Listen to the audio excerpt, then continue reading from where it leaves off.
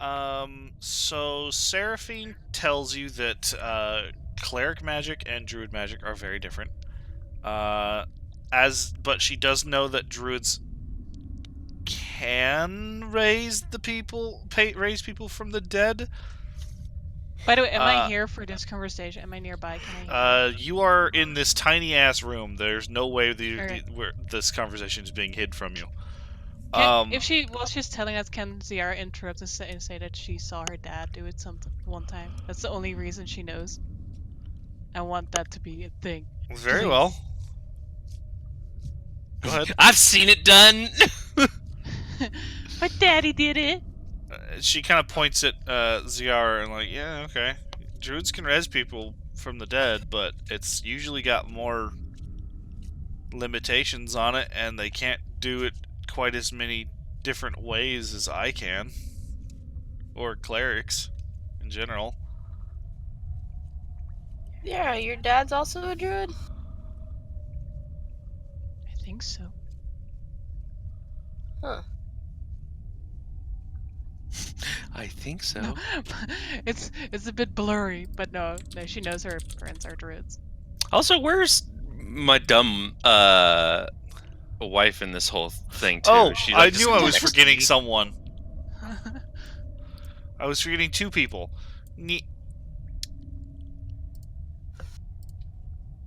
Fluke!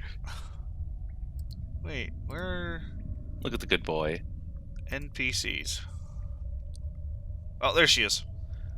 Oh, that's the old song icon. Do you have a new icon for her? I have the sickly one. Technically, yes. As I'm Also, just like... since we're talking about people dying, I have an item as well that I wanted to bring up last time. That was like passed on to me. Uh-huh. And I showed a ring that Ruben gave me that's on my finger. I mean, I have that one beard. What ring are you showing? The ring that Ruben gave me. It has Spare the Dying on it.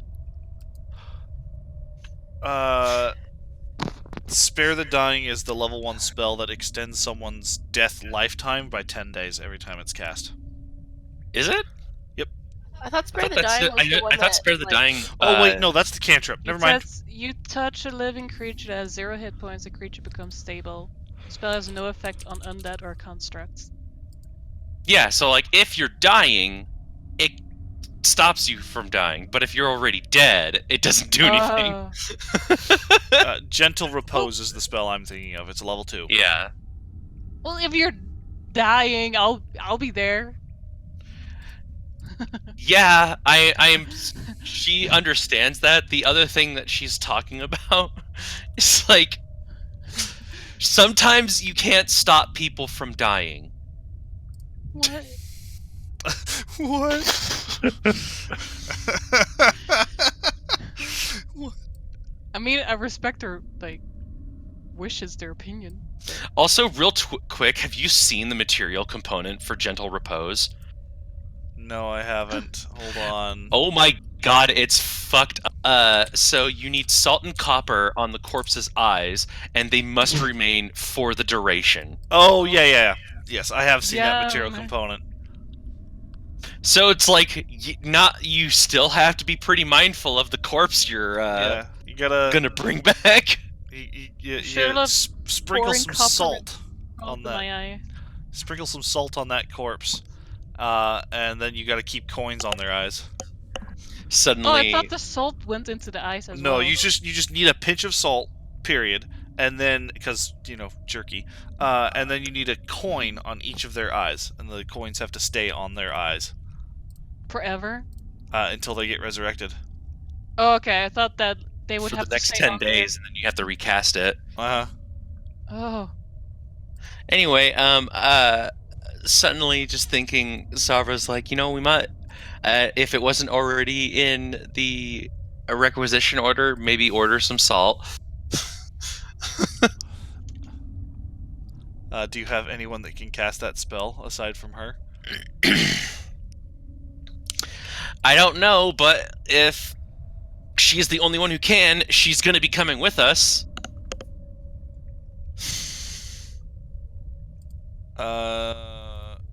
Unless she's gonna stay here.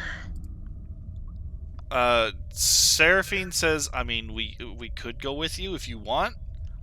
And then she kind of like looks at the rest of the outpost, and she's like, we're kind of the strongest people here. Like, as she's mentioning to all of you. Like, motioning to her, Elida, and you five. Yeah, no, I get it. And absolutely true. I would like to leave at least one of us here. Hopefully two. But if you want me to come along, I can.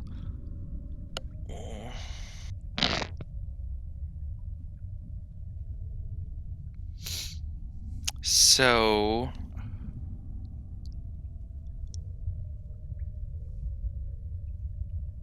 in that case, you probably should stay here, and hopefully, if something happens, we'll be able to bring a person's body back to you.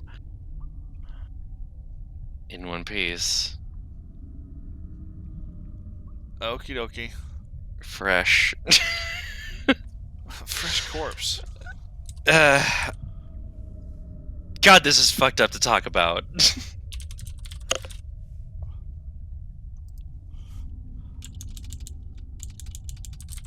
Me whiff is just silent.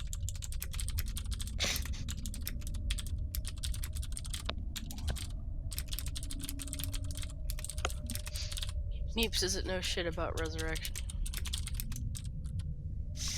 I don't know shit about resurrection either. I just know that it kind of exists probably within her line of work. She's probably read a few things that she wasn't supposed to.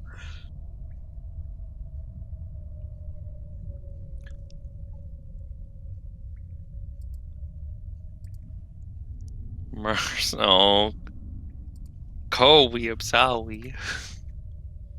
Marks, no. Our poor boy. I will protect him and heal him. Well, I guess aside from that, we're just kind of chilling out. You can't just chill out after a conversation like that. Oh, By the way, guys, I may die. I'm not saying I may die. This is a contingency for when they die. This is a contingency for the rest of you not dying if Savra dies. Exactly. That's it's so a domino stressful. effect. I'm not saying I am potentially married to a stressed. psychopath, but I am potentially married to a psychopath. She likes me.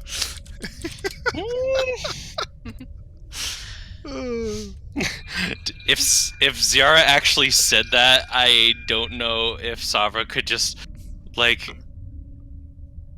Don't lie. Keep a straight face. Or she would have to lie. she would have to lie, absolutely. But I would believe it. I wouldn't even have to roll for it. I would believe it 100%. Because why would Savra lie to Ziara? Yeah, why would Savra lie? Oh dear God. See, that's what happens when I roll it anyway, to see like how it would work out. I'm curious now. Oh no. I rolled a 2 and still got a 12. I believe you! Wow. See, here's the thing. Every time. Every time. Here's how you have to interpret this, though, okay? It's not that, like, Ziara is a failure or anything like that. It's just like, Why would Ziara someone not is like her? Ziara is so trusting of her friend Savra that, like, there's, like, not even an attempt to see the lie, and it just shows how innocent and pure Ziara actually is.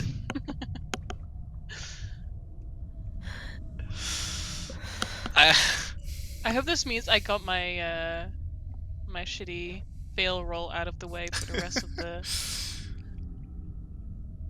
What's funny is I rolled a 2 and you rolled a 1. It's like you... Yeah, Corey. You had like a 50-50 chance of like just with any roll. I love Ziara so much. She's such an innocent soul. Trying to imitate Soldier's voice. Good news, we're not dying. We're going to live forever. And it fucking happened. She likes me. Of course she does. It's our tabaxi. Yeah, I knew it. I just imagine my kobold ranger with his pet gnawing on his fucking arm, trying to eat it. He just yells, "See, he loves me!" Same. Or Ziara says like, Same she vibe. likes me, and I just like look over at her. Sweating. You like look over at Song and she's slowly raising a knife. She's just Shake- just watching the whole conversation just from the corner, leaning Just on the wall. slowly raises a knife. Savra shakes her head really dramatically. She lowers the knife. Anyway, yeah. See, I knew this would be like hilarious and shouldn't have been done. Just like, oh yeah, by the way, she just mentions this off screen, Off camera. out of game. Cool. Well, I guess now we'll just kind of wait until the first of those supplies come back, and then we'll start Moseying around. this mission of ours. Okie dokie. Which reminds me, actually, Mhm. if it hadn't been done already, Savra's gonna ask Song to help her send like a report to Jaspar.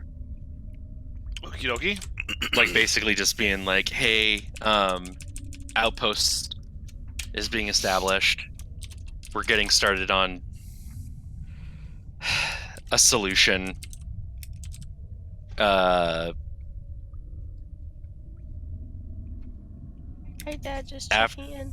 Hold on, I'll actually have to type out a message. You say So, hey, Dad. Hi, Dad. Just checking in. so while I'm doing this, if anyone else wants to do something, please do, because I'm gonna like try to figure out a message real quick.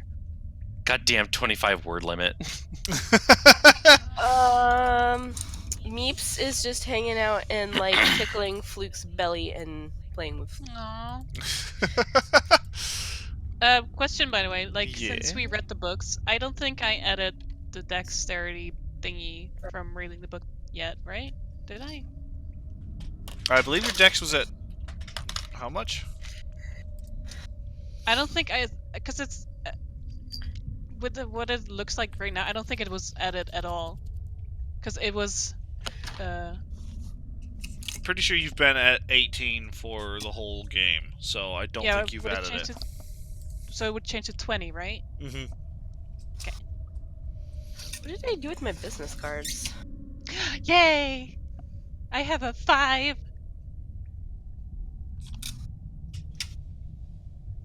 Oh well. Figure that out later. I will never touch my strength unless it just happens. But I like being a noodle. Noodle cat. I slapped my noodle arms on Ruben. She looks kind of chunky, so that's sort of funny. Where the hell? It's all noodle jelly. Or I all just fur, maybe. Yeah, I just imagine she's one of those cats that you like dunk her in some water and she just suddenly becomes like twigs. Fuck. It would be weird though because her paws are big. So she would have like noodly arms, but her paws are still really giant. I feel like Now if- you're making me think of I don't know if it had a name, but there's a really old toy that was just like a rubbery hand with a long rubbery string attached to it, and you would slap it on the fridges and stuff. That is Yeah. Ziar's arm, for Yeah. real. That's how I'm slapping Ruben in the face right now too. Ruben, what's the name of your hometown? I can't seem to find it. I have it Hold written on. down. I It have starts it with an H. I have it written down somewhere, but I can't fucking find it. Excuse me. Shaw's gonna find it before me, and I'll be sad. Where's my D&D folder?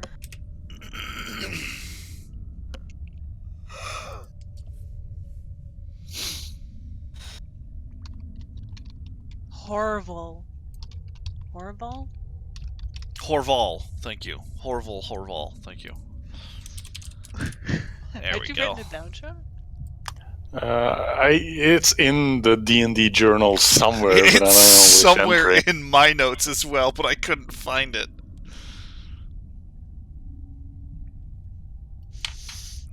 I feel so unsure about this message specifically, but I feel like it's the only thing that actually kind of works. Will you talk to my mom?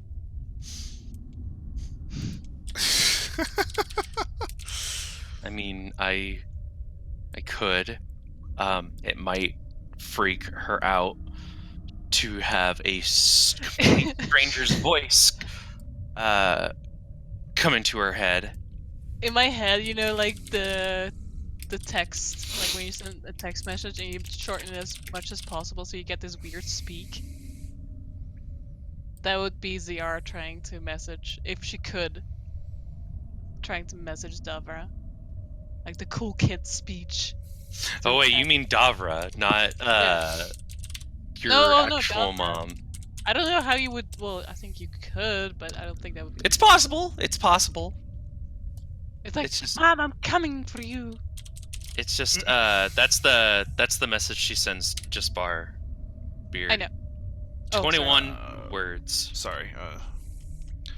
Outpost being established. Beginning a plan for solution. Outpost located here. I don't know how she would like say here, like, you know, to like basically give him like a mental ping, because I know that like he did that one thing to her or whatever. I don't know if he's still capable of doing that. Available in person upon request. Basically saying if he wants to discuss more, come and see me in person, bitch. You do not get a ping back, but about 30 seconds later, your character feels like they need to make a wisdom saving throw. If they've you can always choose to fail saving throws. I have to choose to fail, because if I don't, the ring will prevent it from happening. Oh, that's right. You know someone is trying to scry on you. I am just going to let it happen. All right. You feel that someone is scrying on you. That's all you get. Yep, that's fine. And it lasts the whole 10 minutes. Cool. So I guess while he's like you then get a response that says, "Acknowledged. Keep me posted." Cool. He had cool. All right. Excellent. That's good. Where the hell did that? Oh, there it is. But I guess for the remainder of the time, I'm just going to hang out with my friends and All right. family. Well, unless anyone else has any specifics they would like to RP and cover, we're gonna go ahead and jump ahead. Oh, shut the phone. Shit. Oh, Elida. It's Elida that has... What?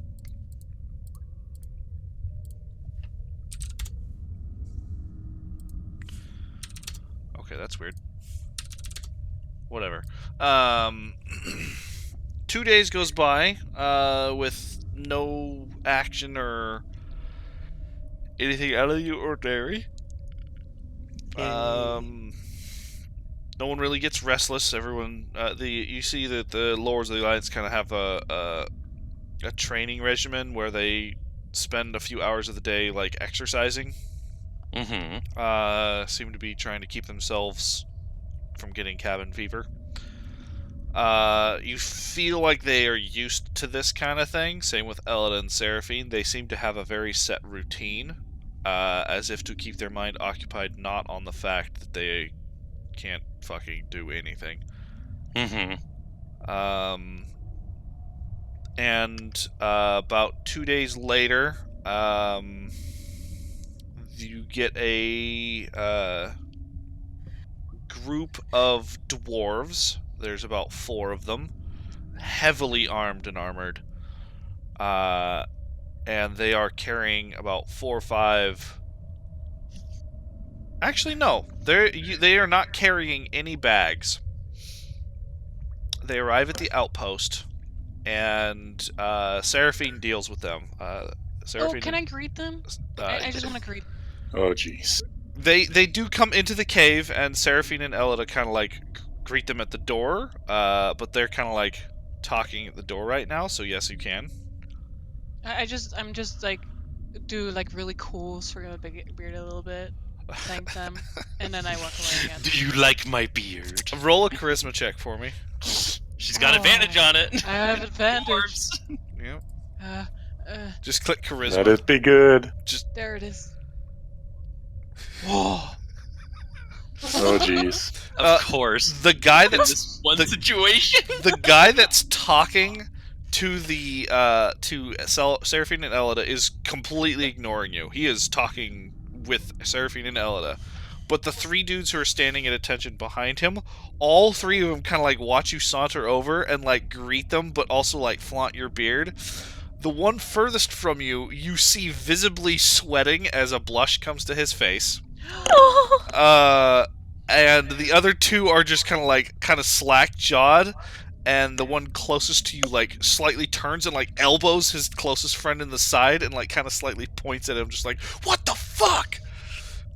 Do I move in slow motion for them, like my beard like flapping in the wind? You have a feeling that the guy in the background, there's like shoujo sparkles and like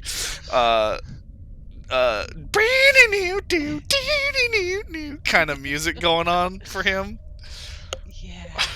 I don't know dwarf culture. I'm wondering if this is very obscene. It is a woman with a beard. But that's normal for dwarves. Oh women yes, with beards. beards So on dwarves. Beards is like that's like, oh damn, that's like a big bust or a big ass or a big waist. Like for other cultures, like, oh man, you know, this, that, or the other thing about a woman's figure or about a man's figure.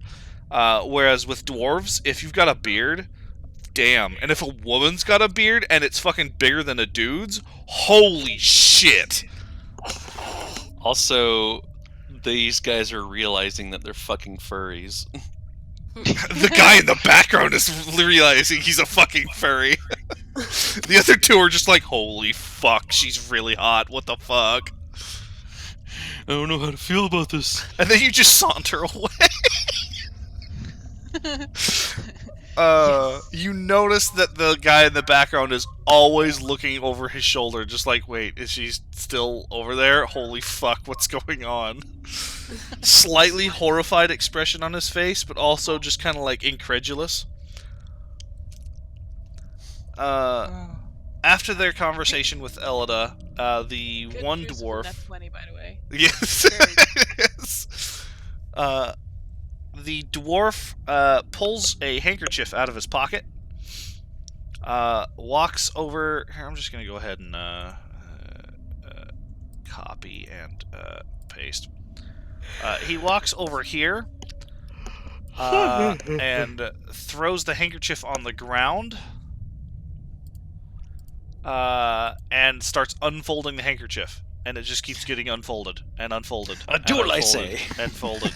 Until it's a handkerchief that is a 10-foot by 10-foot piece of cloth. He then reaches down, and you can see him tug a little harder, and the whole cloth comes off the ground, and there's a giant pit underneath the cloth. That's a handy trick. And all 4 of the dwarves jump in, and Elida jumps in with the... no, excuse me. 2 of the dwarves and Elida jump in. Seraphine and the other 2 dwarves then come over to the lip, and you actually see boxes and crates and things getting lifted out of the hole. After it's empty, there's probably about 10 or 15 crates and various bags and other things. So Elida helps the dwarves out of the pit because the pit is 10 feet deep. Dwarves are only 3.5 to 4. The dwarf throws the cloth back on the hole, and the cloth does not fall into the hole. You're kind of puzzled at that, and then he starts folding the cloth up, and the hole is gone. And he keeps folding the hole and folding it and folding it until it's the size of a handkerchief, and he puts it in his pocket again. Neat. With that, he and all 4 of them salute. He and his other 3 compatriots salute. One of them gives a sidelong glance to Ziara and kind of like hesitates. He blushes. God damn it. Oh. And then they leave. Out of character, this is not good for me. I like dwarves so much. And then they take off, and the door closes behind them. Dungeons and dating. Seraphine comes over to you, Ruben, and asks for a moment of your time. Yeah, sure. Something came with the supplies that was given to me specifically to give specifically to you. And Okay. she kind of like holds out a small envelope.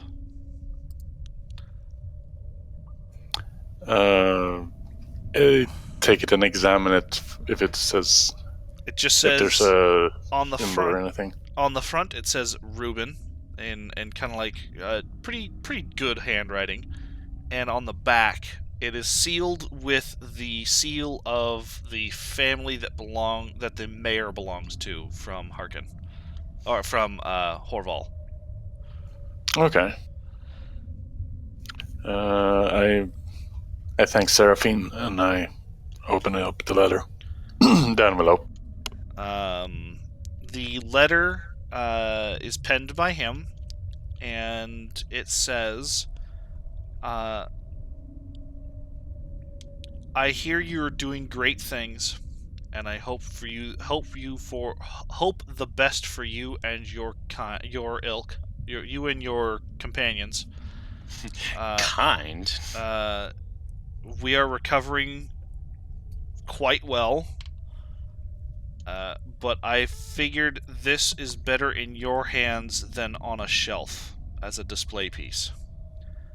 And kind of like attached to the letter at the very bottom, underneath his signature, is a little brooch that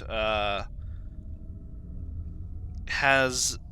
It's a strange mixture of both the Gazrim family emblem and then his family emblem as well. Like it's both of them at the same time. Like they're intertwined and they're like a cohesive whole. And you can tell it's magical. Very magical. Magical. Magic. But I don't know what it does. You do not recognize this, no.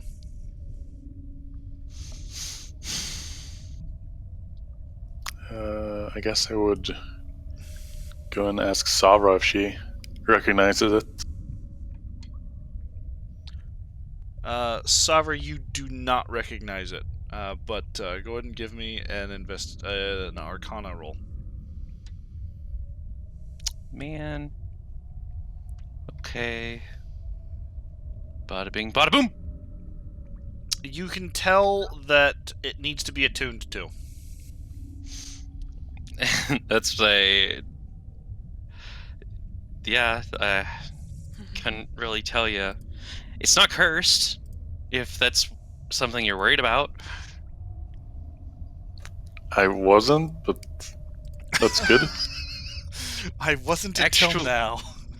Actually, Beard, Yeah.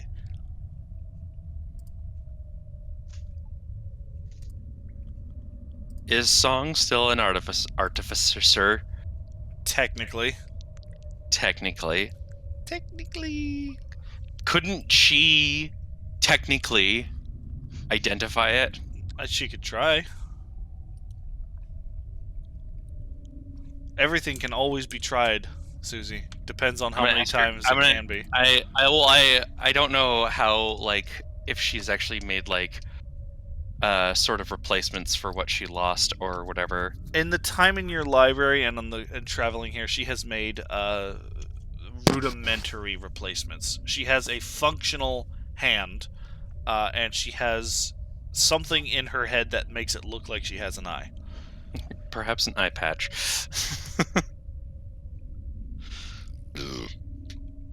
Pardon me. Yes. Saturday dress. Oh, no. But yeah, she's Because gonna of ask jelly. her if she can. She kind of takes it from you, and she works at it for a second. Looks like she struggles a little bit, but eventually gives it back and says, "Yeah, he's gonna want that. Yeah, I think that's meant for him."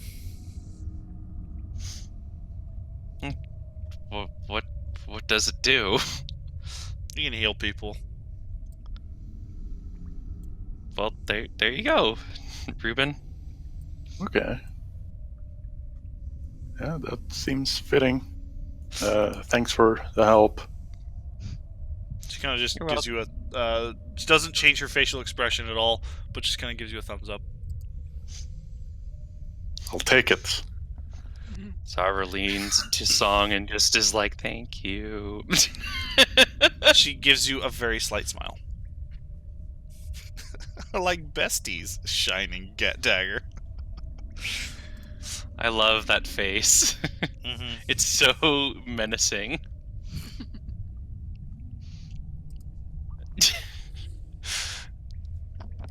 The fucking Ziara is also just so innocent.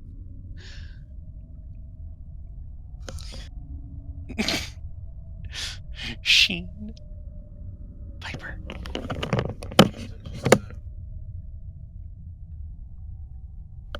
Piper is watching outside the window because there are some birds playing in the snow. I'll be right back. Okay.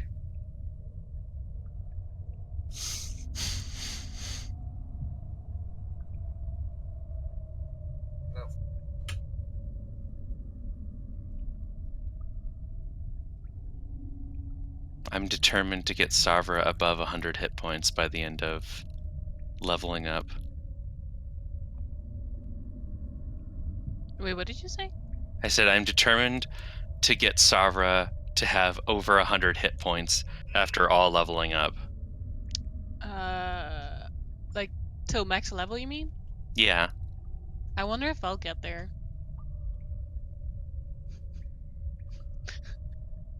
I have some ways to go. How many hit points does Ziara have? 53.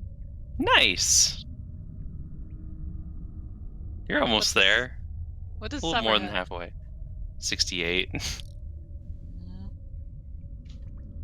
It's because I keep doing really bad rolls on the HP stuff. I also last didn't- time I rolled an 8, I think. Yeah.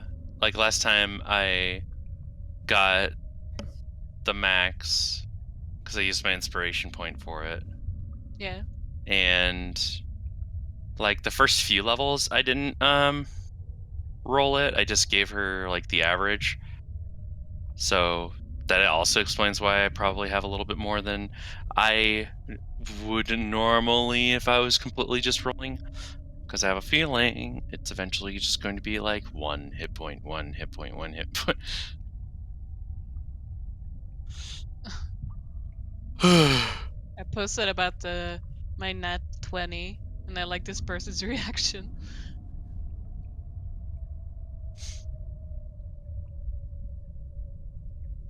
Tabaxi now means dwarf with beard.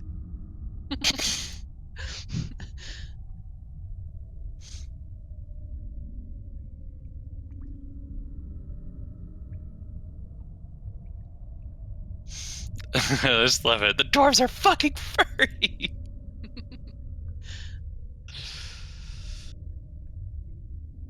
Song and I are besties. Alright, I'm back. I had to check on Jelly. She was feeling dizzy. Oh, is she okay? Yeah, she is. She just needed to stand up. The heater is directly underneath her desk. Oh. So whenever it turns on, it's blasting her. And a lot of the times it feels really good, but a lot of the times it just keeps turning on over and over and over and over. So she got overheated, essentially. Gotcha. A small part of me wants to turn that song face into an icon. Bugsby. Go for it.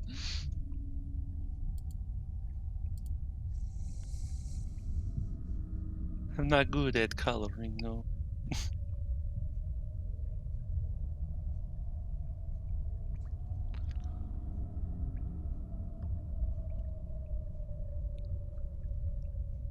So did Jelly get up also? Yeah, she's in the bathroom right now. She'll be back in a second. Okay. Piper. She just basically needed to stand up and get a drink of water. Gotcha. I turned the heater off so that we can just use blankets if we need. It's the one thing about this apartment setup that we just don't like is, like, there's nowhere else to put her desk. Mm-hmm.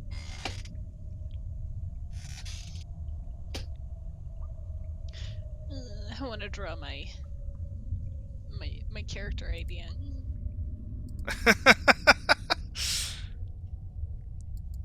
Well, Character idea? You technically know how to make a character, so if you really wanted to.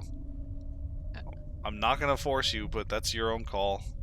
Wait, what? I just, even if I won't use the character, I still want to draw it. I'm gonna whisper it to you, Susie. What's going on? Shut!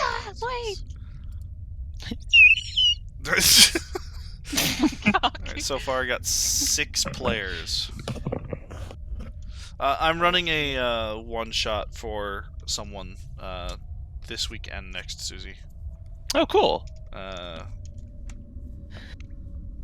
We're making characters today and then playing it next week because they want to see how D&D is run because they've never played D&D. They've played other things.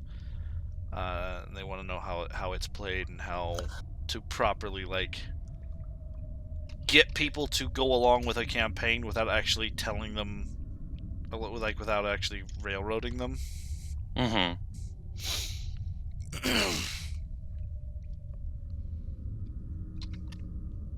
So I'm gonna be running the MFF one shot for them. Oh, cool.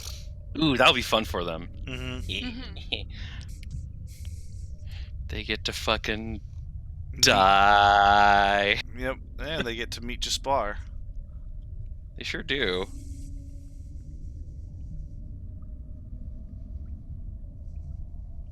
Mind flayers. Yep, fun. Bastards.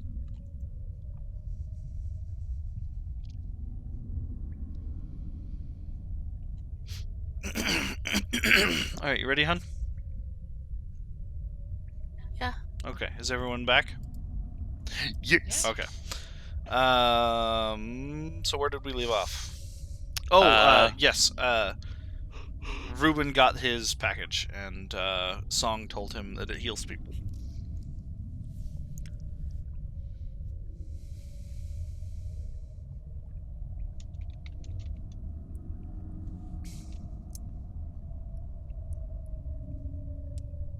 Is there anything else you wished to do with the little thing, Shaw? Like I want to attune to it, but that's done during a rest, right? Yeah, you basically just spend a few hours to attune to it. Yeah. How many things have you been attuned to? It feels like you barely have any. 4 Yeah, currently. maybe the sword. The sword, Or actually, I did pick up some rings. the tomb weapon and the Wur's weapons, they don't require. They require a different kind of attunement that doesn't go towards your attunement. Because they're made specifically They were for made us. specifically for you. You are tuned to your Ring of Protection, Cloak of Protection, your Amulet of Health,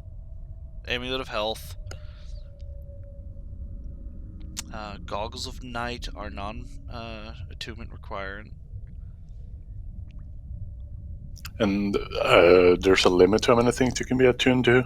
Normally, in the real D&D world, you can only be attuned to 3 items, period.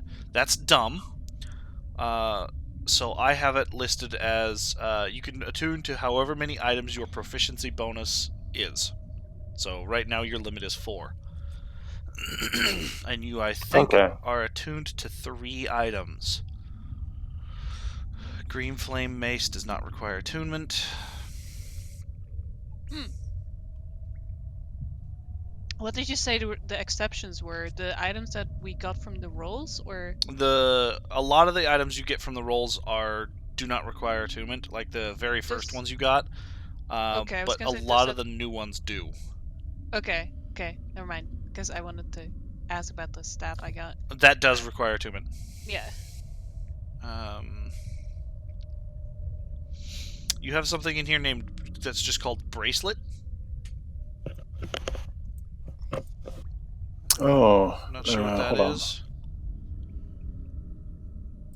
But I don't. If it's anything, it's probably just one of those minor items you got.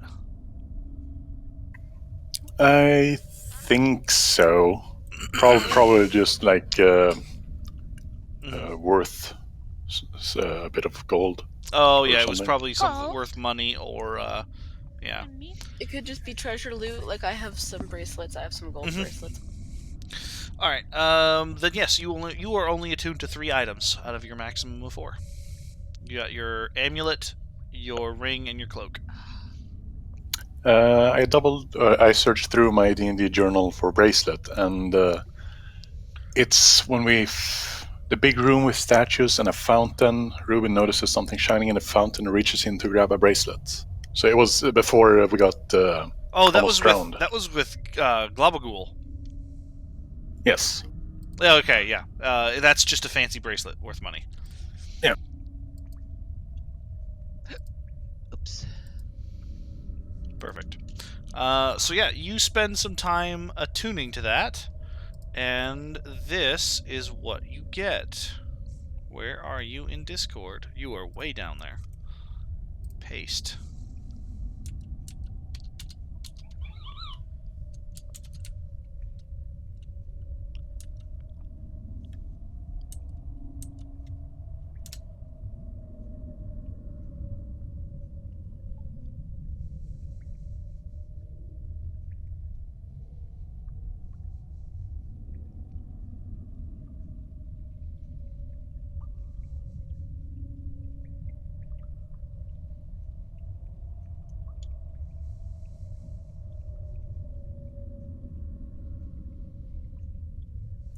Okay. Nice.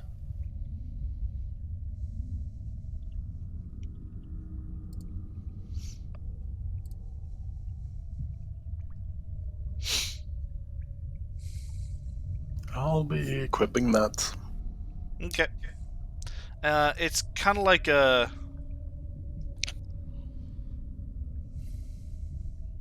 brooch, but not really. It's more like an insignia, like a badge of honor kind of thing. It's like a pin, but at the same time, it's almost decorative. So yeah, I guess a brooch or brooch would be the best way to describe it.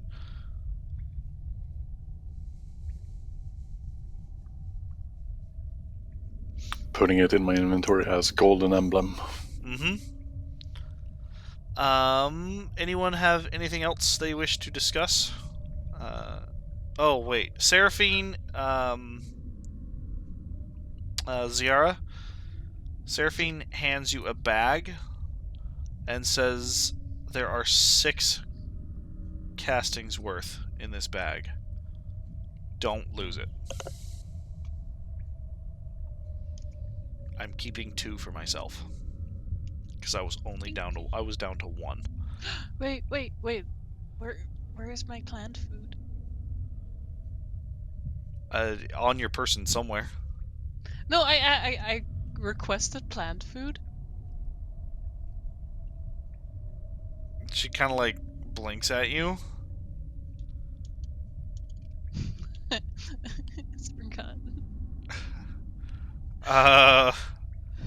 And she kind of shrugs and points over at the boxes. I seem, even though I'm thankful for the bag, I seem slightly more excited about the The plant food. While I run there, I thank her. Okay. While you run there. You run over to the supply boxes. Give me an investigation check.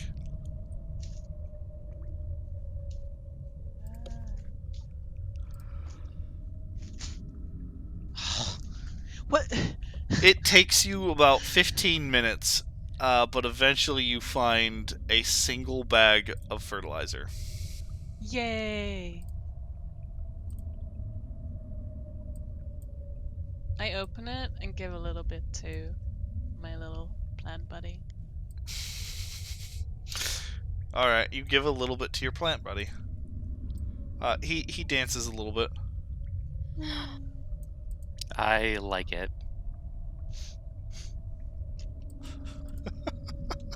He's a little plant buddy. He needs a name. Cute Stasho. That's the name. That's right. I forgot.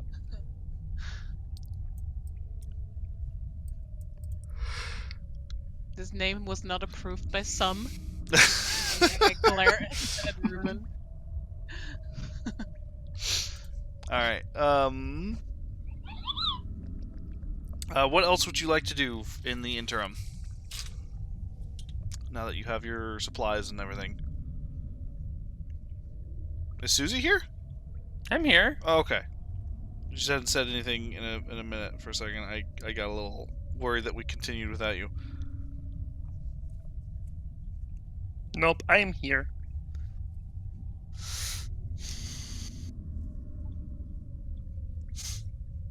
But like, Savra's just spending time with her lady, and that's it. They don't have as much privacy as they used to, Nope. which is a bummer, but it's Hmm. fine. Yes. You can't hold hands in public. It's too Oh, late. she absolutely is holding her hand. Are you kidding me? I hold Savra's other hand. You get a No, pretty... I won't. Okay. That would be I a mean, little if you too... want to, you can. No. It like creates hilarity. It would be more like, is this what you do when you you like someone? And I walk up to Ruben instead. It's like, can I hold Ruben's hand? I hold out my hand. Hey, Buxby. Look at Sunday draw or Saturday draws. Oh no. Oh my god, the beard. Oh shit, I forgot to draw the beard on mine. Oh yeah, besties. That's great. She would just be like, oh my god, she called me bestie. Yes. But yes, you now have 6 castings worth of Greater Restoration. Mhm. It is with Buxby. It is with Ziara. On top of that, I think you had one left of the previous ones. I think so, yeah. Alright, so that would leave you with 7. Seraphine said she was down to 1, so now she has 3. And then she comes over to you, Savra. Mm-hmm. And she hands you a scroll. Or she's holding a scroll out to you. Okay. I take it. And she says, it's not going to work right now. Don't use it unless you really have to. It is a one-way ticket back to here. It will be active in, and she kind of thinks and counts in the air to herself, 2 days before it's active. I actually have to set it up on this end. How many people can go through it? 5. Oh no. Let me double check that. I think it's 5 plus the caster. Oh, okay. I was thinking, like, in her head, Sarah is like, which one do I kick out to make room for Song? Oh no, she's not going with us. She's staying here at the outpost. I'll just do this. I was thinking more along the lines of like, we'll see you in a couple of days, Yes. Fluke. You and up to 5 willing creatures, so it's 6 people. 6 people total. That is Perfect. it is a spell scroll of Word of Recall. I just leaked it in the chat. Gotcha.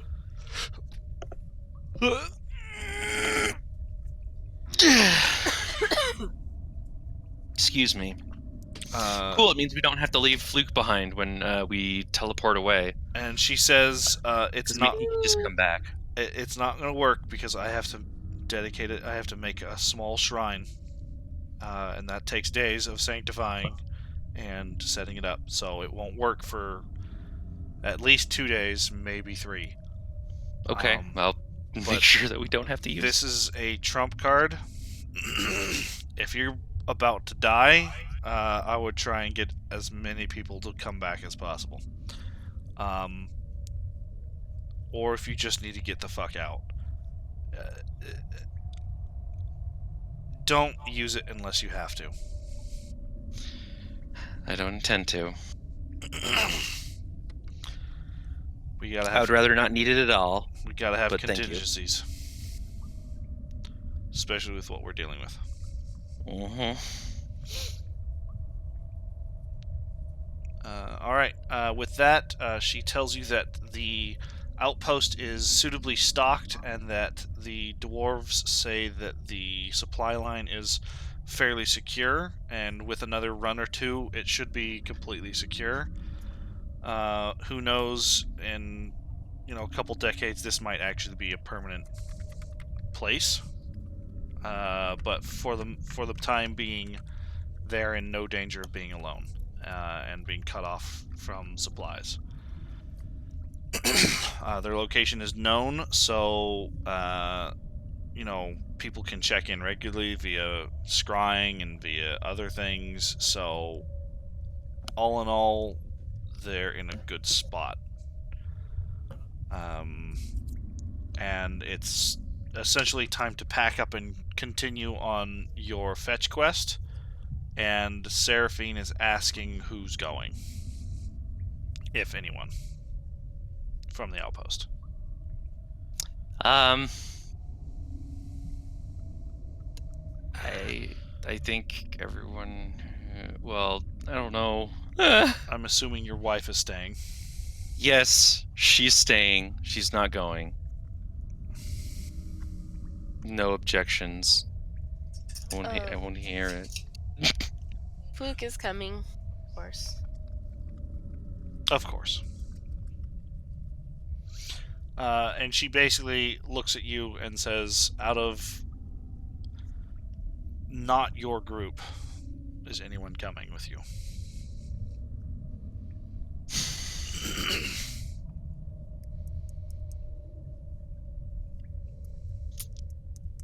I almost feel more comfortable just like having like our group That's completely understandable. and just leaving like the people who are aiding us, like they can just hang out here. They can keep an eye on the surrounding area, kind of like, just scout around the tunnels to make sure that this place stays safe. You all change your mind and just send Fluke and 4 unnamed guards to go do your fetch quest. Thank you, Fluke Fuss. will be their leader. Thank you, Fuss. Fluke is strong enough. He can take it. He can take it. But yeah, just like I think that's what we're gonna do. Very well. I wish you luck on your journey.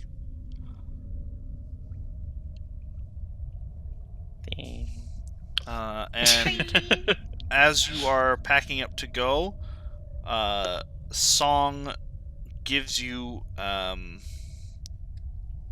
rock, Savra.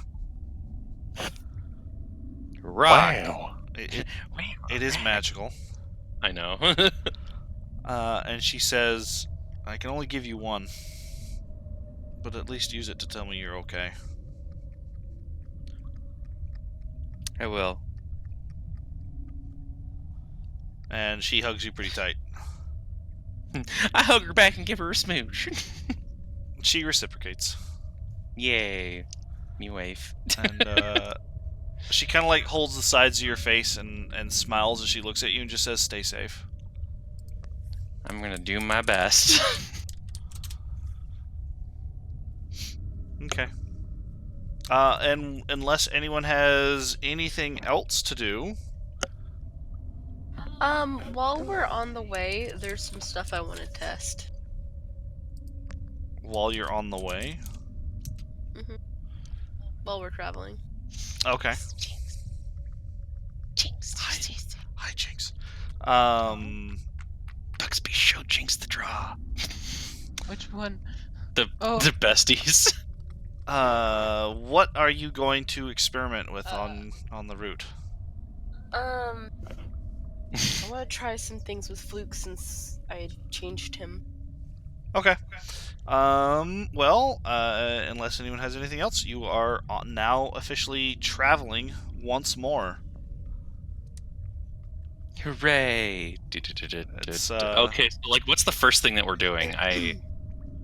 Well, What was the thing that like Vizarin said was like the closest? I think You you said it was lo- the Beholder. if you look at your map, as I look for the map, wait. Giveth me map. I cannot give you this map. Holy shit. So many spoilers on this map. Holy fuck. I cannot give you this. Wow. So on your map, you have pinpointed on your map. You have the location of Gauntlgrim. You have Dark Lake. You have Graven Hollow. Well, you can tell where Graven Hollow is because you've been there. Using like triangulation. But there is a location of Menzel Barnzon, and then Tower Araj is located on that map, slightly west and north of it. And a big circle with question marks in it says the Worm Writhings, and it's off to the west, with a small X in that circle that says Beholder? Question mark. Way south, south on the other side of Dark Lake, you see another big circle that just says Labyrinth. And essentially what you discussed with Vizarin was you were going to go to you're going to go into the Worm Writhings, which is the main quote-unquote nesting grounds for purple worms, to try and find an actual purple worm nest. And it's called the Worm Writhings because it's just an absolute network of tunnels that were dug by Wiggly purple boys. worms. Aw. So they are 10 to 20 foot wide, circular, pretty smooth tunnels that are interspersed with actual caves and tunnels. Great. I thought you were gonna say it was an actual like little wiggling mass of worms all tangled together. Yeah, some Monster Hunter wigglers are here every once in a while. If you catch enough of them, you can put one on your head. Yay! Wait, I can still do that, right? Technically, No. in somewhere in the worm writhings, he knows that there was a beholder, and it was kind of closer to the edge of the worm writhings. Was where he discovered a beholder trying to make a lair with some sort of a cult following. Oh boy. And that's where you're going to find the Eye of the Beholder, as well as the purple worm egg. And then in the labyrinth, which is a place where Minotaur and other creatures beholden to Baphomet make their home in the Underdark, because it is a series of tunnels very much like an actual man-made labyrinth. Beard, I have a really important thing to tell you. Yeah? If we don't meet this, I'm gonna put in Saturday RP in the labyrinth. I'll be really sad. I'll leave instantly. You never know. If he or if something similar is not there, You never know. Pan might be there.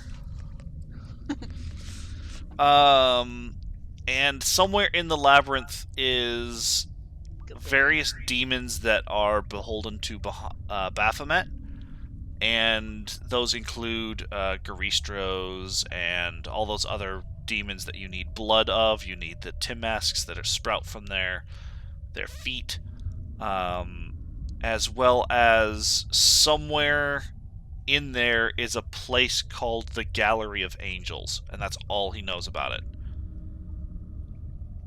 I guess that's where we're gonna meet our angel friends. Definitely gets near real neat. So the only questionable things on the list he has are the angel feathers and the demon lord blood. Not sure how you're gonna get that. Hopefully opportunities present themselves on your trip. If not, when you get back, we're gonna have to figure out what to do. Mm-hmm. But he suggested going west through the worm writhings to the beholder lair and then the worm lair, and then going south to the labyrinth for everything else, and then coming back north to Araj. Okay. And then from there, you guys were all gonna go with him to Menzel Baranzan to infiltrate, get the proper spell books and things, cast the spell, and be done with the thing. With the demon lords. Demon Lord. Okay. Well, let's get a move on. Okie dokie. Meeps. Are we taking lizards? You can if you so wish. The handler won't be there. And we would have to leave them behind. Yeah, if you I guess we'll just go without mounts. It's safer. Mm-hmm. Alright, Meeps, what were you going to do with Fluke? I wanted to see if I could still communicate with him telepathically, and if I can still see through his eyes. You can. To a much lesser degree during your experimentation. It's not complete open two-way anymore. It's he has to let you do it now. And it's like a normal conversation. To where beforehand you just chose to do it and you could look through his vision whenever you want. He actually has to let you do it. Oh, okay. He's not quite as a familiar as before. He's a little bit more of an independent. But he is still your familiar, so you can still do it. And you notice you can also only do it to... you can only communicate him to about 50 feet now instead of 100. You can still look through his vision unending, but you can't communicate past 50 feet. So that range has been halved.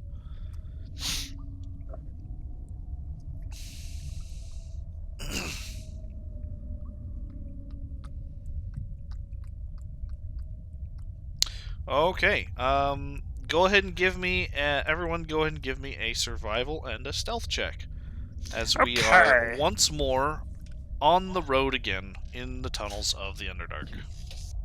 On the road again. Is there survival? And I will roll for Fluke.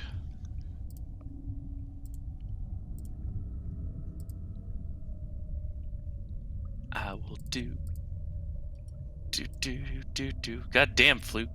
Stealth and survival. Holy shit! He rolled a 19. He almost crit. Nice rolls, Susie. Yeah. How?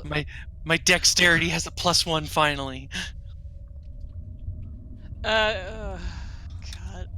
What? My dex is at 5, and I rolled not much better than you, or at all. You're just so good. You're not good. I'm sorry.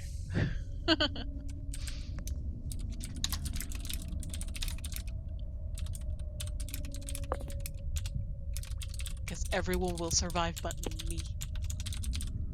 Oh no, Ruben can not survive but me. That's okay. Whoa. Oh, whoa.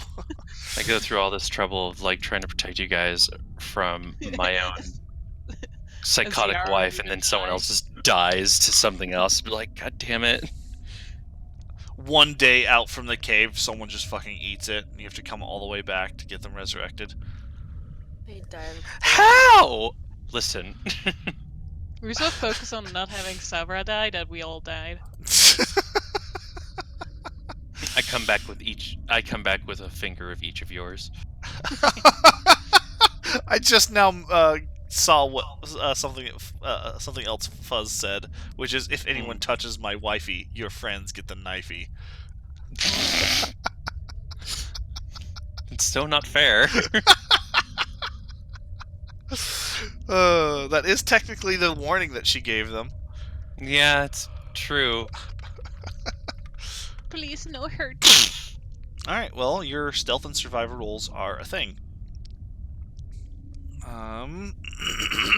Excuse me. Mess with the crabber, you get the stabber. Oh wait, actually, hold on. Where is that map? There we go. A thing. What's up? Did I? Not that it wouldn't matter. Never mind. No, what's up? I thought didn't I have something that would let me cast Pass Without Trace as much as I wanted? I think your staff has Pass Without It Trace on it. wasn't- Yeah, well, I was gonna say, isn't that my staff? I mean, like, right now, we're not really hiding from anything. What was your staff called? It says Woodland Staff, but that's not the name. Staff of the something. Staff of the Woodlands.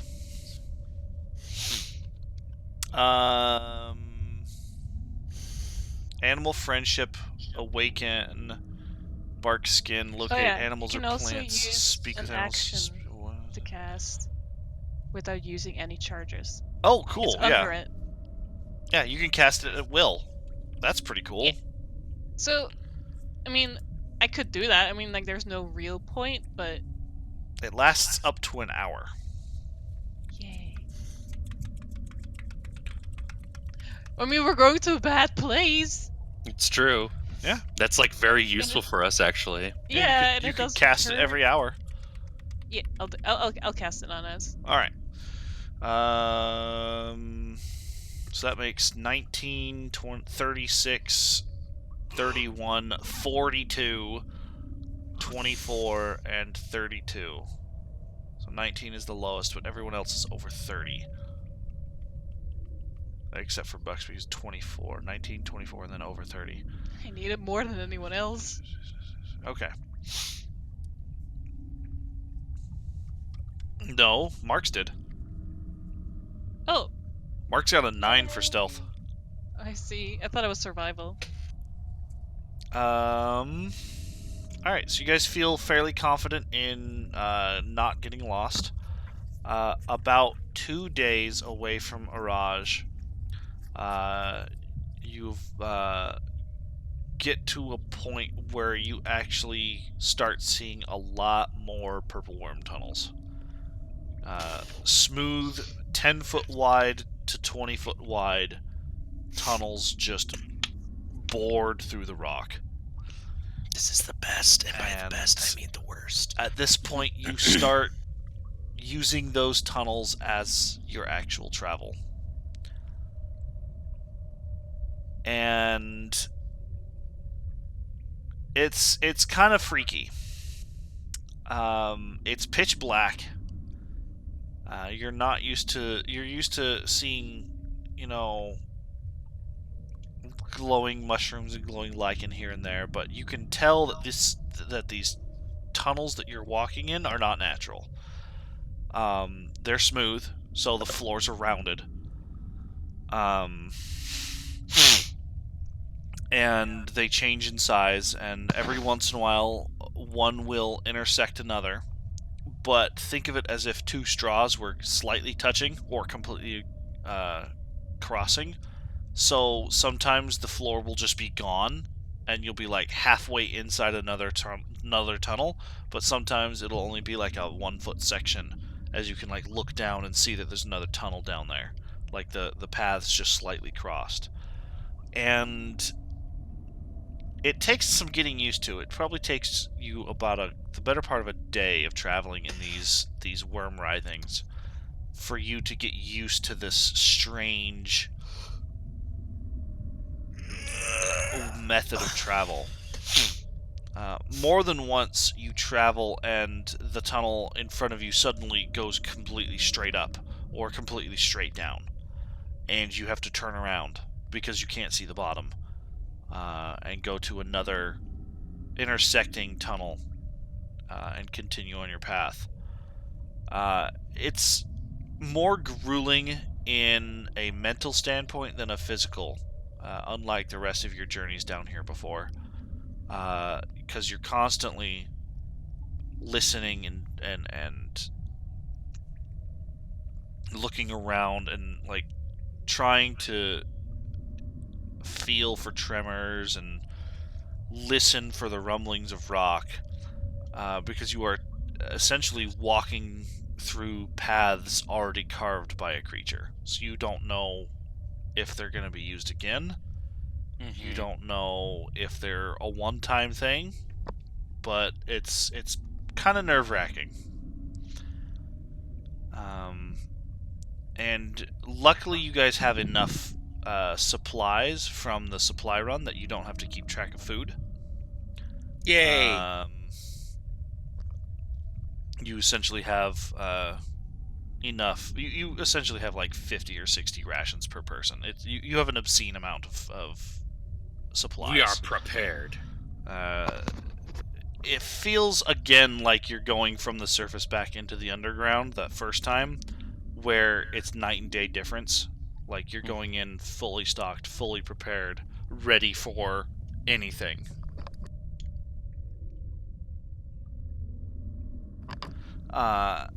But about 2 days more travel from entering the worm writhings, so it's been 4 days now. You start hearing noises coming from the path ahead of you.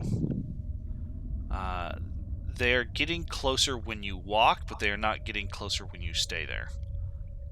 And it sounds like crunching glass sometimes, but it also sounds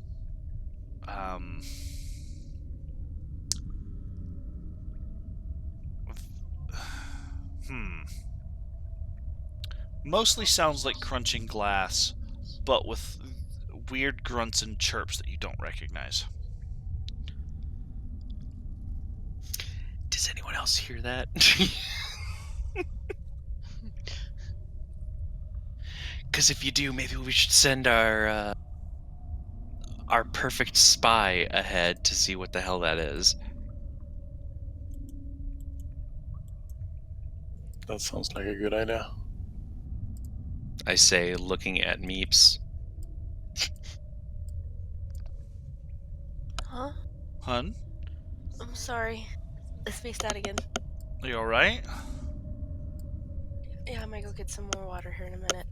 I'm sorry, Susie. What was Sabra saying to me?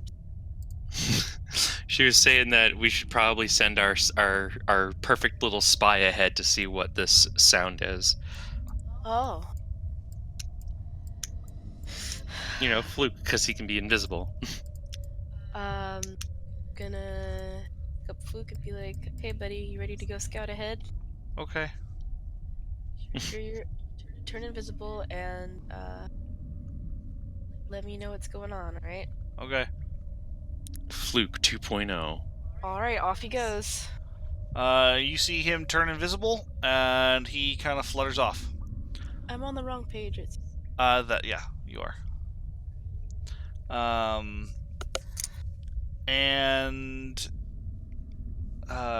But he goes past 50 feet, and he goes to about 100 feet.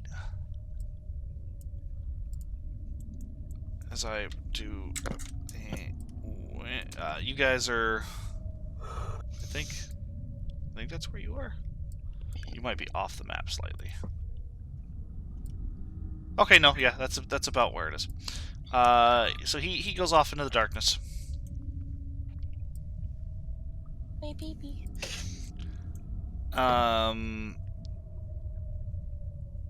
And he's gone for about 5 minutes, and he comes back, and he turns visible again, as he says out loud, "There's a really, really shiny cave up ahead, and there's a lot of weird things roll." Oh, hold on. He goes back. back. There's a lot of really weird things writhing around in the cave. What do they look like? Purple? Are they worms? Hold on. Look, you know what a worm looks like. Yeah. They look like a weird worm bird thing. Worm bird. They look like a weird green worm, but they've got like beaks and tentacles on their face. Does that sound familiar by any means? Nature check.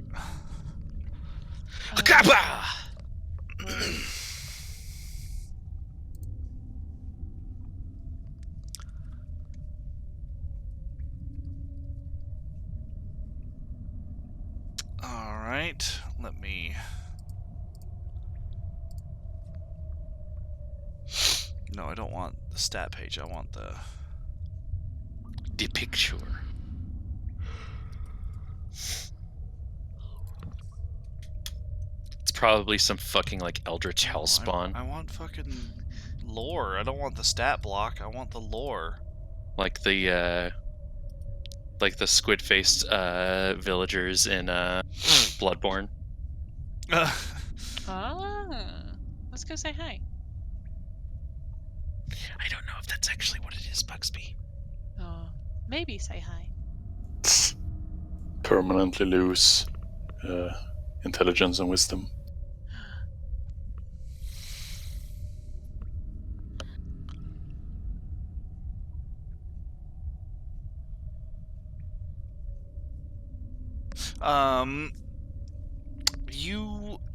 From his description, Savra and Ziara, you are fairly confident he saw something called a grick.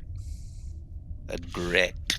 A grick is a weird, strange, snake-like, worm-like creature that's roughly about 8 feet long.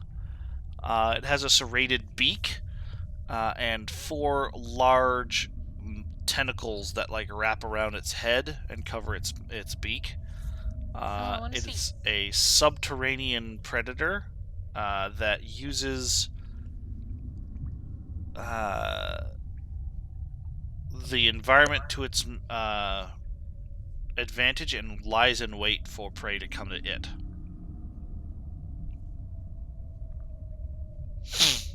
And he says he saw a lot of them. Does that sound like something we can deal with? I mean, probably, but if we can sneak past them, that would probably be best.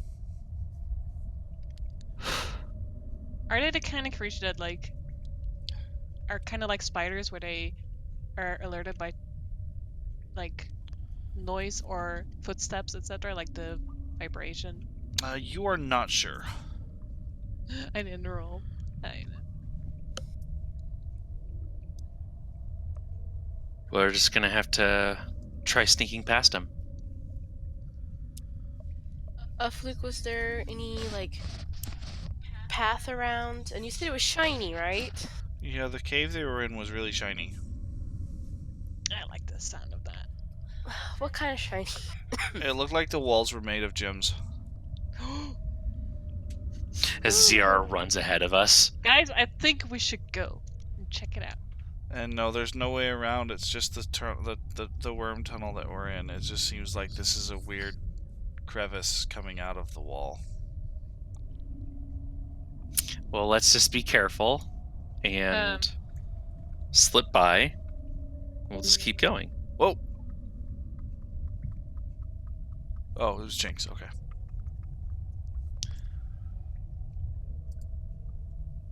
Does that sound good? Yes. Can I? So I assume it's been an hour at least, right? Mm-hmm. With how much withdrawal I want to cast. Yeah, I assumed you're casting it every hour since it Okay. takes an That works. action. Oh, wait, guys, hold on a second. Clings staff on the ground, and like the light on it, like It's like flickers on and off like a bulb, and then like lights up. the There we go. Am I- the channelers from Dark Souls. Winger, I winger. imagine it's like, and this is me being World of Warcrafty, but rogues have like a spell where they cast everyone, or make everyone around them invisible. That's what I imagine it's like. Let's be sneaky. Yay, sneaking. Oh boy. Hey, I'm your DM. I have to roll dice.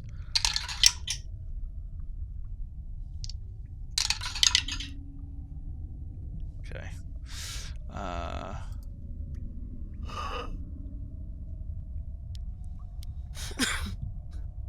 Oh, this is a good example of the spell I meant. Beautiful. It tells everything. It's so hard to tell what's going on. Alright, so are we just gonna sneak past the wormhole? Is anyone else going to stealth with me?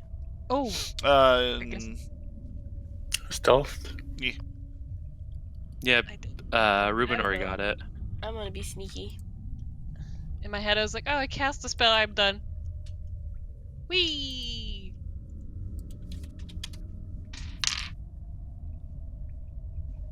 Damn, look at ZR go. No marks. well, luckily your dex is 5, so And we have passed without a trace, so now it's like a plus 10. yep, 19. I got an 18.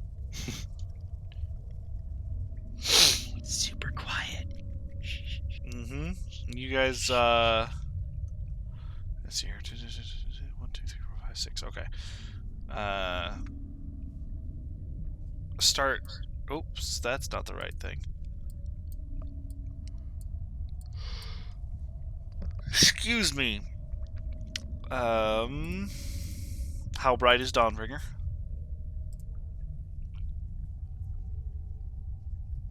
Ton. How bright is Dawnbringer? I'm gonna keep her on kind of low. So lowest setting. Lowest brightness, please. Thank you. So as to not alert the wormies. Okay, because you are the only source of light right now. You are dancing lights, and your Dawnbringer is the only light you guys have. I can see in the dark. Aside from Ziara and Ruben, who has goggles of night, and Sarah. Luke has night vision, doesn't he? I think so. Because I think Yes, you he has used dark him vision. to look through his eyes when he had that. So Alright, you and Marks are everybody- blind in the dark. Everybody stay close to me. Okay. Piper, can you, like, calm down? Ah, You guys kind of like creep along, and you can hear the noises getting louder. Ruben and Sa, like everyone here except for Marks and Meeps, you can see the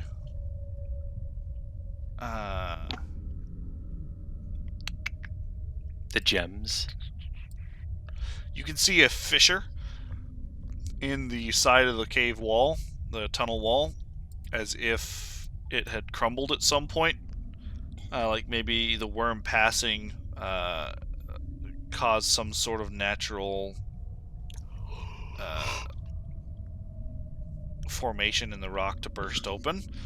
And from this distance, you can see glinting as even if the light doesn't actually illuminate that far, the actual light itself is still there, so you can see glinting off of like multicolored facets coming from that cave.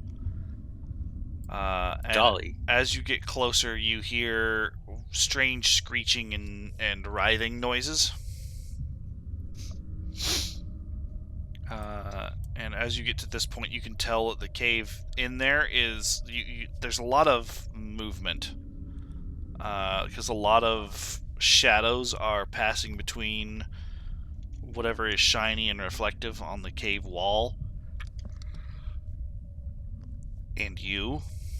So a lot of times there'll be streaks of blackness from the multicolored reflections.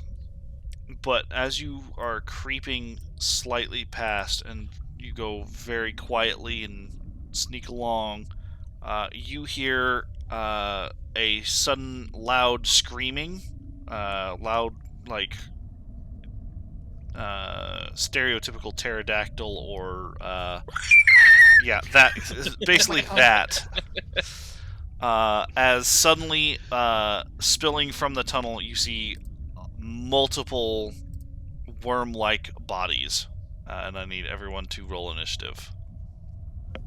Oh, sweet beans.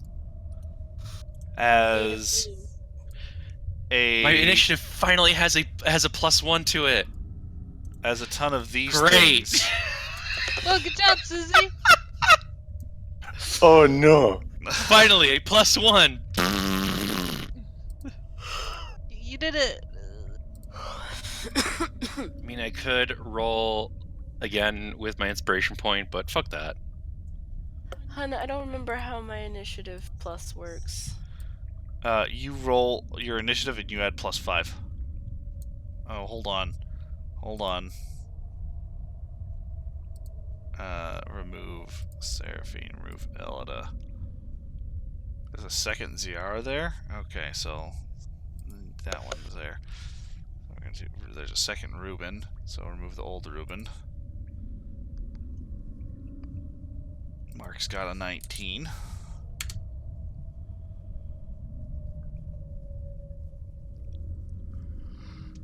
So you roll a d20, add your dexterity, add +5 for your alert. Roll d20, add my dexterity, because there's a little initiative box, but I don't know what all is included in it. Dexterity and your +5 from alert. You roll a d20 and add dexterity modifier, and add alert feat, which is +5. Okay. So it's So this +10. 11 is everything. Is a 21. No, yeah, that's your +11. So you roll a d20 and add 11. Yes, that's all I wanted to know. Yes. Okay. 19. So So many 19s. Meanwhile, Wow. be right back.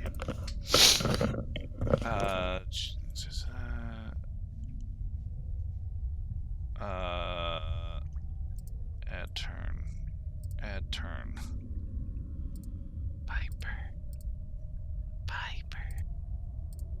Piper. Hi. Sorry, I forgot to mark these things, so...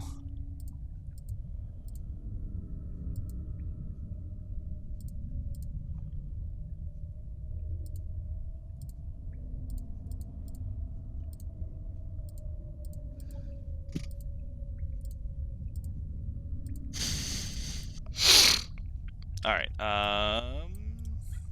layer token. Oopsie. There we go. Alright. Oh, goodness gracious. Pause that. Combat music. What music are you playing for the combat? I'm gonna go ahead and throw Vexera in here. Okay.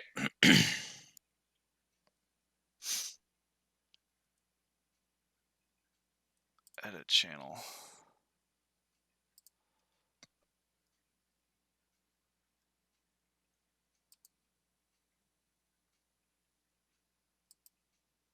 Delete channel. Oh, fuck. There we go. Create channel. Jukebox. Create channel. Mute jukebox. Play.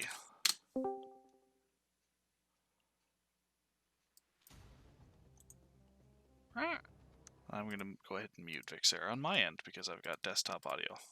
Oh, I just now saw the picture of the creature. That would be a Sammy friend. It's absolutely a Susie friend. It is 8 feet long. And barbed tentacles and a beaky face.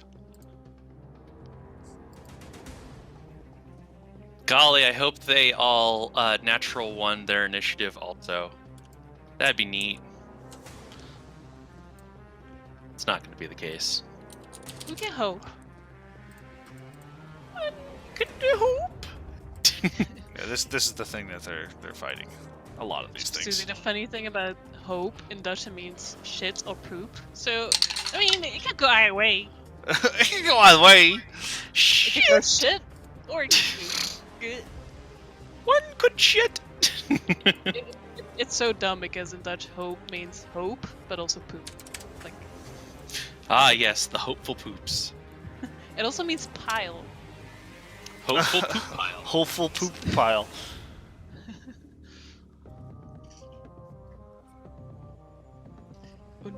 See which fills faster. Sorry, Sava, but you did not have your enemies also crit one. I know. And they kind of like rushed forward a little bit, which is what caused you guys to like realize what's going on. That was their surprise round, which was fucking moving.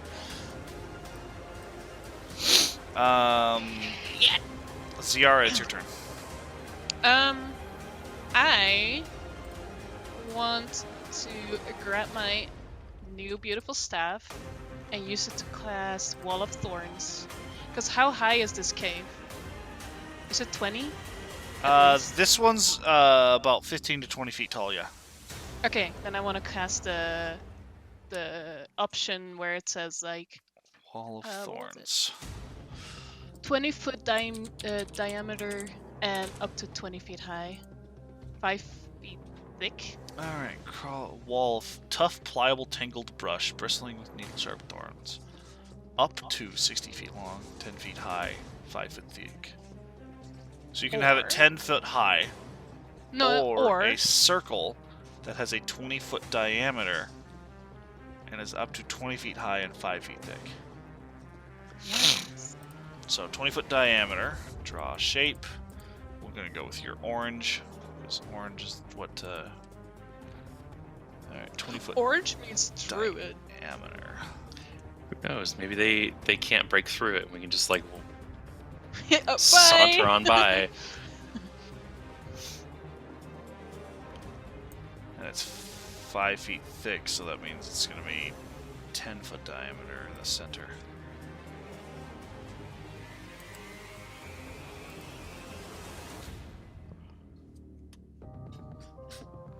Gonna have to zoom in to grab it. Alright, so that is the shape of it. Nice.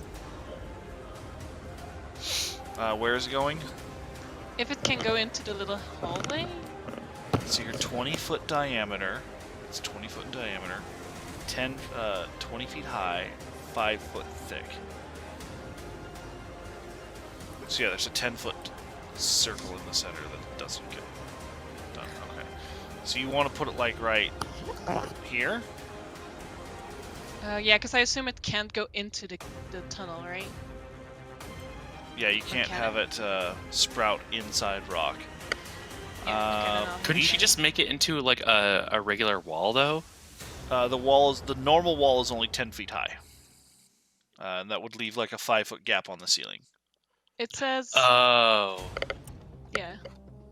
gotcha. I see. Gotcha. Okay. I mean, it would still have some stuck in it, I guess, because it does talk about like when they enter.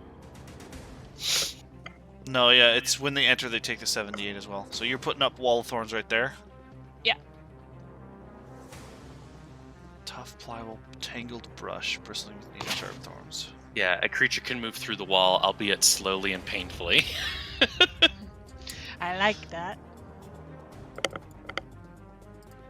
Piercing damage. Danger Wait, noodles. so the outer circle is a wall of thorns.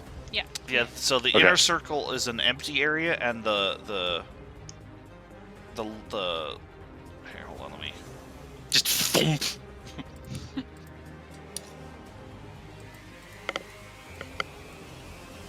It's like a thick ring Yeah. just appeared. There we go. Just big Nice, column. nice donut. Yeah, I know. All right, like so he needs a dexterity saving throw. Yeah. This thing has that number. Please fail. I would like that a lot. He did with a crit one. That means I get to roll. Seven, times, right? 7d8 damage. Yeah, twice. Right? I decided not to do the crit one on the spell save thing, because if you guys get crit one, that means you take double damage, and spells will kill you in one shot if you do double damage. Yeah, That's that's appreciated. yeah. 29 piercing damage. Now, give me a second. I actually have to look something up. I don't like that. These thorns just popped out of nowhere, and this little guy's like, ah! I hope that's him. And not like, meh. Ow! I got stabbed! I am a skewer!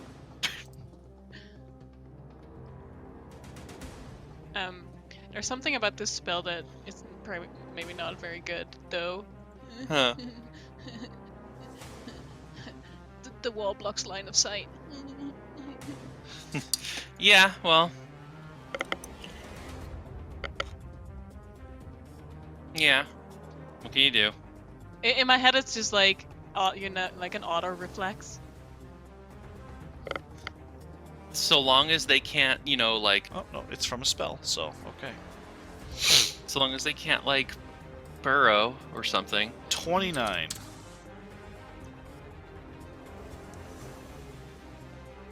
Did it stab Oh. the creature enough to kill it? It's still Hold on. alive. Beard. Does the second roll still count? Because it says it's limited to when they entered the first time. The only once. At the very beginning of it, it says, when the wall appears, each creature within its area must make the saving throw or take the damage. The second paragraph. Yeah, but The creature was in its area when it appeared, so therefore it must make the saving throw. But at the bottom it says, furthermore, the first time a creature enters the wall on a turn. Yeah, or it's just ends- saying like if on its next turn it will have to make the save again Yep. because Okay. it's starting its turn there. Meaning, Okay. on someone's turn, if they go from, I'll use Meeps as an example. If they go from here, to here to here, he wouldn't have to make 2 saving throws. He only makes it once on his Oh, turn. okay, that's what you meant. Yeah, Okay, that's sorry. what it means. Yeah, you I only was make like, the why saving is- throw once per turn.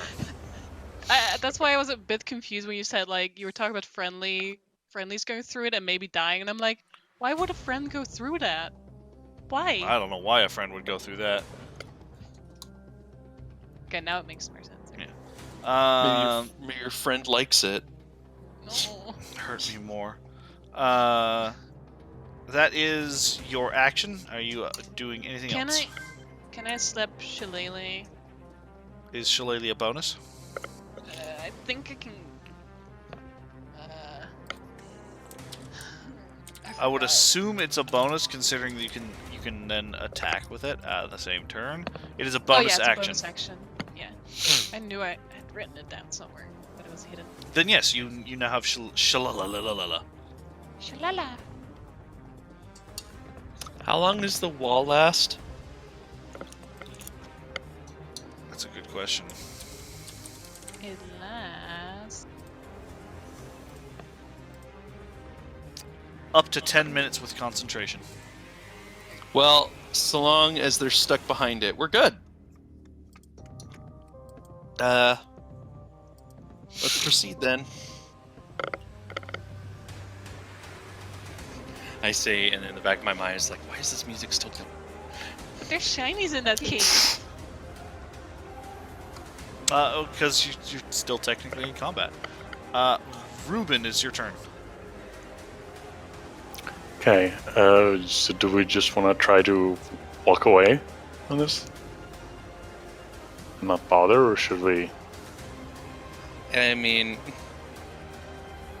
I'm fine with just continuing on. There's a lot of work, but I mean, I guess if somebody wants to look through a bunch of shinies, she'll have to play the convincing game. It is shinies.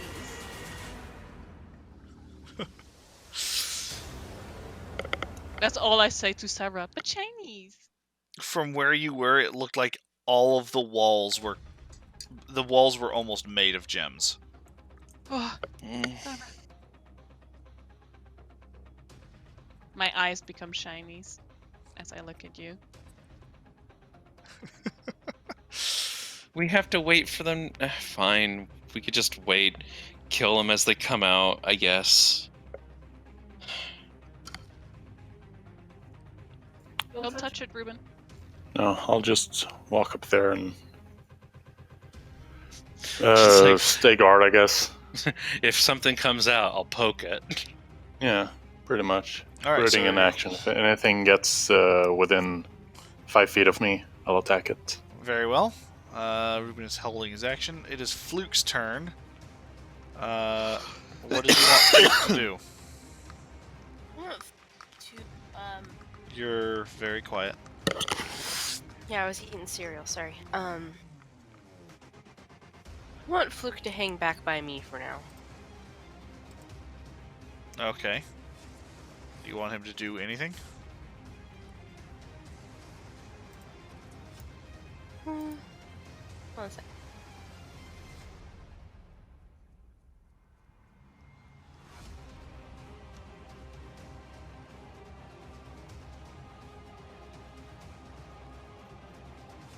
Can he use detect magic to see if the stuff in the cave is magical? Would he even know? He would know if he cast a spell. Okay. I'll ask him to use detect magic then. He tells you that there's a lot of magic coming off of all of you. Oh, what about in the cave? Nothing. Okay. You're all very magical. It's like looking at a light show. Cute. It's pretty cool. Whoa, dude. Okay, good job, buddy, I guess. You didn't put marks in the turn order. Oh, he is for me. I guess I'll just refresh. There we go. I love that Fluke's strength is -4. Someone's there he weaker is. than me. Oh, technically, all three of you go at the same time. So every round you get to decide who goes first. So Fluke just went. So Meeps, it is your turn, or Marks, between the two of you. Marks can go first. I'm gonna go put my bowl in the sink and clean up some stuff I spilled. Okay. Marks, it is your turn.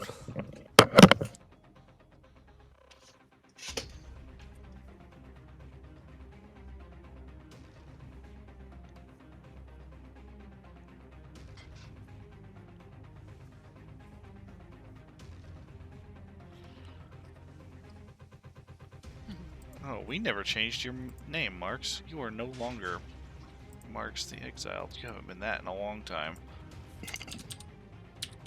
You are now Marks the Triumphant. Marks the Barks. The good Barks? boy. Is he a dog now? He is now, yes.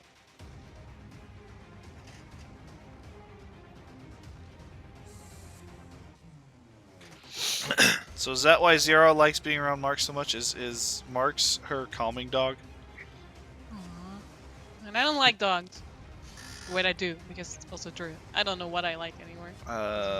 Moves 10 feet north.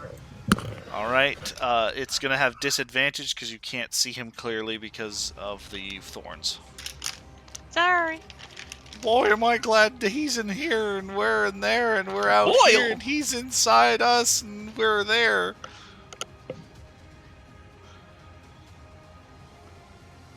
God damn it. Fuzz is just full of the jokes today. Is that one that he made? Another one, yeah. The boy am I glad joke. God. 20, and that was with disadvantage?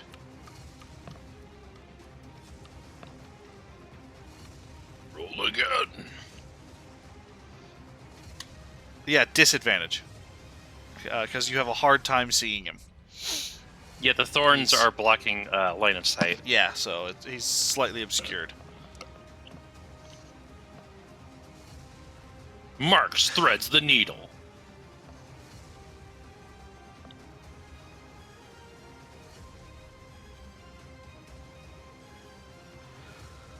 Okay, so yeah, that is with disadvantage. Okay. That does hit. Go ahead and roll damage.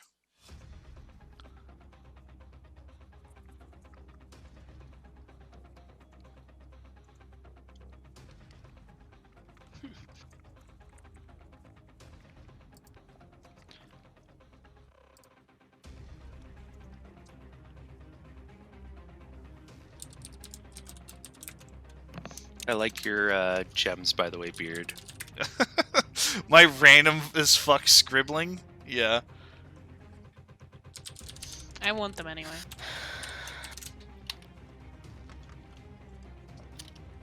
A 13 damage. Okie dokie.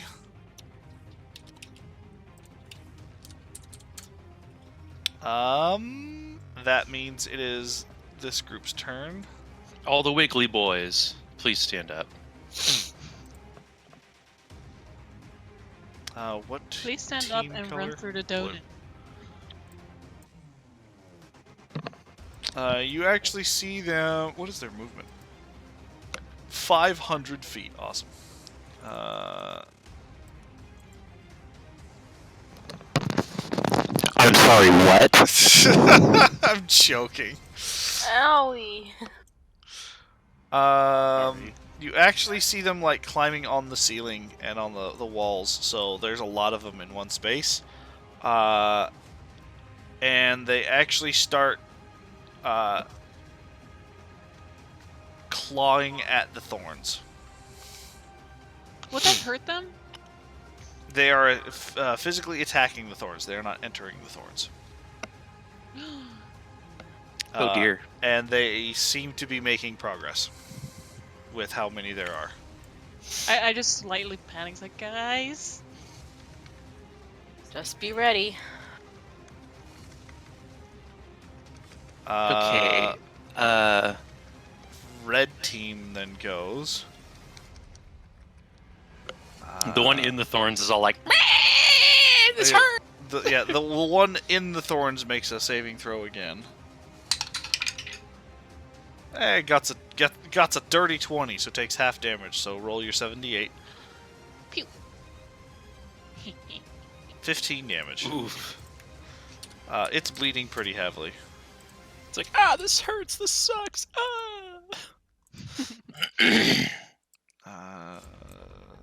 Yes. I'm actually gonna, so I can tell that there's multiple things there. I like how they're flipped. Oh, Della. I think you just have that one marked twice. Oops.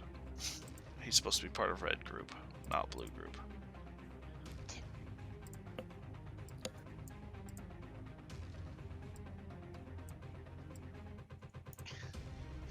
She looks like a sausage. What looks like a sausage? Della. Oh, that's just cats for you. They are. Let's see here. Go ahead and.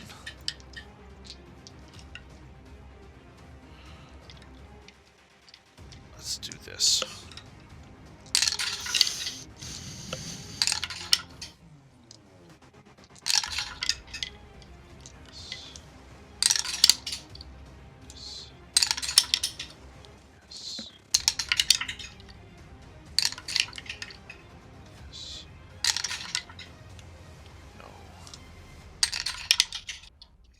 Yes. Yes. Minus no. 10 is no.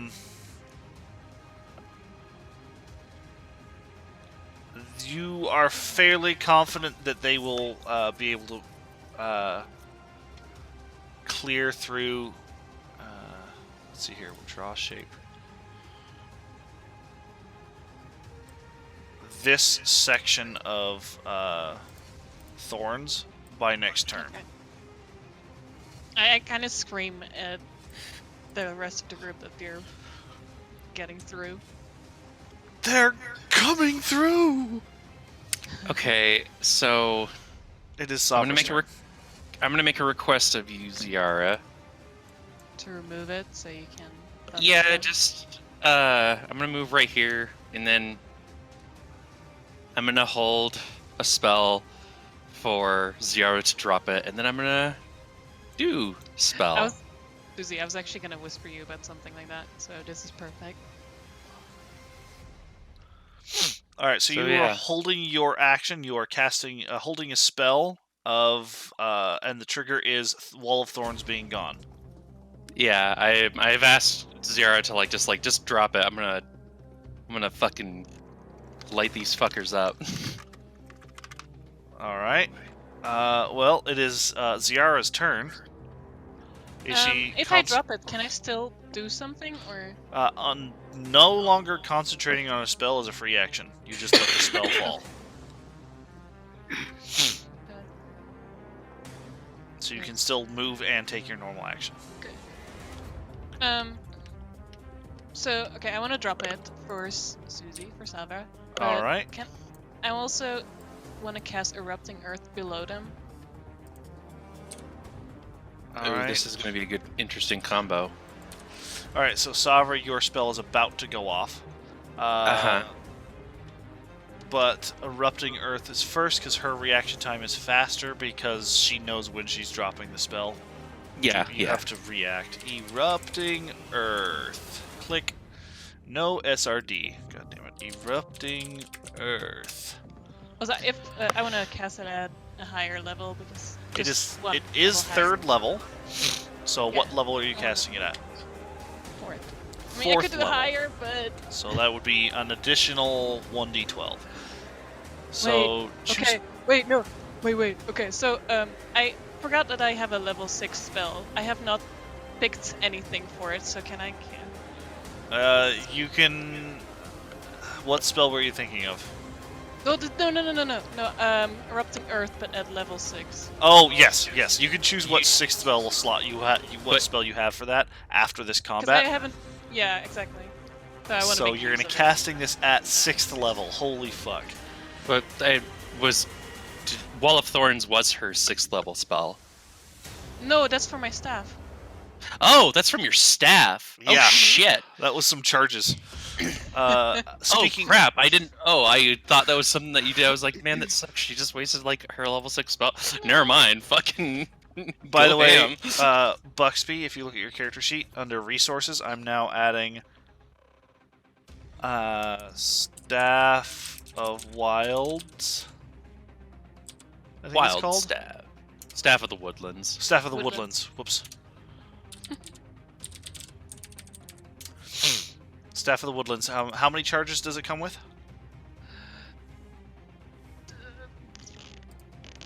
I keep clicking it away. Sorry. 6 charges, but it can be recharged at dawn? Yeah, daily at dawn. Oh no, it has 10 charges. Oh, sorry, yeah. Oh, Wall of Thorns has And 6. then Wall of Thorns is 6. Oh damn. Alright, well, I'm actually gonna...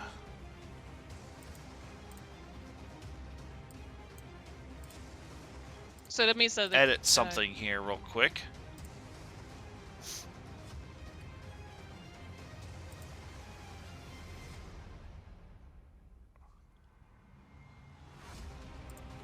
Okay,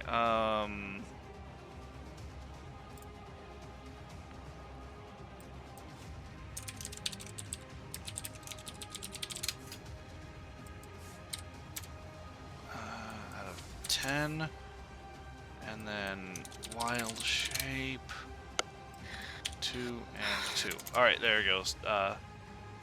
ZR, Oh, and you cool. now have your little blue bar is how many charges you have, and it's on your character sheet as well. Should it be 4 though? Uh, Oh, okay, no, never mind. Okay, I get it now. Yeah, Sorry, 4 I get left. it. But yeah. So you're casting it at 6th level. Jesus fuck. So 3rd. So 1, 2, 3. 3 d12 more. So it's 6 d12. Choose a point on the ground you can see. 20-foot cube centered on that point becomes difficult terrain, and each 5-foot portion requires a minute to clear by hand. Each creature in the cube's area must make a dexterity save. It takes bludgeoning damage on a failure, half on a success. Alright, draw a shape. We're going to use the orange again because you are orange. There's that. Where would you like it centered? Right on top of everyone. That is not our party. I mean, the Bam. police.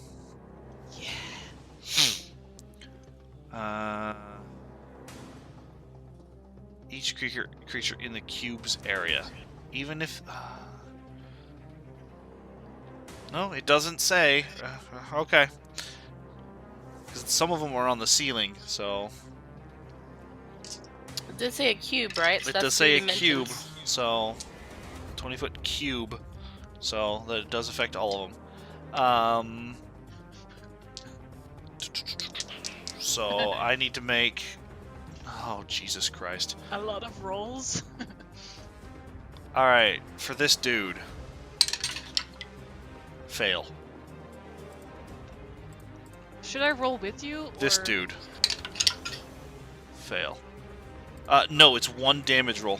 Okay. Okay. Okay. This next dude. Fail.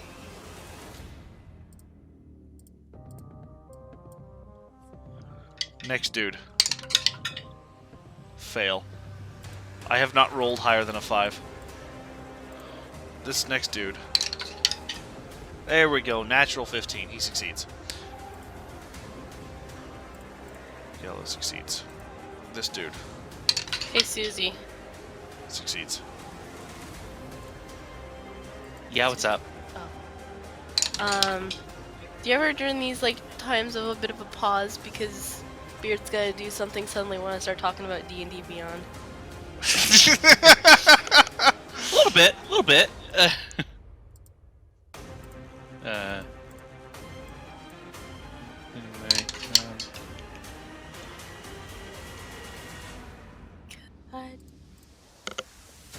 So, D&D Beyond, guys.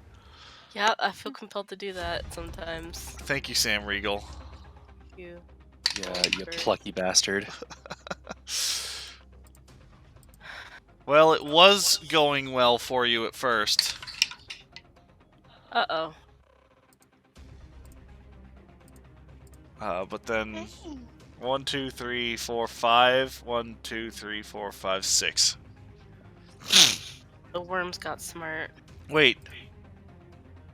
Isn't your spell DC +2 now? No, that's mine. No, I think the Staff of the Wild does that. Oh, did it? Nice! Nope, it's +2 to bonus to attack rolls and damage attack rolls, not to saving throws. Okay. Okay. Did I actually put that in? I can check in a minute. Go ahead and roll damage for me, Ziara. It's for a 6d12 damage. That feels. I want to re-roll. So are you gonna use your inspiration point? Yeah. All right, 'cause so that roll is it very twice low. more. One more. There we go. So 6 and 4 is 10, and 9 is 19, and 10 is 29, and 6 is 35, and 9 is 44. 44 damage. Alright, 44 to him. 44 to him. 44 to him. 44 to him. And 22 to the saves. Good God. Good golly.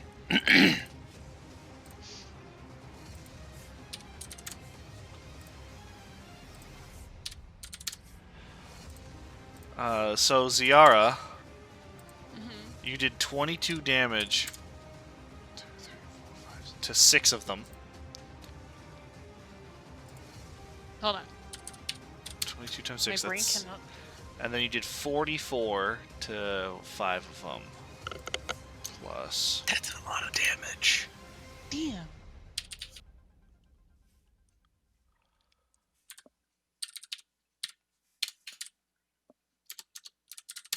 That's 352 damage. Is that my new? That's definitely your new top That's record. my new record. That's definitely a new record. What was it? I don't The know what exact it... number? 352. Okay, last time it was 203.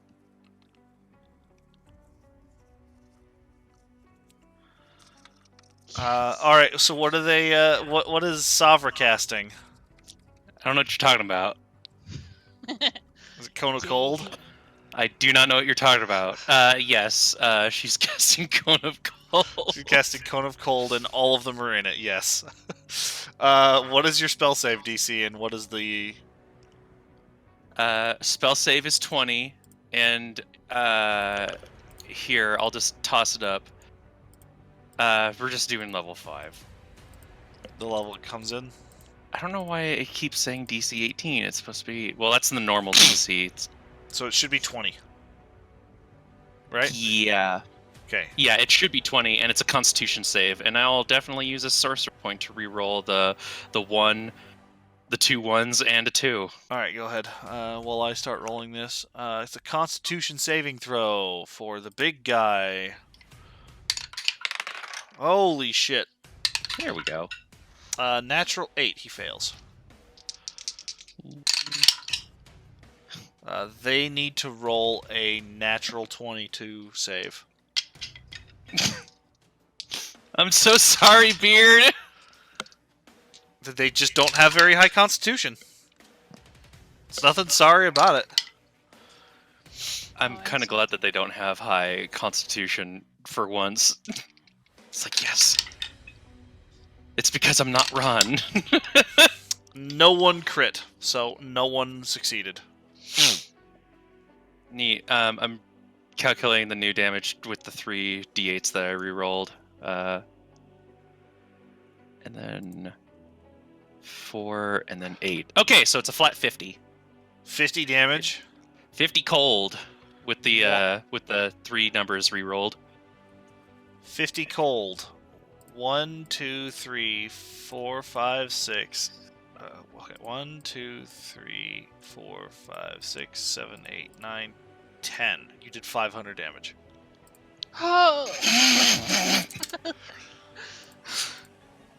Also, Susie, look at Saturday Draws. Ooh, I like her. Look at her. Look at that bird. Look at her. She's cute. Whoa! what was that show? Is it Good Bird? So yeah, I basically just like feel so cold that I'm like, it's time to do the lightning thing, and instead do that, and I'm like, oh, this is new. How much damage did Ziara do? 44. That's right. It did that, and then minus 50 to that. There's a dude I forgot to actually calculate. Whoops.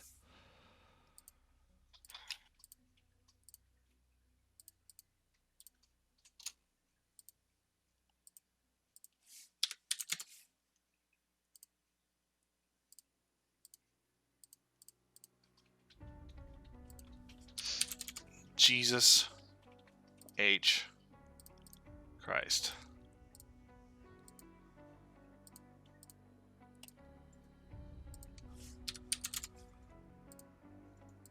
There's your new record, Susie. Neat. 500 fucking damage. How many of them died? All of them except for the big guy. Every single one of them. Neat.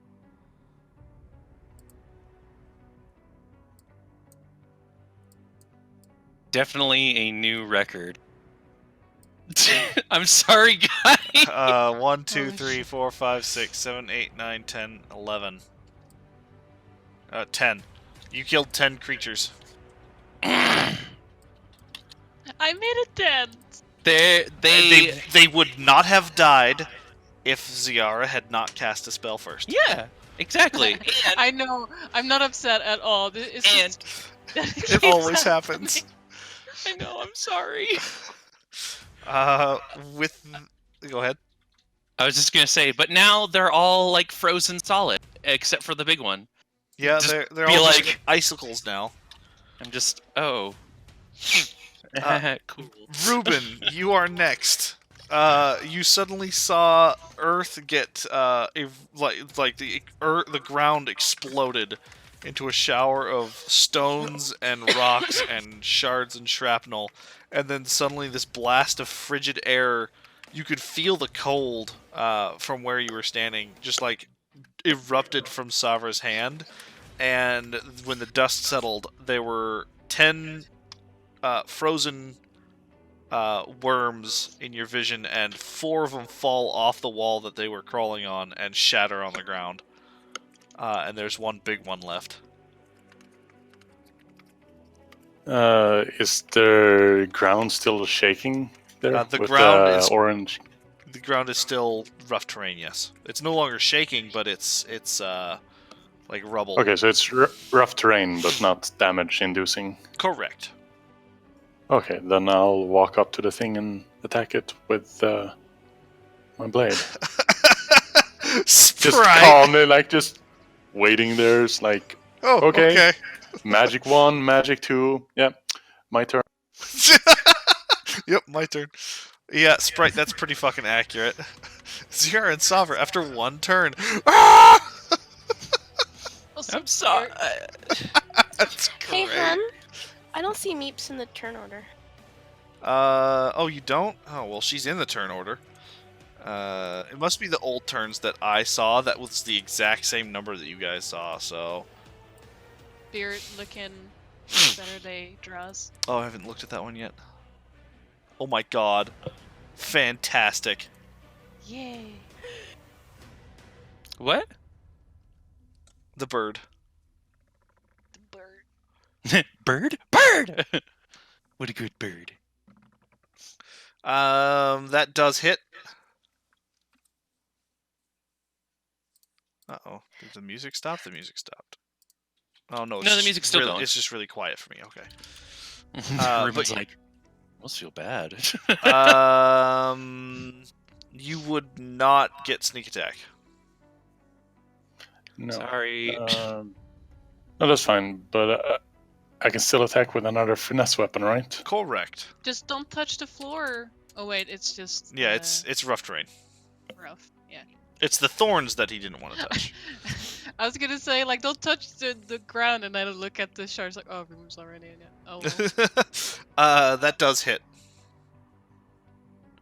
For another 12. Oof. Smack.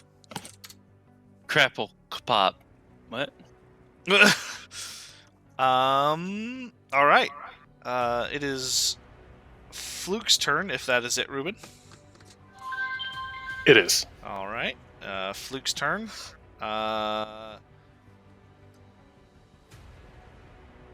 What's this movement? Oh, that's what it... Fluke is gonna go join Ruben. Flutters over, pokes it. Oh, hey, Fluke. Oh, hey, Fluke. Meeps panics a little bit from Fluke flying away. He's a big boy. Gotta let him grow.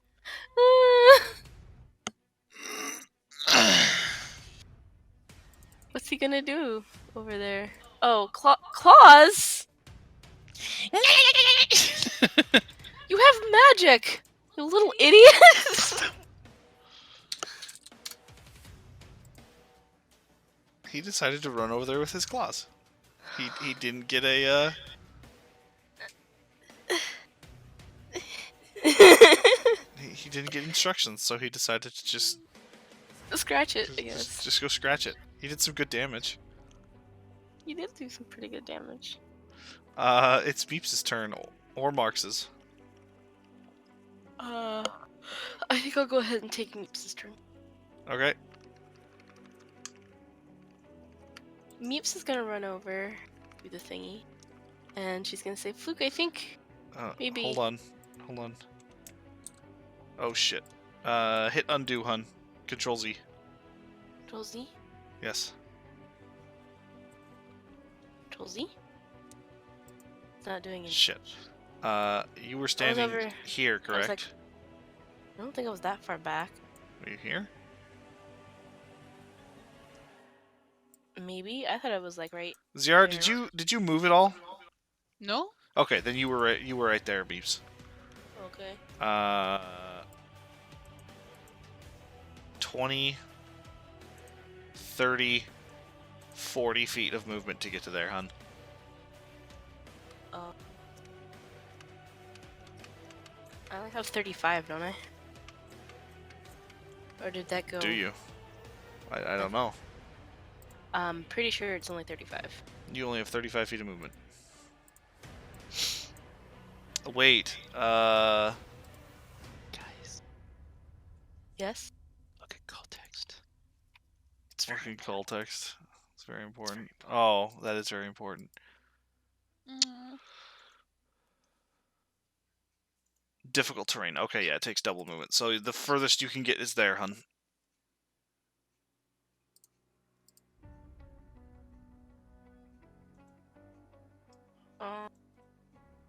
Okay.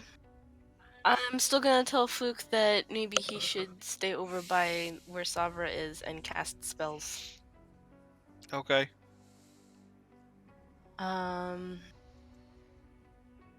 How's the big one looking?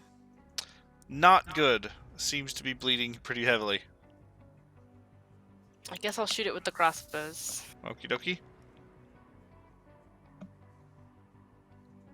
That is very important, Susie. Very cute.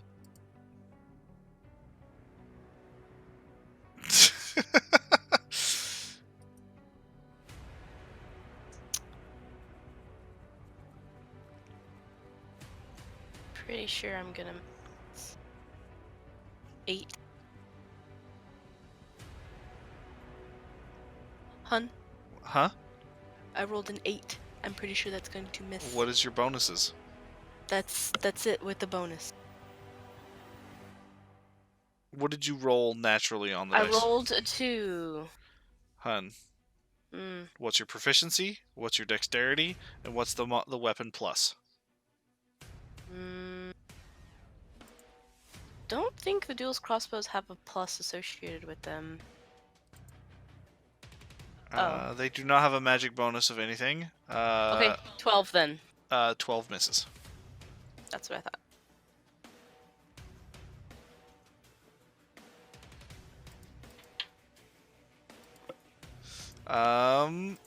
Then with that, it is Marx's turn again.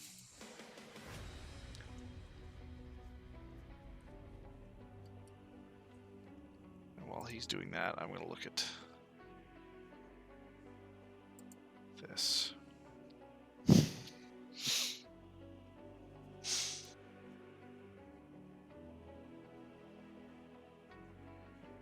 Oh, okay, I already calculated it. Good. Oh, I'm dumb. I could have used lucky. Oh, well. Since Marx hasn't said anything, go ahead and use... Oh, no, Marx moved. Okay, never mind. What in the hell?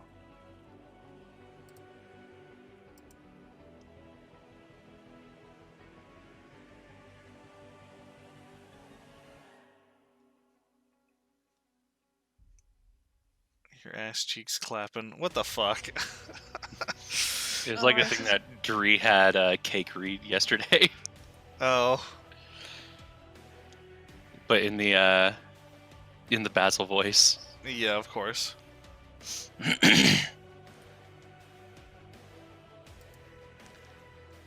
Man, Fuzz, you're grounded. Stop it. Oh my god. everyone runs in to stab at the last thing that's still kind of cold.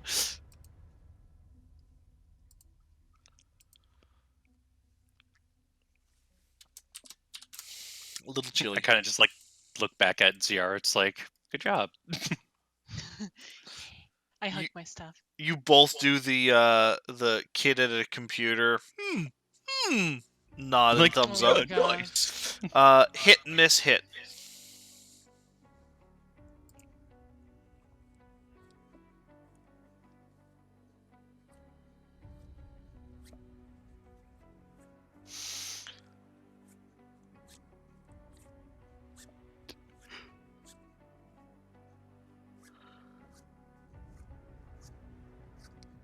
Crunch.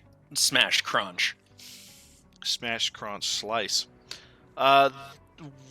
Marx runs in from where he was standing after the spell's fall, and brings Brave down in just one swoop, catches the thing in the open mouth, and Brave just like cleaves like a good foot into this thing's face as it falls over. Dead. Yay. Shinies? There's a lot of corpses on the ground. I take some Shinies? eyes. I know that we don't need these guys' eyes. They don't have any. Oh shit, what can I take from them as a trophy? Tentacles, beaks. Beaks. Okay, I do that. I try at least. Survival check for carving this thing up. While she's carving up big worms, I'm gonna go into the cave. With Oh, Fluke. now I want to survive. Savra's thinking. You turn up Dawnbringer to see the rest of the cave.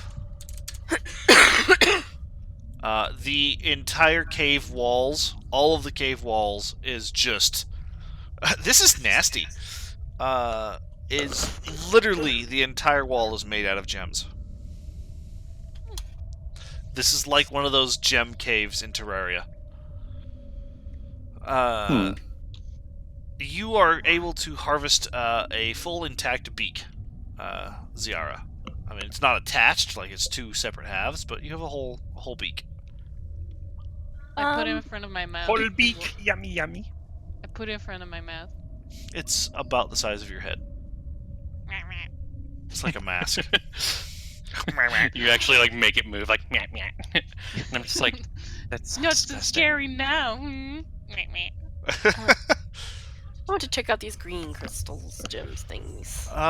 Give me an investigation check. What was the name of this thing? Goddamn. These things are called Grick. G-R-I-C-K. G-R-I. Specifically, you got the Grick Alpha.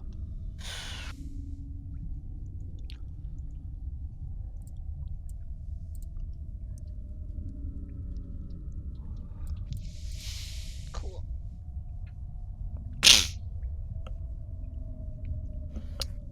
With a dirty 20 investigation, you examine them, and they're all like precious gemstones that seem to have been, formed and growing due to whatever. But you feel like you could probably spend some time harvesting gems out of here. Okay, I'd like to do that. I'd like to get, in particular, some of the green ones. Alright, is anyone else going to be helping her, or...? Same. Me. Okay. It takes about... I'll take one or two. Between the lot of you, it takes about 15 to 30 minutes to, like, pry some and break some off the wall and collect a good handful of them. And after about half an hour of work, you are pretty satisfied with your 16 gems, and you feel they're probably worth 50 gold apiece. Was that among the whole group? The whole group, yep. Between all of you, you were able to harvest 16 gems of whatever color you want. They are worth 50 gold each. You are fairly accurate. You're fairly sure. How do you want to split these up? Just give me a purple one. Okay. Ruben has a purple 50 gold gem. So we have, what, 15 left? Yep. How do we want to split I'm up good. the 15 that are left? Marks Don't want doesn't any? want any. You sure? I mean, even just for money? If you want to buy something later? Okay. Alright, so... that just leaves 5 me, each? Ziara, and Savra. Yeah, let's do 5 each. Meeps kept all the green ones. Meeps kept all. Alright, you each have 5 50 gold gems. Oh, thank you. Meeps, Ziara, and Savra. What would you like to do now? I guess we'll just continue on now. Mm-hmm. Also, I saw your whisper. Oh, apparently I have already have a green gem, but it's a more valuable one. I think you might have bought it. I don't know. I have a ruby and a green gem. Alright, you All right, continue well. on your way through the tunnel then. Leaving this gem-encrusted fissure behind. And their melty friends. And their melty friends. Bye, friends. You will be Not preserved for a time. forgotten. Totally forgotten. And the mushy corpses. Gross. About 2 hours down the tunnel, a few twists and turns here and there, you actually hear the sound of people talking and footsteps coming down the tunnel towards you. Hide, hide, hide. There's literally nowhere to hide. I am going to... I become a giant tree. Oh wait, my staff does. Indoors, and it breaks everything. You cause a cave-in, you're all dead. I will turn invisible. At least we're not seen. And I will tell Fluke that he should also turn invisible. Meeps and Fluke disappear. Bye. I'll try to hide somewhere, I guess. How far can this go? 60 feet? Okay. I hide behind Ruben. Like, And if there's also- like a shadowy piece of the wall to just step into and pull the cloak over, like huddle up. I don't know. Yeah, we have the elf cloaks. Maybe we can like pretend to be part of the wall.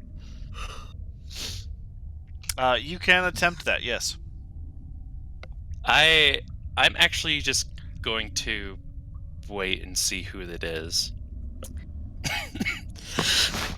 You wait a few minutes, and into your Everyone else is like hiding. everyone else is like putting themselves up against the wall, doing the Kronk own personal stealth mission music.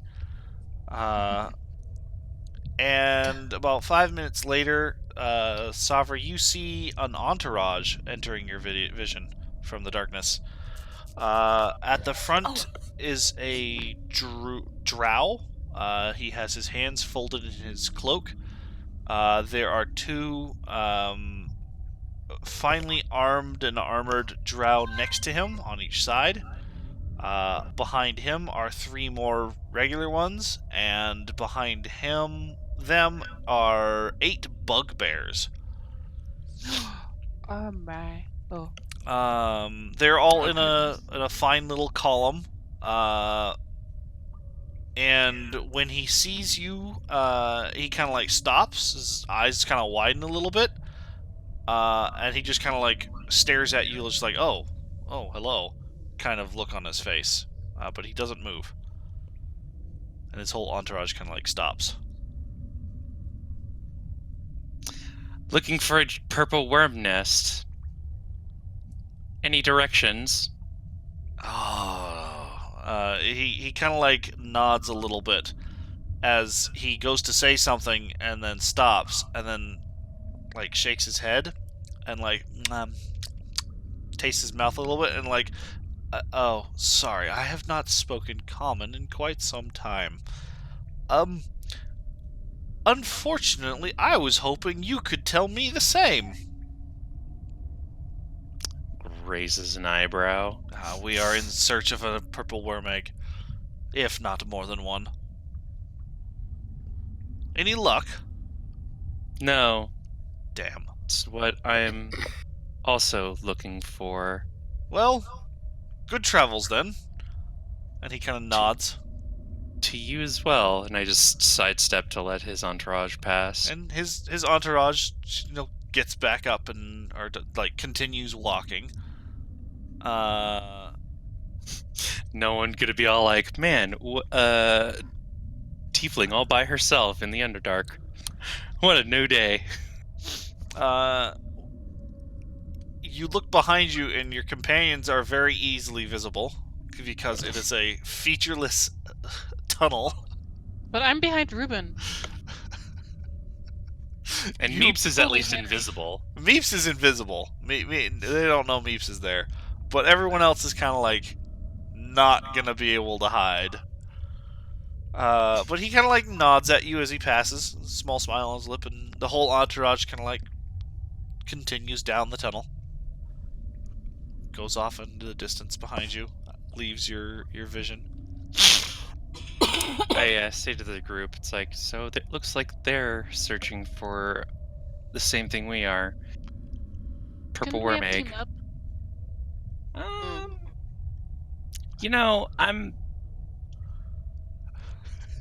I'm not super confident in everyone involved with this. I really only trust you guys and a couple others. I'm not saying I hate Drow, but I hate Drow.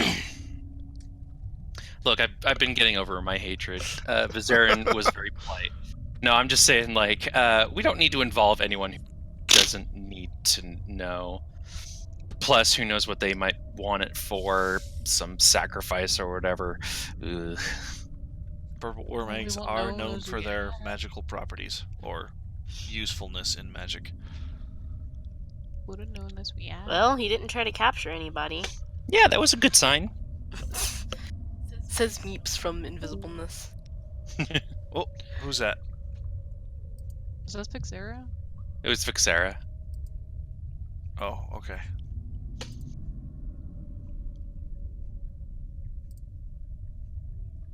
I think I might scout ahead a little ways. while invisibility lasts? It lasts for 1 minute. It is worn off by now. Oh, it lasts only a minute? Oh, dang. Well, now I'm uninvisible.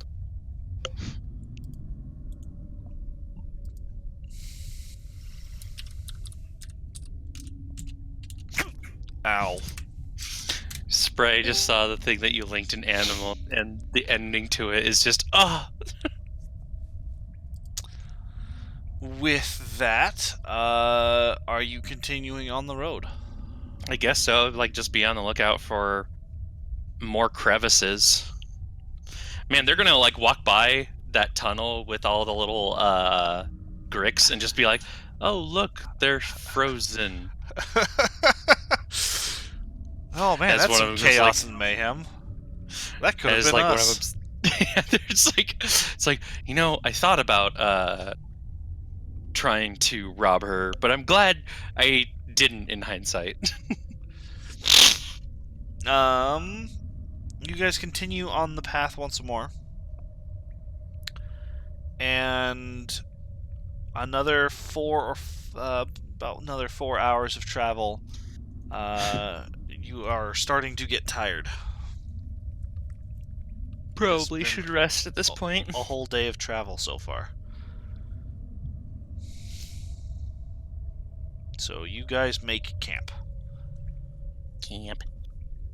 Pull a little bit of flint and tinder and start yourselves a fire, what little you can, in this featureless tube of rock. Mediocre ration meals. Very familiar sensations.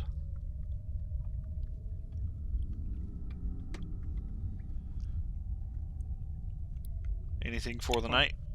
I'm gonna look over the map a little bit. You are muted. Hello? No, Jelly. No, I was, because I was watching the animal video. Oh. I'd like to contact Tobias and give him an update. He responds, thanks for the update, and gives you a slight update that things are improving still, and for you to stay safe. Got it.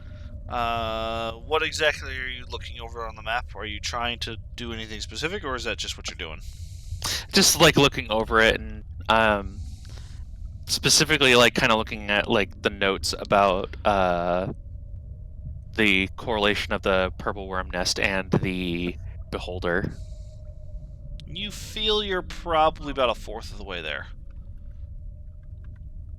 Okay.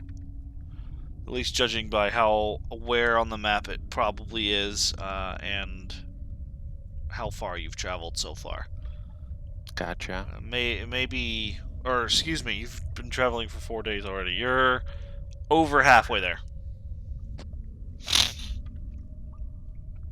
Not feeling any of the things that we felt the last time we encountered a beholder. You have not felt anything, no.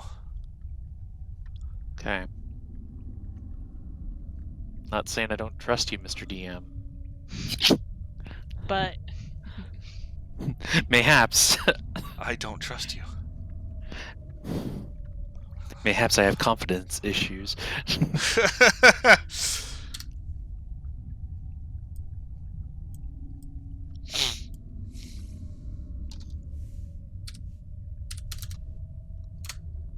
Ruben, story.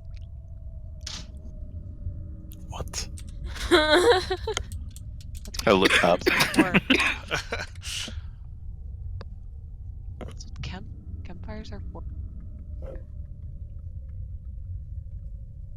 I don't know any great stories.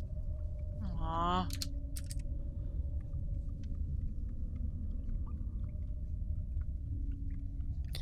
Well, we should probably get ourselves some rest. If we run into anything crazy tomorrow, we're gonna need as much energy as we need. Or have. Whatever. I'm tired. Good night, my friend. Just conks out. If Ziara wants a story, I can tell her a story. Yeah. I move towards Mapes.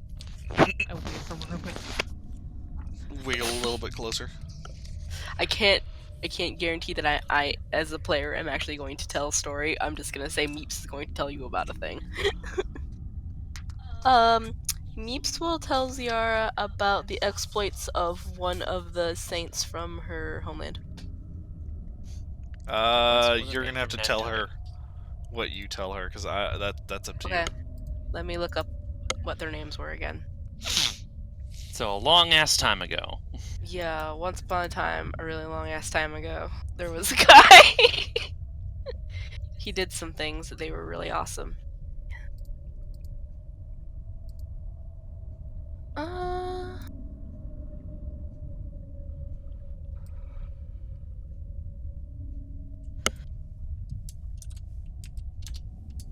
I will tell Ziara about Saint Sylvie of the Trees because that seems to be the most relevant thing for Ziara. Thing she'd be the most interested in. I like trees. Well, tell her about it.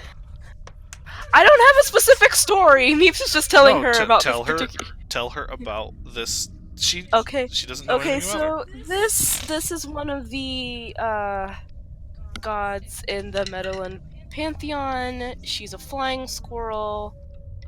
She's the goddess of the trees and the keeper of the green wild, which is the forest that surrounds the Meadowland city. And she is worshipped by those who live on the outskirts of the city and in the green wild. So not by noble families. And she I tells would you a not story know about that. this, right? And I Yeah. will tell you a You story have about no idea what this is. it. No, this is a thing that's pretty confined to Mouseland.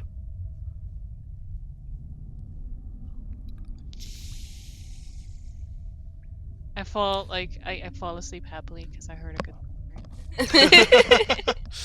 You heard a good story about a squirrel and some trees. A flying squirrel. Mm-hmm. What the hell is that? Alright. Well, with that, you guys get some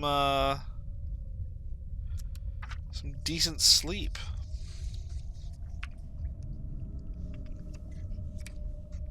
Putting an Hooray. outfit on a bird is hard. Yes, it is. God, Good luck with that. thank you. I think my little Kinku wears like a vest and a belt, and that's it. Yeah, so far, I tried to give like shoulder pieces, but that's really hard because there's not a lot of shoulder. She doesn't. My Kinku doesn't have wings though. She doesn't have like. She just has like little arms with little bird claws. I wanted to add the wings because I think it adds to the floofy. Yeah. The soft. Well, I know priests are not meant to like. Not soft is not the right word for them, but I think it fits. Mm-hmm. All right. Well, you all have a decent night sleep then. We rest up. We get real good and cozy. I immediately miss my wife.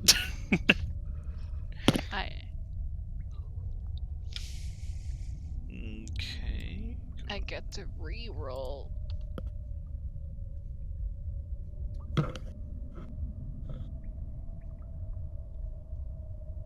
For my staff.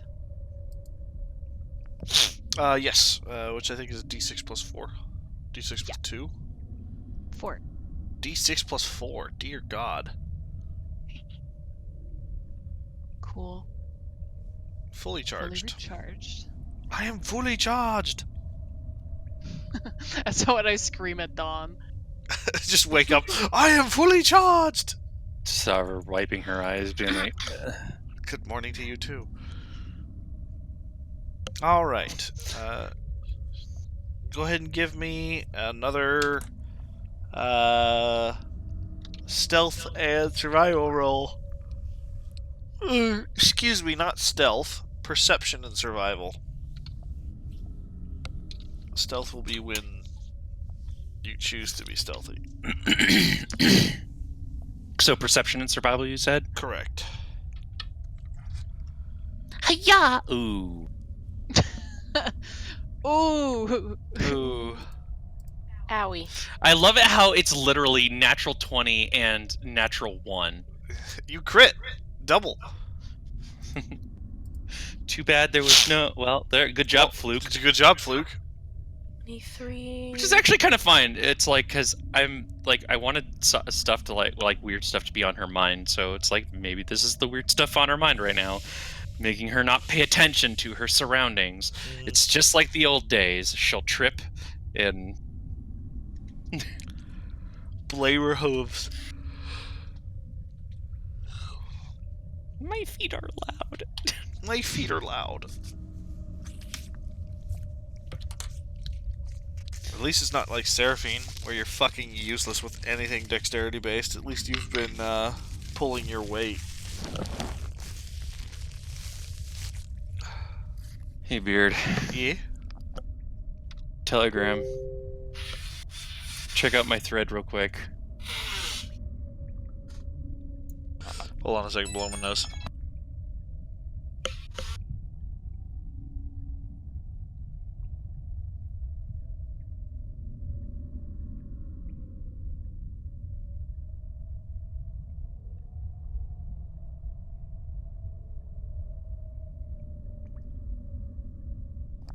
Oakley dokley.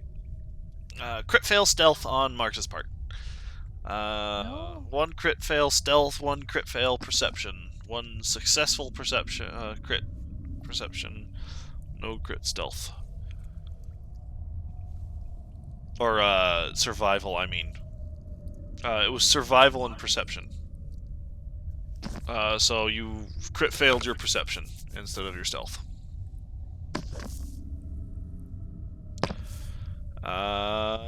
Okie dokie. Look at Telegram real quick.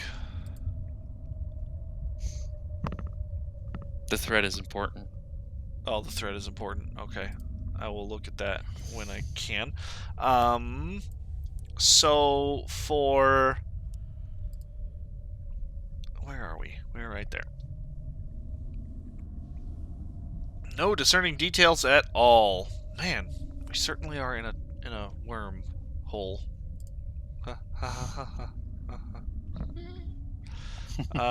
Traveling through time at the speed of time. So regular speed. You guys start your journey for the day once more.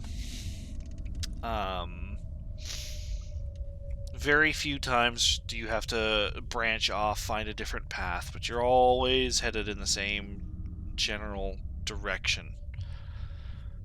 You are fairly confident you're not getting turned around or lost. And between the 6 of you, you are fairly confident you are still in the correct heading and direction. Every once in a while, you felt a rumble yesterday, but nothing that got too close. Just like a general, oh man, something is at least within some distance.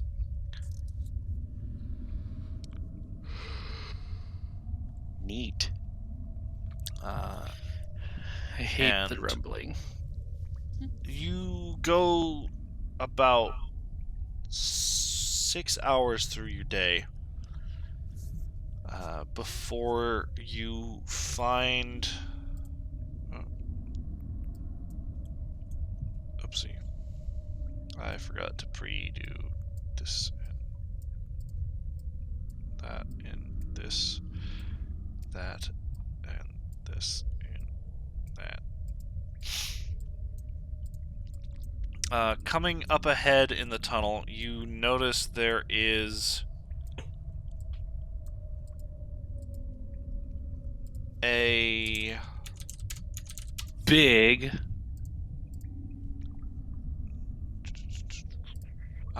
the tunnel turns sharply.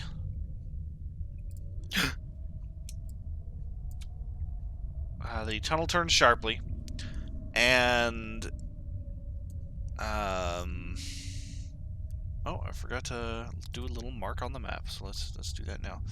Right here, there seems to be something on the ground.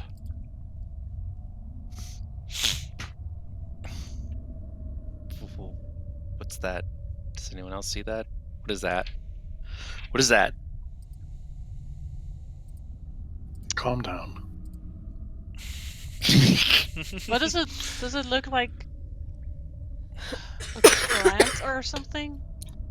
Can we tell?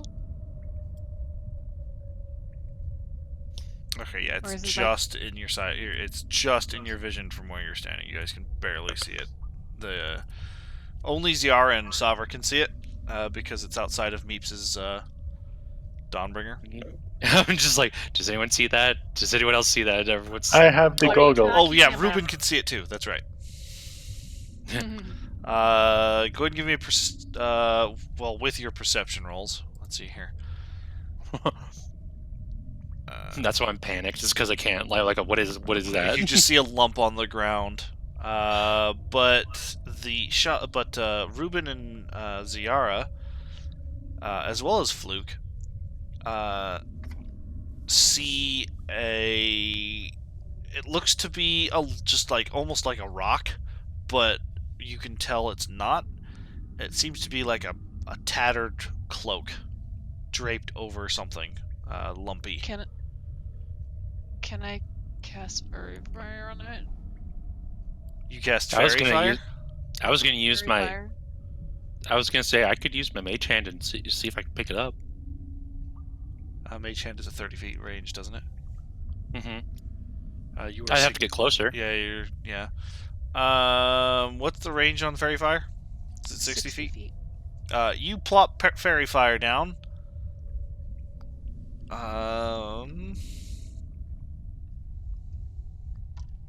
You plop Fairy Fire down, and you see everything in its area get lit up.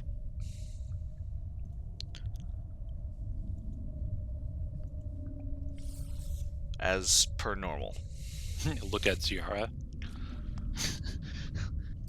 I'm gonna get closer. Okay. So I can use my mage hand. I would like to step a little closer to bring the light closer to it. You can now see it. Is it still just look like a lump with the thingy on it? Yeah, it looks like a strange lump. You can tell it looks kind of like a cloak, a tattered red cloak. Not much left to it. It's kind of torn and stuff, but it is like there's something underneath it. It's a big lump. I pick up with my mage hand.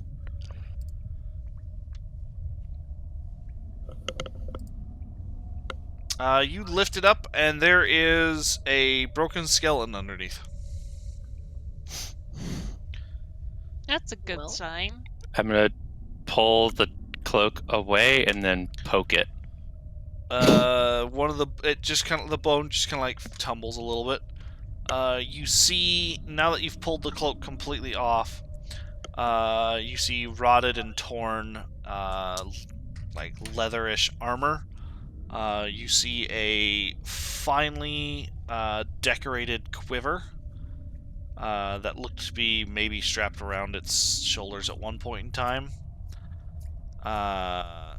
And a broken bow next to it. I'm gonna get a little bit closer then. It's like it's just a corpse. But And well, I'll take a look at it. Like, Be careful in case I was whatever caused that is investigate it. still around. yeah. Give me an investigation roll, Savra.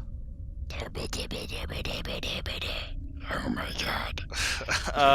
It is some sort of humanoid. That's all you know, and you can tell that the quiver is magical. I'll pick up the quiver and hand it to Ruben. I'm like, see if Meeps will make use of this. I don't remember who else might have like a bow or crossbow. It's magic. It is magic. It's Looks. funny. Ruben does like use a short bow very rarely, I'm just like handing my quiver and be like, here, give this to Meeps who might put it to use. Well, like that's what I'm saying. It's like she doesn't remember if like Reuben bow or not. It's like, or if you want it, go for it. It's Not for magical. me. Yeah, it's fine. I just thought it was funny. It And if it's was. magical, then I think Meeps is a better fit for it. I don't think Meeps can use it actually, but we'll see. It is green with a lot of gold filigree at the top, and there are three. It seems the main opening is empty, but it also looks like the main opening is 3 compartments, like it's divided into 3 different holes. This is for arrows and not for bolts, correct? It is shorter than both bolts and arrows. It's probably about 4 inches too short to actually fit a bolt or an arrow. I'm not really sure what this is for. Because the way that my crossbows work is that they have the specific thing that works with them, and then yeah. I try fitting one of my short bow arrows into it. It goes all the way into the quiver until it just keeps going. That's Like neat. you hold on to the very end of the quiver, the arrow, and your fingers are like in the quiver. That's So kind of yeah, like a bag of holding, I guess.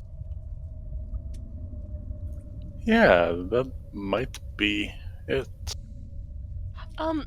We can take a closer look at this later. Do you just want to hold on to it for now? Yeah, sure. Can Okay. I see how old the corpse's beard? Medicine check. So I think I've got.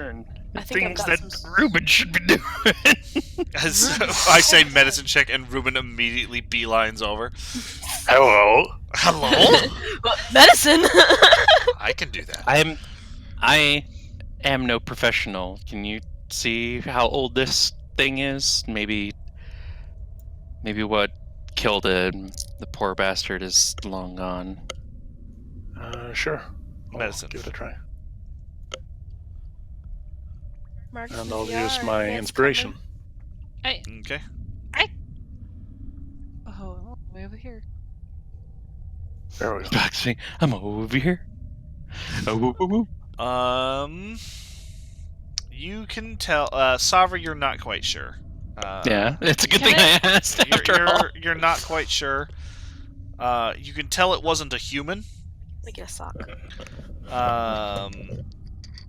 Reuben, you can tell it was an elf of some sort. You don't know if it was a drow, you don't know if it was a high elf, a wood elf, whatever. It was an elf of some sort.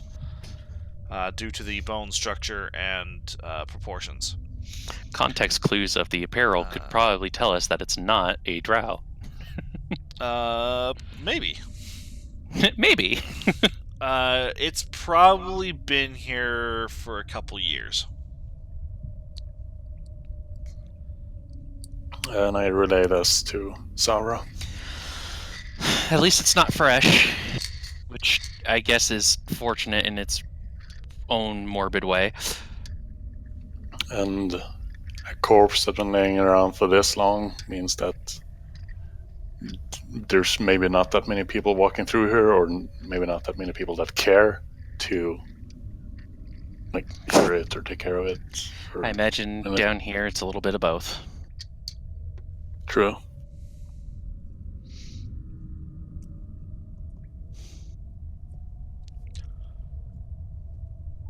What killed it though?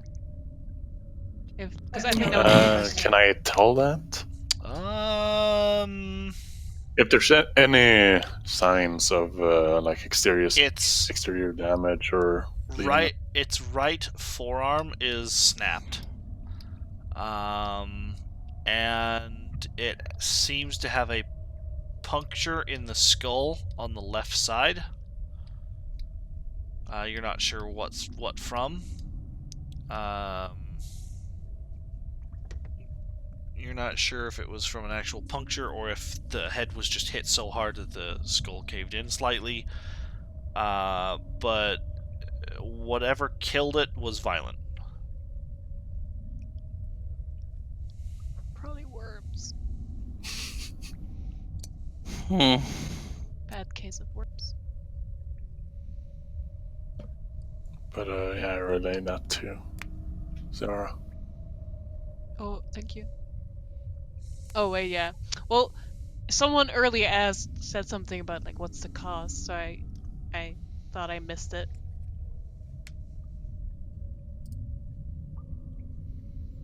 Well, shall we proceed onward?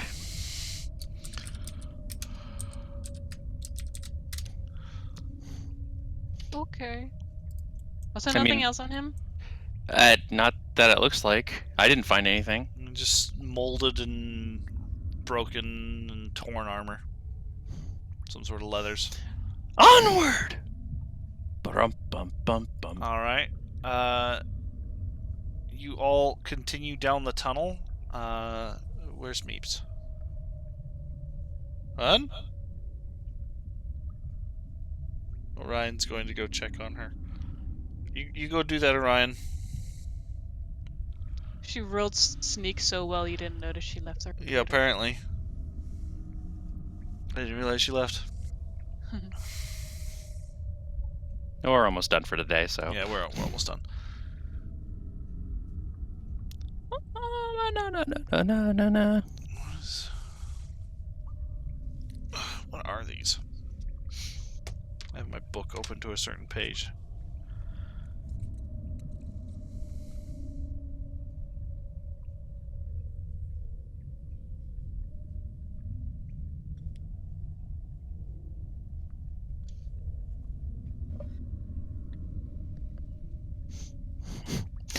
Savra OP, please nerf. You All right, do not know what you're asking.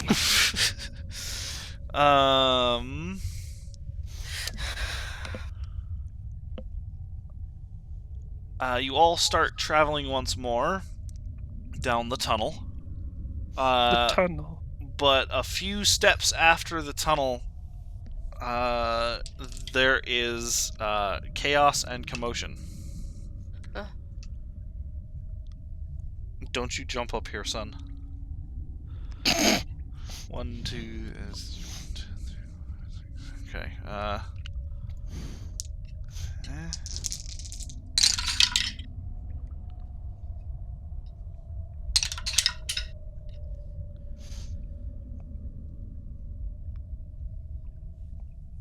We don't like alright, this. So you all go to here, here. You all basically started walking further down the tunnel. When the walls explode with rock and shrapnel, and you all hear a very familiar No, not these fuckers again. Chitness screaming. But we weren't even close to the walls. Oopsie. It's because we weren't next to the walls that they're like, fuck this. Oh shit, I just sent the fucking map there.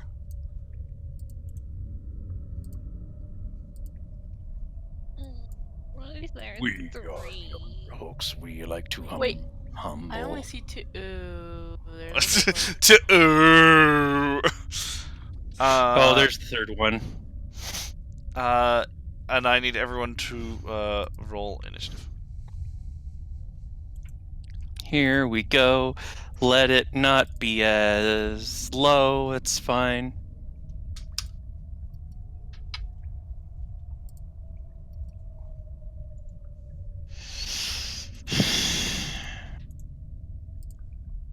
This is bad. I want to go back to bed. I want to go back to bed. Oh, we've dealt with these guys. Yeah, but like last time they almost like took down Marks. And there was That's only 2 that time. Really loud. That's really loud.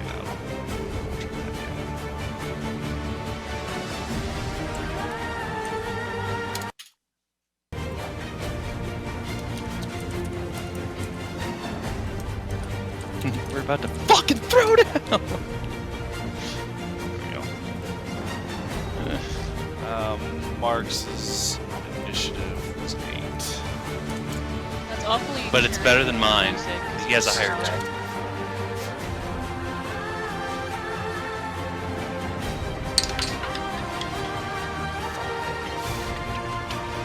Wow. Don't forget to add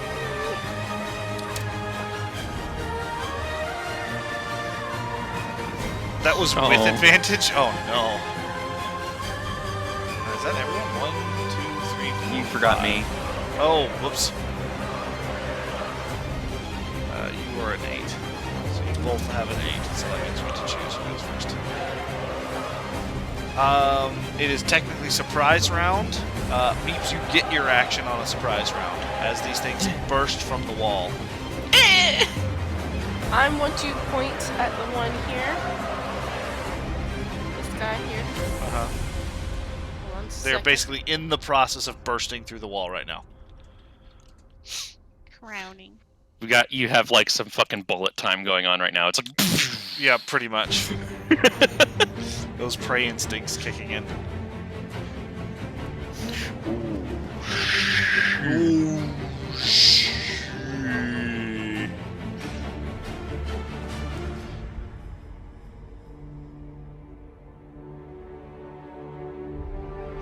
These are terrible. Uh,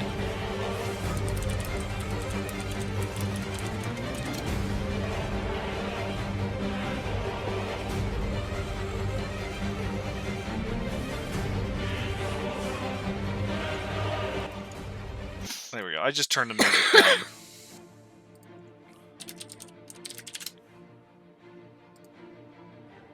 I turned the YouTube song music down, so like the actual player 50% down. So These are a little too niche. oh, are you trying to? You're looking up jokes? Yes. Okay.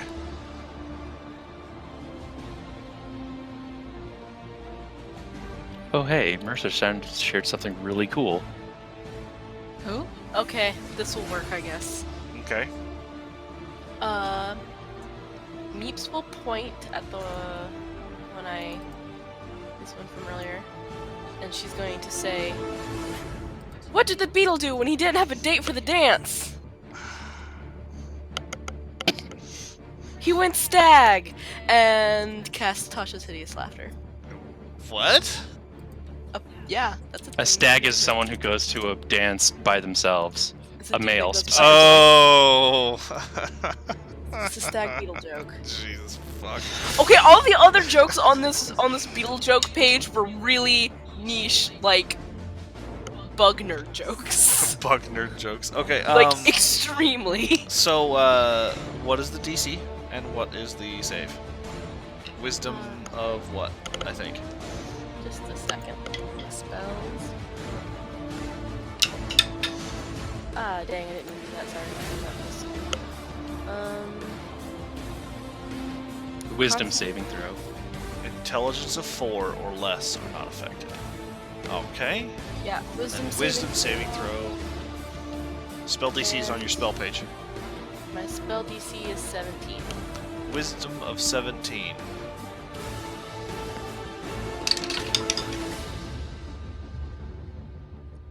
The sound it makes as it falls to the ground on its back is frightening. That's kind of It is laughing.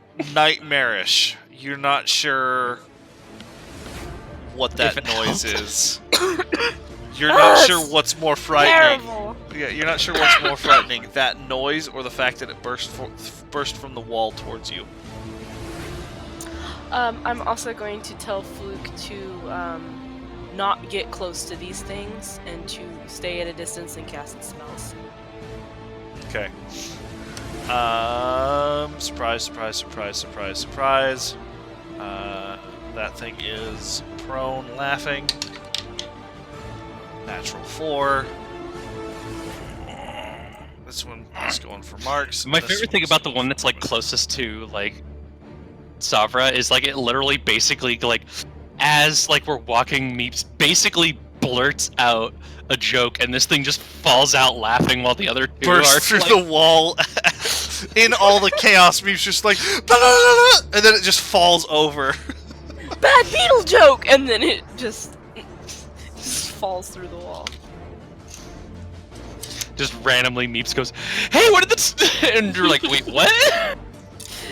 What are you talking about, Meeps? Oh my god.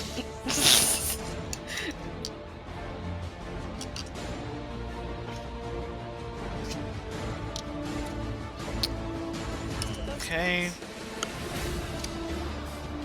I forgot what these creatures, like the name were. Umber Hulk. Alright, Marks, you are taking 3 attacks. With a natural 2 and a natural 7.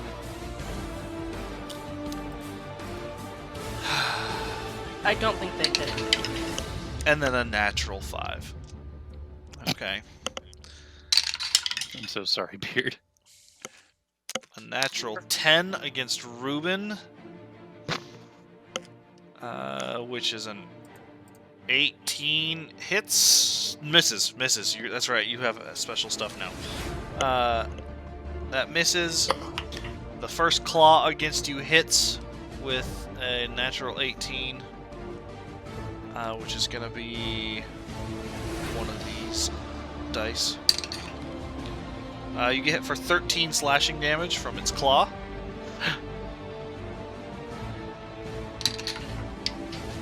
Our boy Ruben. With a natural 1 against Ruben, he slams his claw into the wall. Or, his mandibles. He chomps on the ground a little bit as he misses with his mandibles. You didn't take any damage, Marks. Ruben got hit by 13 slashing damage. Ouch. He hit you for he swung at you with a 3, a 4, and a 5. 11, 12, and 13 missed.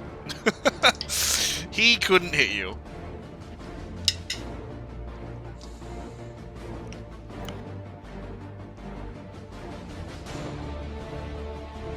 And then the other one is still laughing. You hope. He missed me You hope completely? that's laughing. Funny joke. He didn't attack you, Zira. Oof. I'm still waiting to see what the sprite's saying before I continue. Thick McLarge. But Tiny Hunter gets slashed once. He only got hit once. But yes, Thick McLarge Huge didn't really take any damage. Meeps, it's your turn again. Back to the top of the round after Um, surprise. I want to run around its side. Can barely hear you. Sorry, I was crouching on me. I'm no snacky today. If I don't snack, I fall asleep apparently. Always like that.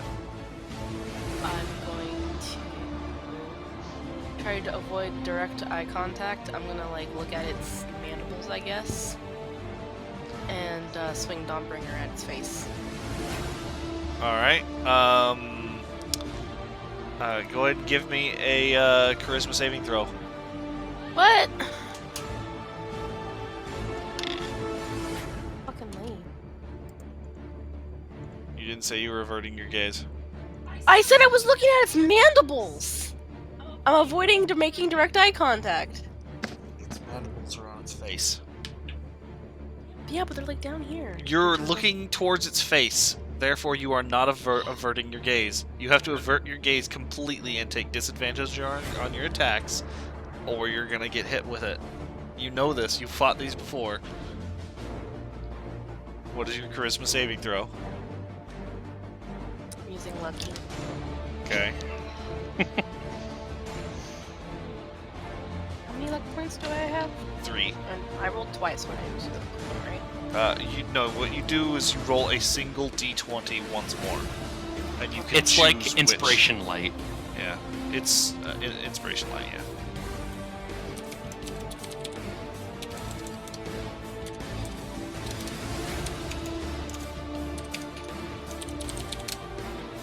Whoa, whoa. Whoa, what the fuck? There you go.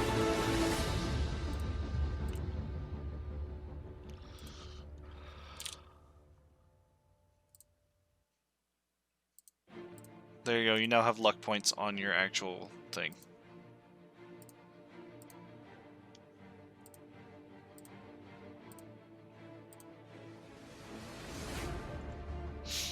Well, I guess I got an 11 because my second roll was worse.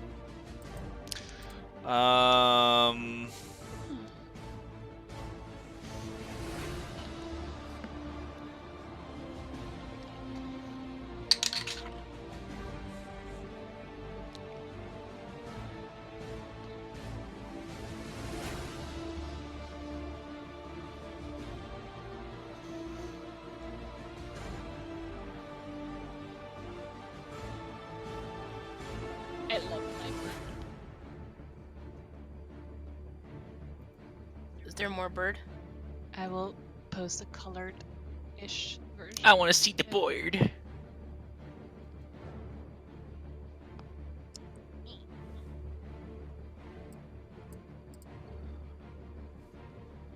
He rolled that number. As you move to go towards hold on.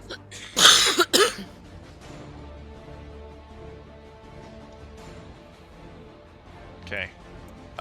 You were going towards the one that is laughing, correct? Yes. Okay. I apologize, it does not get to do that to you. Due to reasons I can't tell you. Due to DM reasons, but it's fine. Due to monster stat block reasons, and there's a specific line that I missed, because it's never come up before. So go ahead and make your attack. Awesome. So you get your luck point back, because you didn't need to make that roll. Motherfucker. Why my dice don't like me today?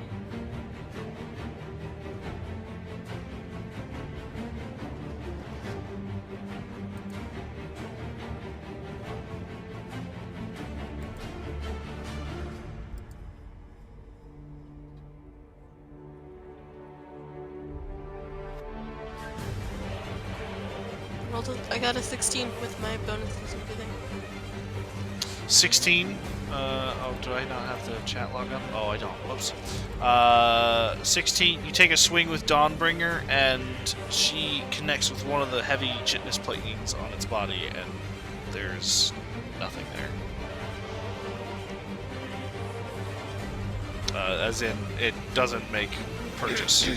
You hit it, but it doesn't hurt it. It's too hard. Yep. Damn. At least you got to keep your luck point. Yeah. With that, it is Ruben's turn. I'll attack the one right next to me. Okay. Police hideous laughter worked. Are you averting your gaze?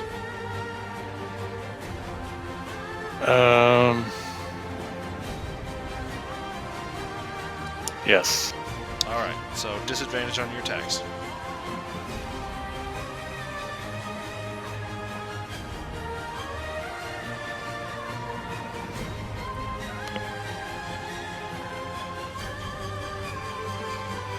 With a 17, you go to swing at it, but because you're not looking at it, you kind of swing wide. And you miss. Okay, I was gonna say, how wide? Not a natural one miss. Then you attempt again with the green flame mace, but unfortunately you swipe underneath its reach again. Okay, that's my turn. Ziara. How many friendlies need to be around for you to like move away without the opportunity No, For it's monster. not friendlies. You have to take the disengage action. I know, but I thought there was like if there's enough around. No, if The there's enemy enough people around an enemy, you get advantage on attacks. Okay.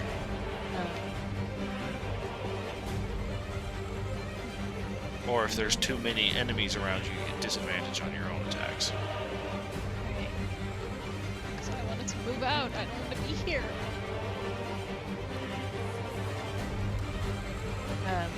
Shit. You could become a bird. I was gonna do conjure animals to have my tigers protect me, but I don't know if they roll well enough for initiative and shit and stuff. You also have your own wild shape, I know. which is free HP.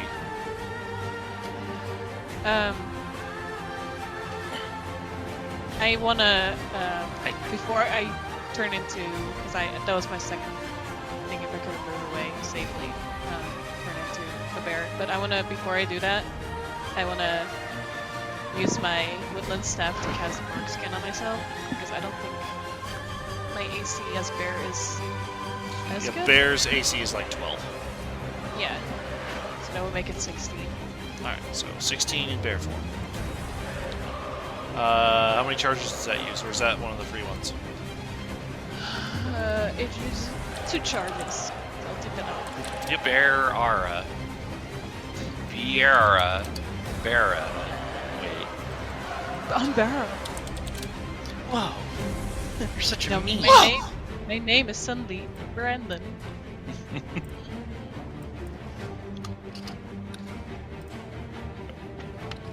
Alright. Don John.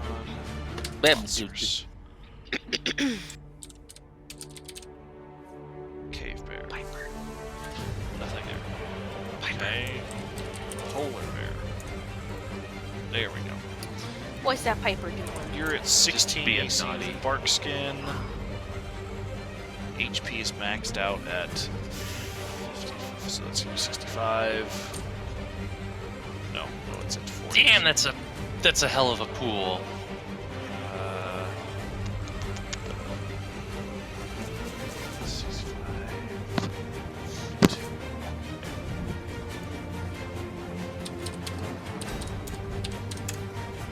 Okay, you're at 54 HP. There we go.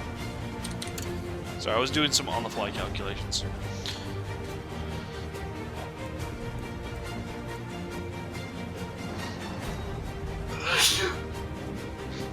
Excuse me. Sorry. Bless you.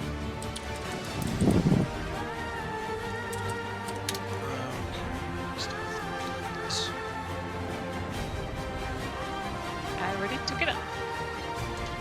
Okay, yeah, so it is an action. It's casting a spell. You are now Biara. And it is Fluke's turn.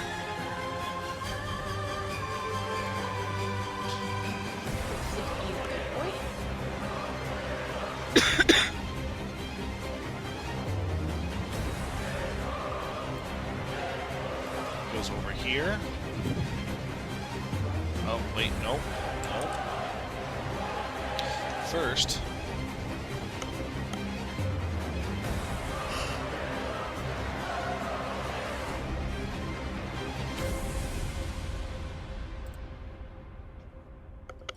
He gets a little freaked out at the feeling of whatever the fuck that was.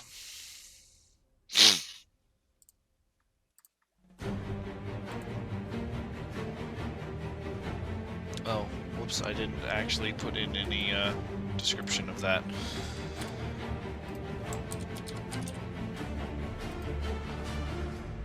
Oh, damn it. Excuse me. So we spent 1 spell slot there.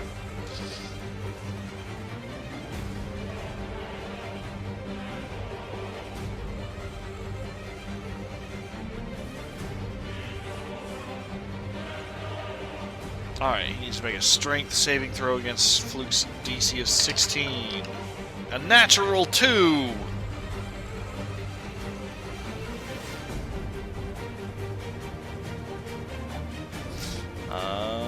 So I need a...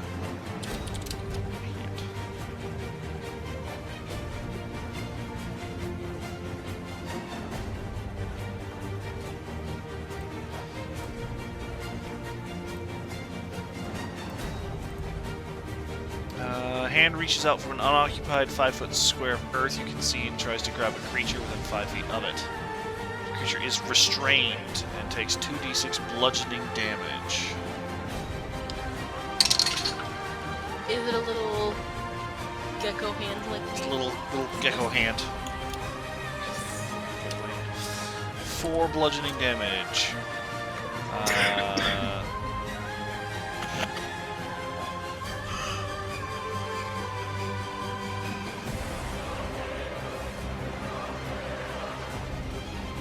Alright, yeah. It is now restrained.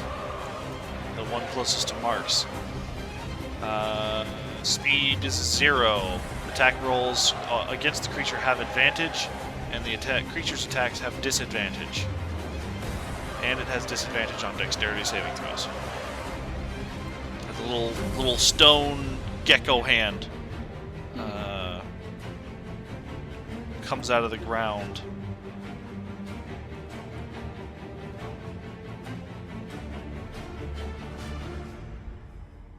Just goes plap. That means it is Savra's turn. Yo! Hooray. A lot of big boys everywhere. A lot of big boys everywhere. So this one's on the ground, having a laugh. Mm-hmm. This one has been grabbed. It is restrained, yes. I kind of feel like this big boy right here, He is technically the biggest threat. I think he could use a little bit of crowd control. So I'm gonna... Oh, man.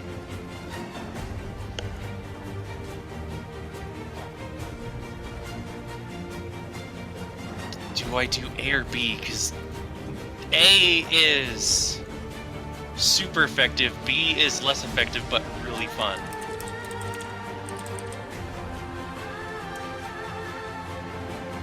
Hold on, let me read something about this spell real quick.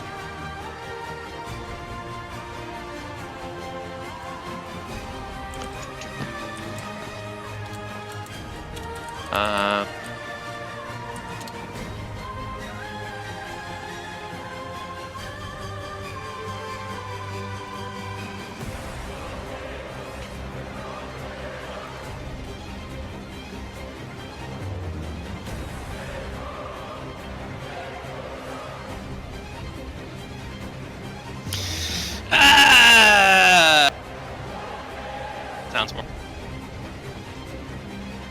So Beard. Yes.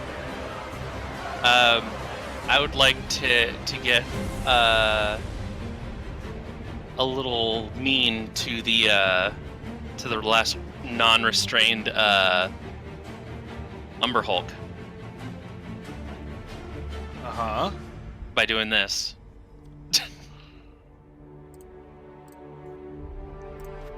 Okay, wow. Okay.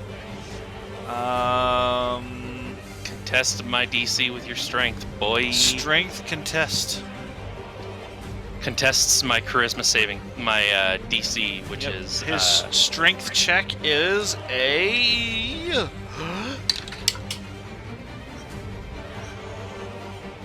Wait, is it a contest or is it a check? Is it a save or it's just contest? Because if you try to move if you try to move a huge or smaller creature, make an ability check with your spell casting ability. Yeah, so you need to roll. Testify theirs. So basically, you Gotcha. need to make a spell check. So I basically need to make a D20 plus your spell modifier. I think. Make an ability check with your spell. Okay, yeah. So make an charisma save, charisma check. So you would, because hold on.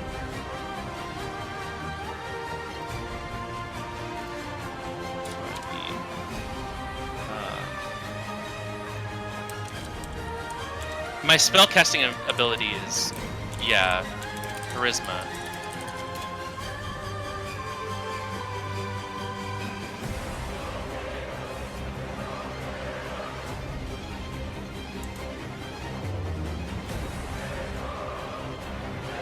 Well, I don't know if you add your proficiency or not. Probably not. That's- I think it's just a charisma check.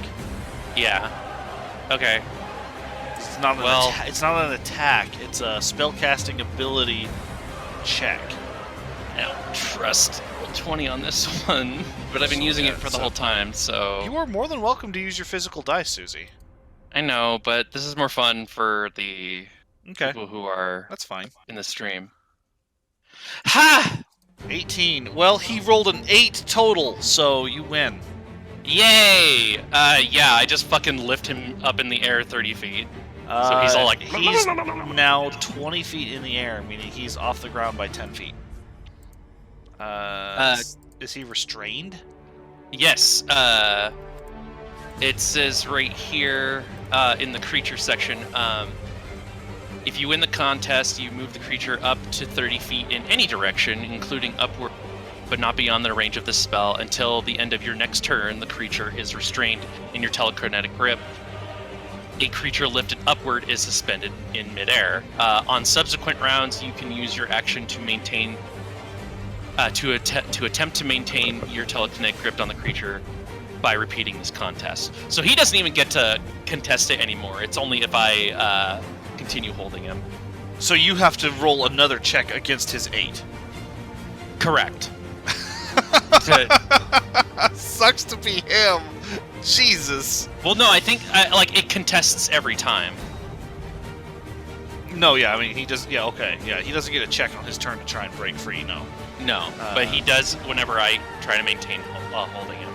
Alright, he's also up in the air, so we'll do the wings for that one. I just like fucking pull like He's against the ceiling, 20 feet up, so there's about 10 feet from the ground to him. With that, your movement? I'm just gonna. I'll back up a bit over here to just get a little bit farther from this one, Alright. and that's it. He's March? restrained though. I posted something for Saturday Drums. I'll check. I gotta see Marks, it is your turn. God, she's gorgeous. I love her. Oh, that's beautiful. God damn it. That is. Wow. That's gorgeous. You should show Kay because Kay would really. I know. I really want to. Also, okay, this is. I'm not serious, but for a split second, I wanted to make the joke like, I hope Ciara dies. I don't mean that at all. Of Yeah, course. you better keep this character. Real talk, though, Jelly is the same way. She made a Vitiligo drow because she thought Meeps was going to go to Home Island with everyone else. So she's like, okay, I'll just use the drow. And now she's just like, man, I kind of wanted to play that drow. Kind of have. We all have like little backups, but at the same time, it's like we don't want the backup. Yeah. Marks Also, I've would be never- heartbroken. I've never drawn a bird character. Yeah, this is like outside of super Entro bird. with bird head, but Activates Flame Tongue. Great Sword attacks its unmarked blessed marks. Okay, give me attack rolls. Is that part of your... Did we add that to your sheet? We did. Okay, so you have a +9 to the damage, to the hit. Because it is not magical.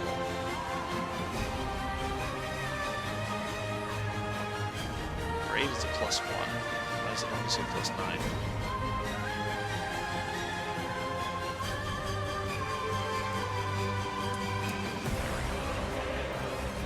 Or was Brave not a plus? Oh no, Brave wasn't a plus weapon. That's right. Brave is a 0. Nat 20 and a 16. The 16 fails to pierce its defenses, but the Nat 20 does. So that means you are doing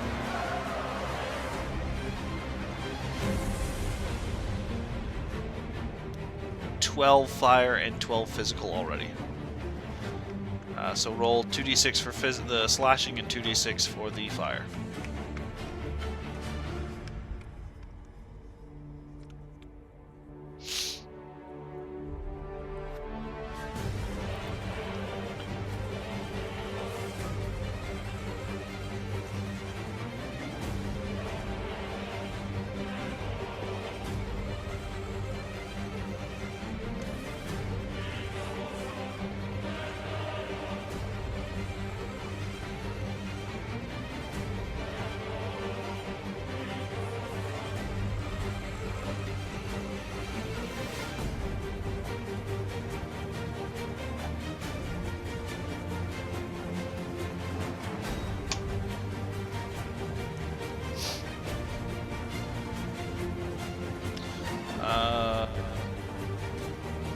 Okay, no, I need them separately. So it's the 5 and the 3 was the first 2d6, and the 1 was the second 2d6.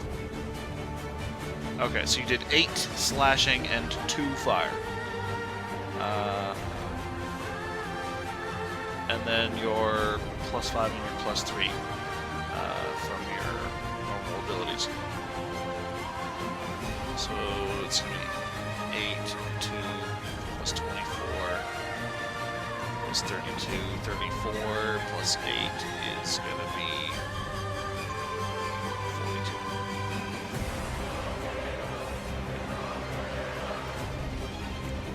42. Alright, 42 damage from the critical strike.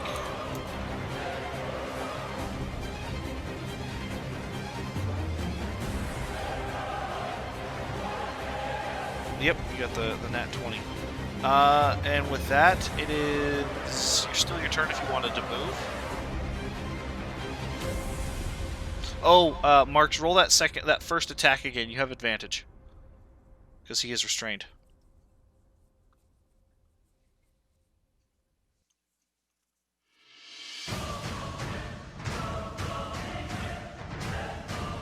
That's gonna hit. That's a 25 to hit. So go ahead and roll 2d6 for slashing and 2d6 for fire. And I think we'll be done for the night at this fight.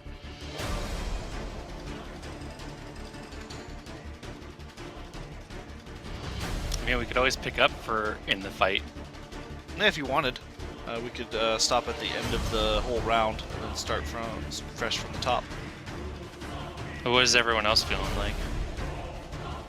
Because we are at the cutoff, yeah. about half hour from now would be the cutoff. Because normally we'd be going till 1:30, and then an hour before that is 12:30. Oh, I thought. Okay.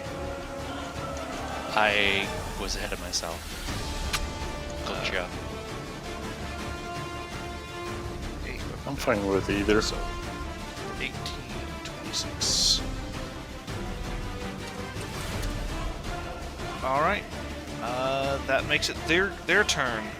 He flails in the air. This one makes disadvantage attacks against Marks because he's the only target within range. Natural 9 is a miss. Double 10s. Doubles is an 18. That's gonna miss. Whoa, what? Okay, yeah, that's gonna miss. And the last one is a natural 1. He doesn't do anything to Marks. These poor bastards. So sorry. This dude is not having a good day. This guy has a wisdom saving throw of Tasha's hideous laughter. Are you okay? Okay. Wisdom. What is your bonus to wisdom, my man? Oh. What is your spell save? Oh. It's still laughing. From the kitchen. Good. Meeps, it's your turn.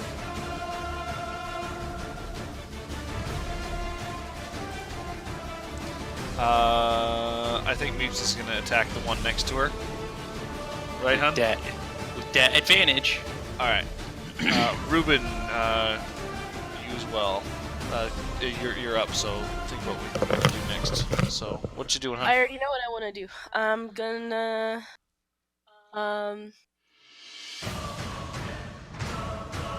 walk around. It's still Still paralyzed. laughing. It's still Okay, so I'm gonna incapacitated. swing at it again. Alright.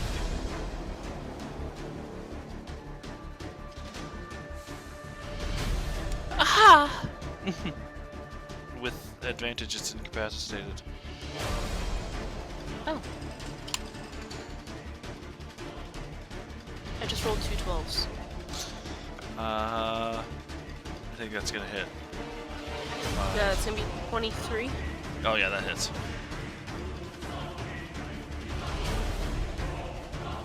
Okay. Alright, roll damage. It's still laughing after your hit. Ow. Think of a mixture between a cicada, a night cricket, and Aku's scream. No, his scream of blasting Jack into the past.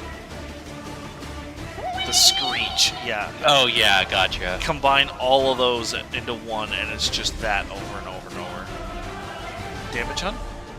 Yeah, She's a D10. +2, plus your dexterity, plus your sneak attack. Not your sneak attack. There's no friendly within 5 feet. Oh, you had advantage though, so you would still get the sneak attack.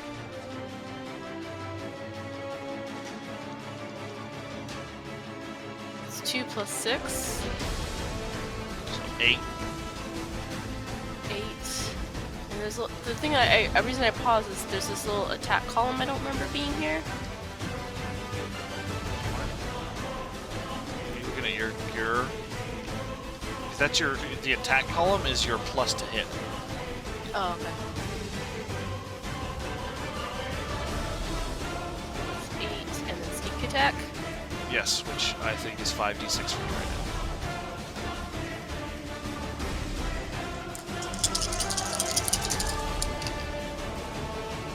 Oh! Oh my goodness.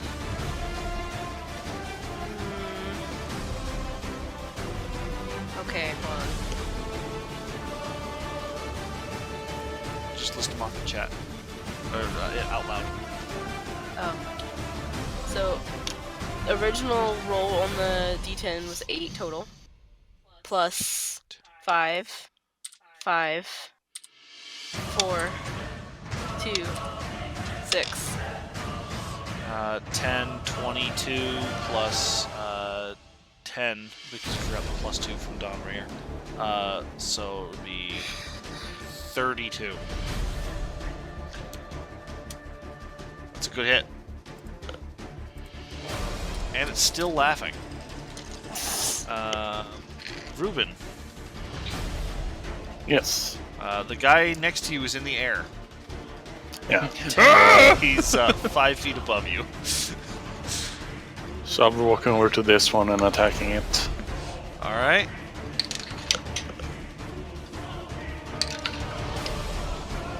After both of your hits, he'll still be laughing. That one is a miss. Can't quite pierce that shitness armor, but that one does. That one finds purchase. Do I get sneak attack on this? Yes, you do. Alright, so that's gonna be... Is that the right amount for sneak attack? 5, okay. 5d6? Yeah. Making sure. 5, 19, 22. Smack right in the face. Since your back is turned to the other guys, you don't need to make your save. And Ziara. I'm alone. Berzia. You're not alone. You are alone. The enemy isn't within melee range of you. He's in the air. Oh.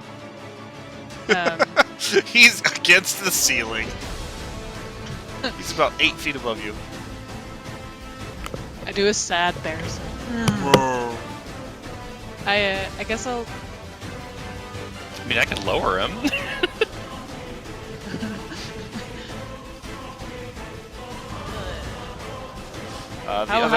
The other one's on the ground laughing. And then the bottom one is restrained by a giant stone hand. Can we still attack that one though? Yes, it's just being held in place. It'll probably be good anyway because Marks is alone. He is restrained, therefore you have advantage in the attacks as well. I'll move to Marks. I can think of this. Oh, hold on.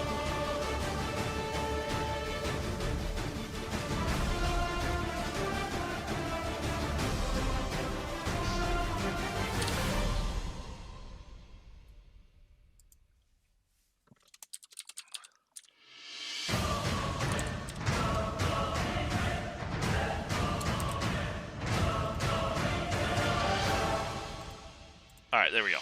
Now you can. Yay! Hey. Multi-attack was bite and claw, right? It's been a while. Let me check. I have his stat block up here. Multi-attack, you have both bite and claw, yes. Alright. And with I your want to do necklace, that. It's an extra dice.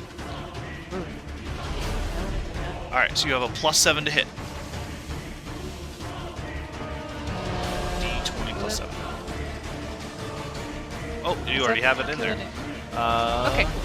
That is, you bite him, but unfortunately your teeth can't quite pierce his hide. Oh, I need you to make a charisma saving throw unless you're looking away. No, because I'm a bear. You're not looking I'm a away? bear. No. Then the 9 would miss. Oh wait, if you're not looking away, I need you to make a charisma saving throw.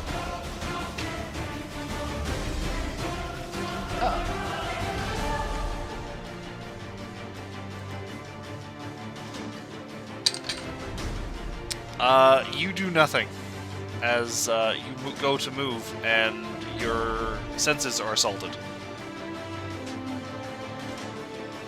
The one on the ground can't do it, but the other two, as soon as you move, they look at you.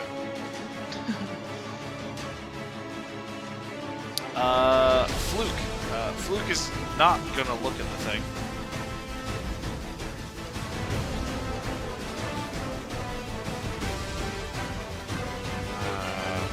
Where's Fluke's? Oh, what is maximum grasp?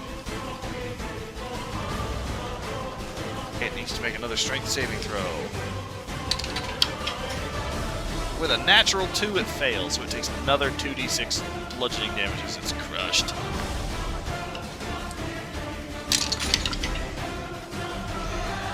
That's a much better roll, Fluke. That's a 12.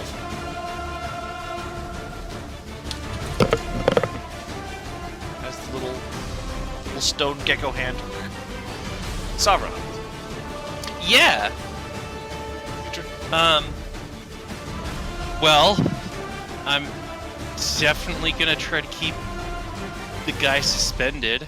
Okay. So strength contest. He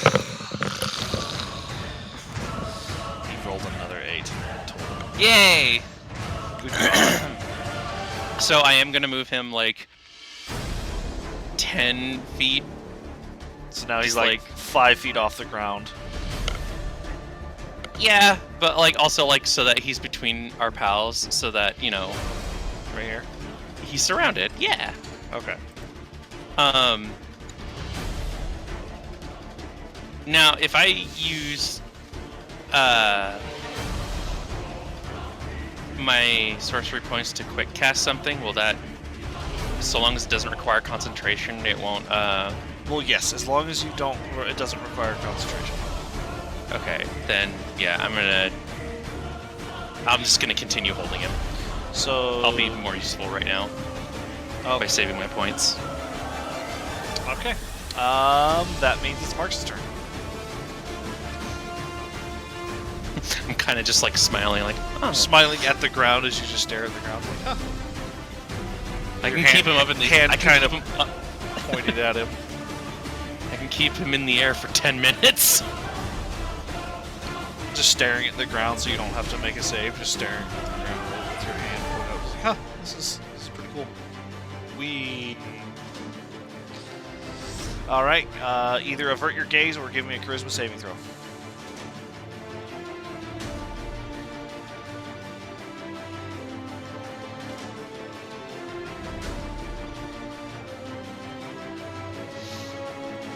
Charisma saving throw of 16. You look it dead in the face and give no fucks.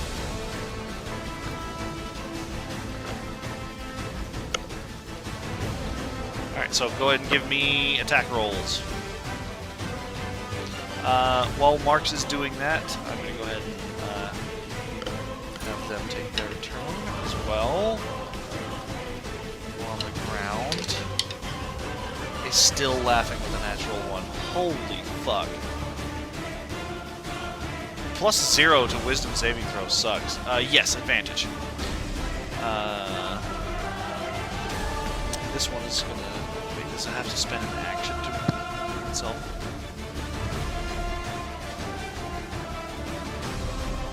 It can use an action to try and break free, or it can try and attack Marks, who's doing damage to it. It's gonna get pissed and attack Marks.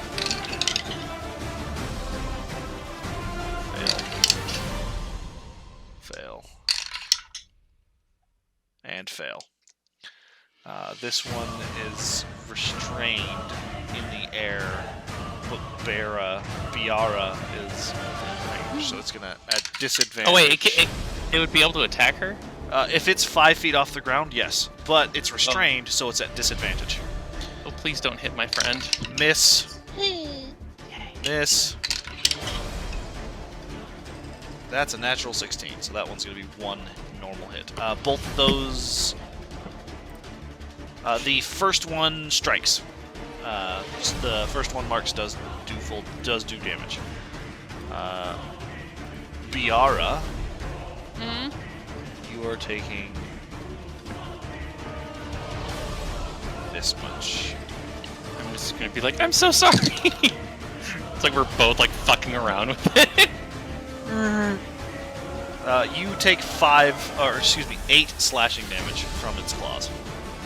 I'm sorry. It missed the other 2. Yeah, but it's like we were playing with fire, so. I'm Bear. It's okay. It's free. It's free real estate.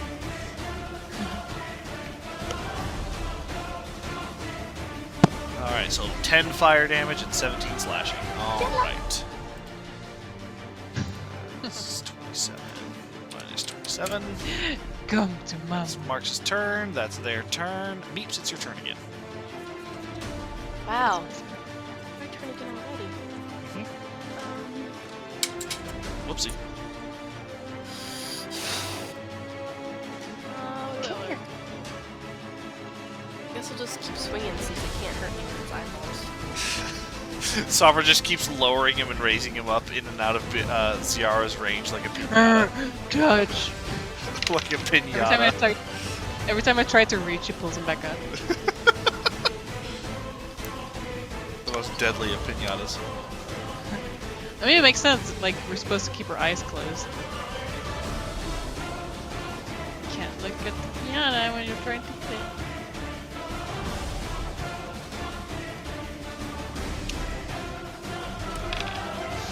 28 to hit hits. Definitely. Definitely find purchase with a 28.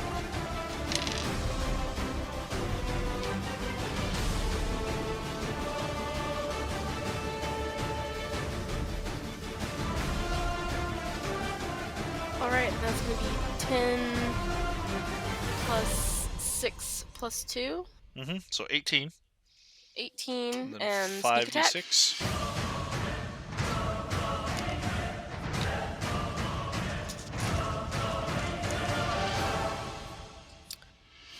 You want me to just read them off to you again? A 5, 5, 4, 3, 1. 18 plus 18 is 36.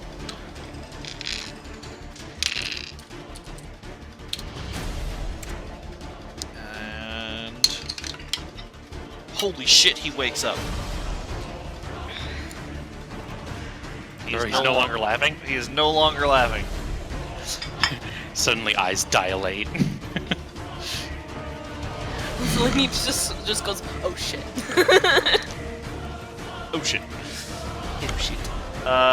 Ruben, it is your turn. He is no longer incapacitated. Are you averting your gaze or no? He is still prone, though, isn't he? He is still. Let's see.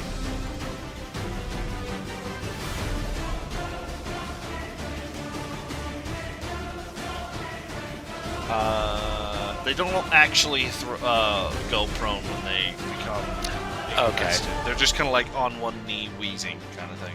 Gotcha, okay. I will be attacking while averting my gaze. All right, so normally you would not have advantage, so it's a disadvantage. 19 does hit. And sneak attack. 30 damage. There we go. Big solid hit as you just slash right through that chitinous plating. And it doesn't realize it. 16 misses. Okay, and that's my turn. Alright, Ciara, it is your turn. Time to Viera. slap.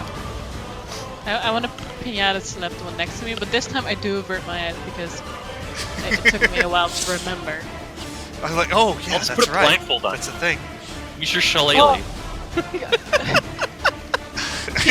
like in bear rules, I put a blindfold on and I grab my stick. As a whack bear. it. Yeah. Alright, go ahead and give me attacks at disadvantage. Wouldn't it be just a straight roll? Yes, it would, actually, because he's restrained. You're right. So, bear bite. Unfortunately, you bite that limb, but crunch, nothing. Because I can't. I wish I could. I can't do double claw, can I? No, it's I a have- bite and a claw. Yeah. And a 15 also does not find purchase. Damn. From their I hard make a shitness really bite. sad bear sound. They have a high AC because of that thick, carapace.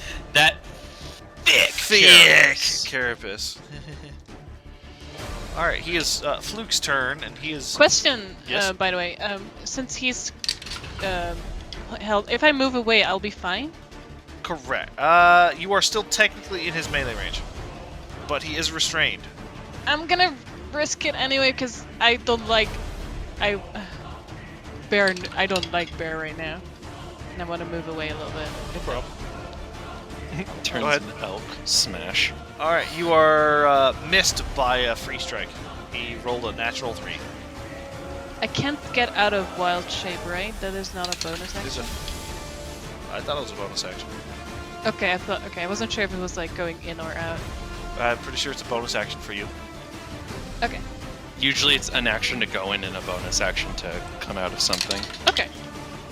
I want to do that. Alright. Unless it's like a spell, then it's an action.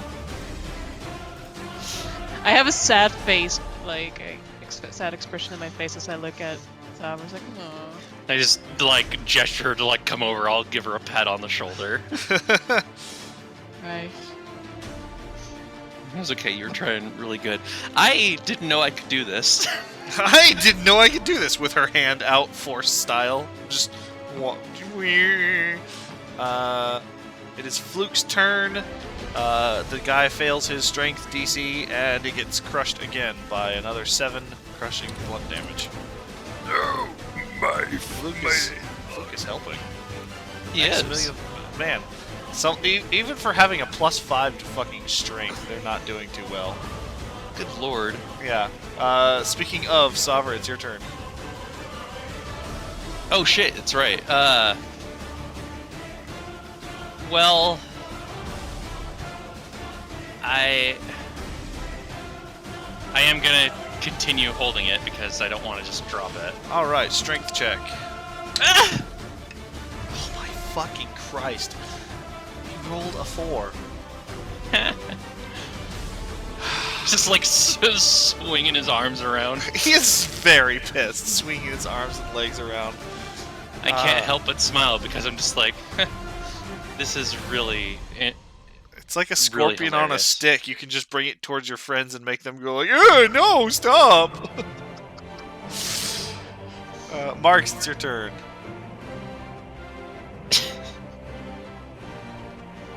Alright, this one doesn't have any...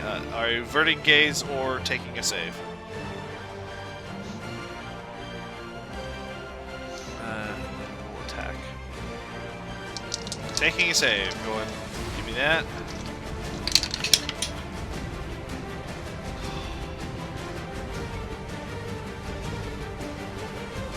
Crit fail. You do still have your inspiration point.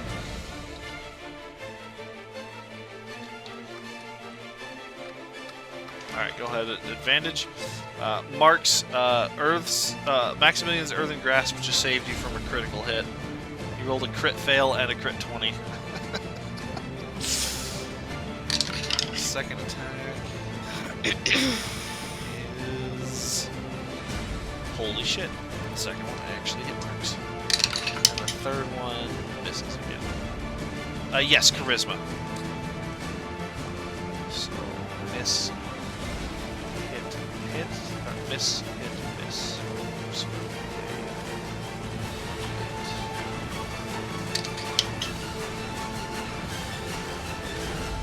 you pass.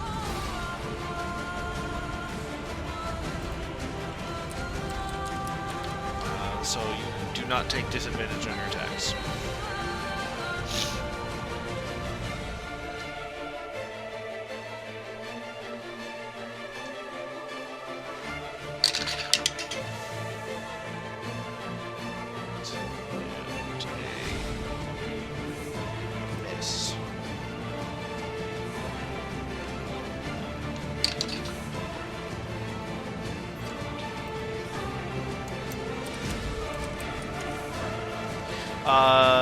Hit.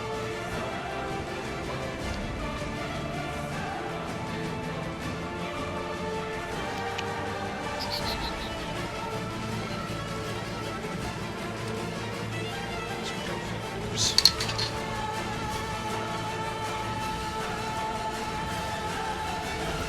Yeah, that's a miss.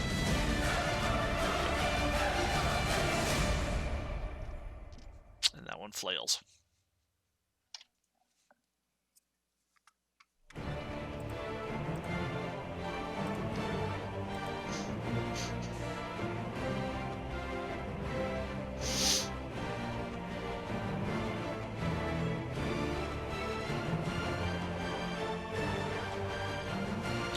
Muse, you're up next. Okay.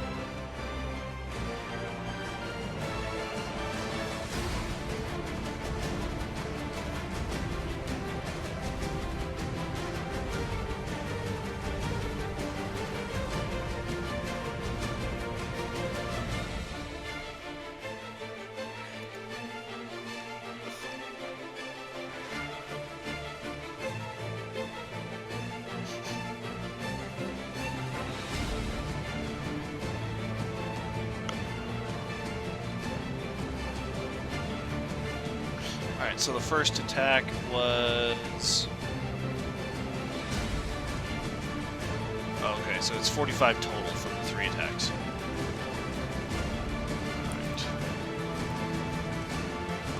Alright. You put away the great sword and pull out Brave and swipe in, and with that third hit, you carve it straight through its face, right through the center of its face, and it screams once and then falls to the ground dead. Which saves you from 11 damage. Meeps, you take 13 slashing damage from... Did you see what he said? Oh, it's the great sword. I'm sorry. 45 damage still is enough to kill it. So it's on the second hit, you slash through its face, and its face erupts into fire. Same result. Man, Yeah, it's just like my science fair project. Same result, but just less. Oh, whoops! Yeah, I saw the 19 with the 2 attacks and thought it was a 3rd attack instead of the charisma saving throw you already did. Meeps, you take 13 slashing damage from this thing's claw. Uncanny dogs. So that means you take 6 slashing damage, and it is your turn. Put damage in first. Can he move?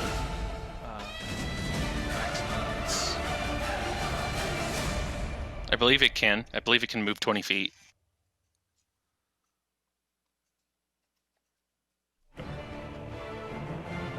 Or another unoccupied space within range. Oh, cool.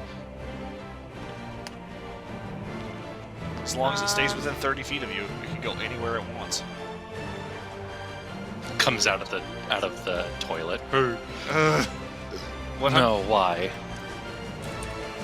I'm looking at what other magic-y stuff I've got.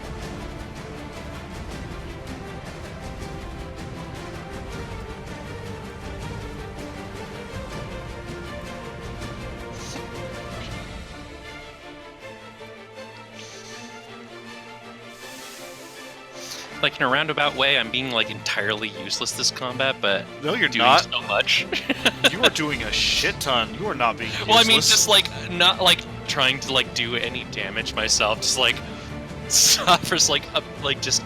Oh, this is a new experience. Everyone's just fighting. Yeah, like, also, if you think about it, you've stopped 3 attacks every round almost. Okay, well, when you put it like that, You have stopped, like, completely stopped 12 attacks. I'm gonna. I'd say that's useful as shit. Yeah. Okay, when you put it that way. Okay. I stopped 11 attacks. One of them still hit. Oh, yeah, one of them still hit. How's the guy we've been fighting looking?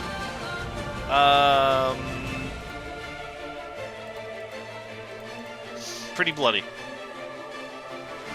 I will avert my gaze and swing at him.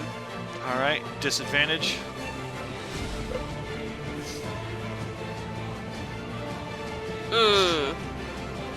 What is it?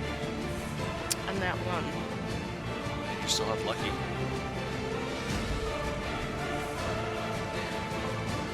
It's still at disadvantage. You'd have to use your inspiration point. Inspiration then.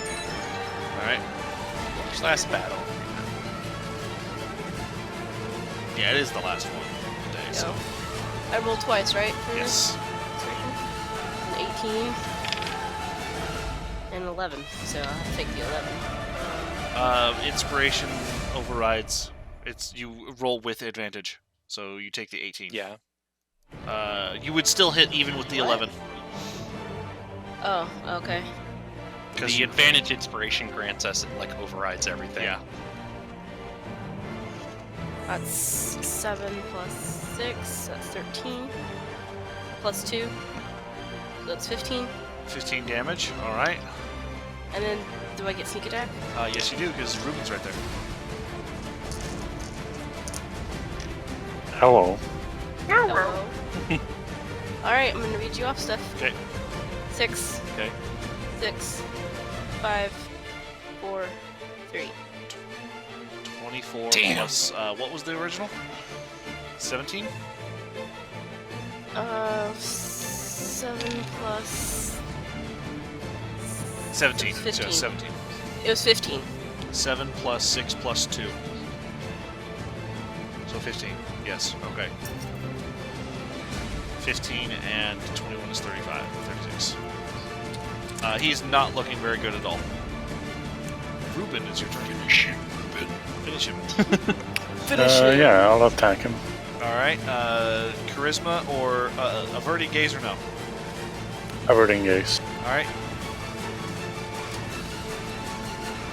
That one's a miss. That one's a hit. And sneak attack. 4, 7, 20. You miss with that first one. You go to stab into him, but he moves out of the way as you're looking away. But then you swing in with the mace, and you feel a really satisfying crunch as you look up, and your mace is just like peeling through his face. Excellent. It leaves little trails of green fire on his head as he collapses to the ground. Why is her face that way? It's As 'cause you were there's- describing, That's as you were great. describing that, the Della was sitting behind Shaw with like giant eyes, as if she was hearing it. It was weird. All right, Ziara, it's your turn. I wanna. He's floating in front of us. You could like bust out your shillelagh and just start whacking him like a pinata. I wanna do that. I wanna piano him. Averting gaze or no? Yeah, because that's how piñatas work. You can't look at the piñata beard. So you're averting your gaze. Oh, yeah. All right. Attack rolls at disadvantage.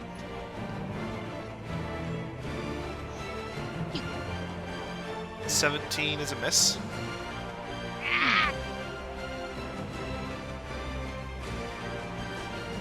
Guess I don't get any candy. Yeah, unfortunately. I'm sorry. That's okay. All right. Fluke's Oh turn. wait, I get Oh. no. Oh. I think my polearm master lets me do something, or not. Oh no, wait, that's when they leave my. Correct. Never mind. I thought it was a bonus action.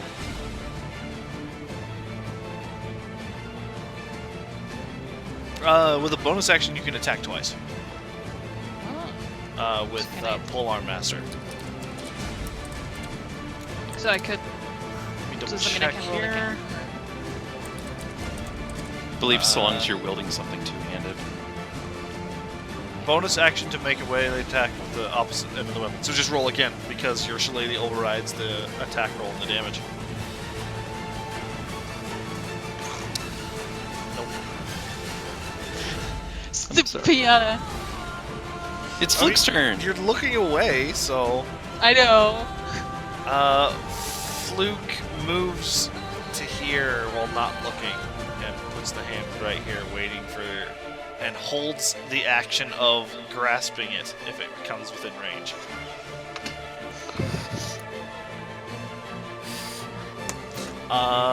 Which would mean it's Savra's turn.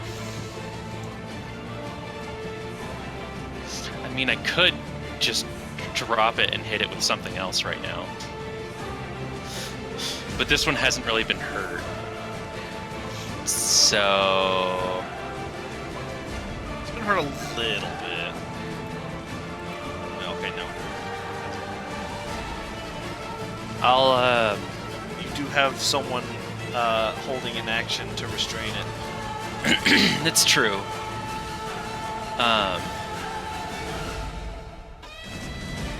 But like, what if Fluke doesn't get him? I'm just gonna continue holding him because like that's been working so far. Mm-hmm. Whatcha? Oh my god, you piece of shit. You were on 18 for a half a second. He rolled a 10 total. So, nothing. Okay, well, I will with my bonus action. I'll use 2 sorcery points just to use Shocking Grasp on it. Bonus. My bonus. Shocking like- grasp from a distance? No, I'm gonna get right next to okay. him to do it. Just like kind Reach of out and touch him reach out and touch the boy. with disadvantage. I'm not gonna. You're not looking away? No. Give me a I gotta do charisma a save. saving throw. Okay, 29. Seems Okay. pretty good. Seems pretty good.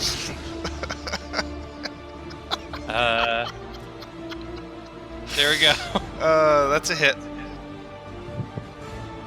Holy shit, what the fuck? It's at 3. Oh no, you maxed out and you rolled really high. Oh fuck. Yeah. Oh shit, I did. Damn. 24 damage on Shocking Grasp. and he cannot take reactions. Nope. So now I'm gonna step back once, twice, and then go ahead. They're kind of like just reveling in how statistically poor this is for this creature. It's like, last time you things almost fucked us up. Twice! Look at you now. Dangling like a fish. But, yeah, it's Marcus's turn. Yep.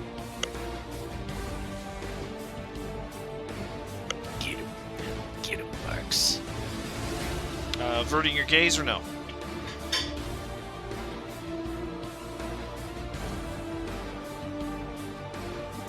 Charisma save.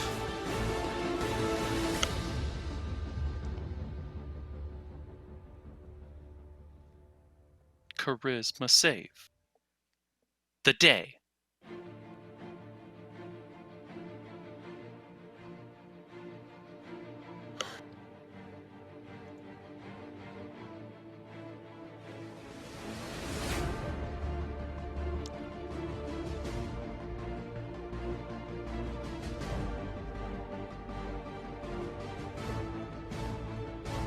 $16, you succeed.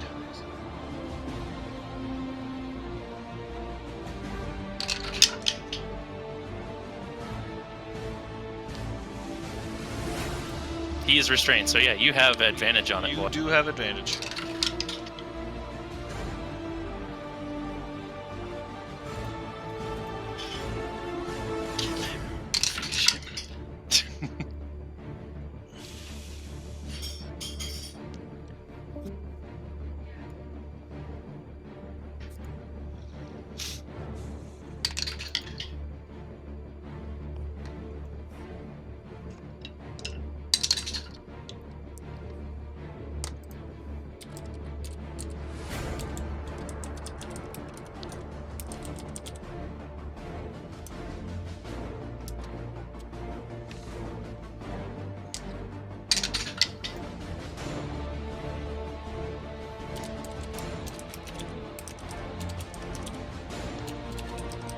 Both of those hit.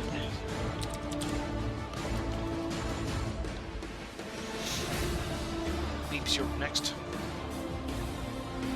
That's right, your proficiency bonus is 4. Those both hit still. And all your hits have been, like, more than one away.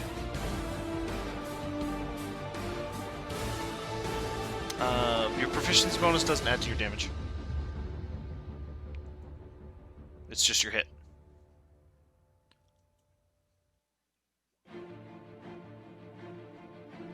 Yeah, you get weapon, stat, and rage.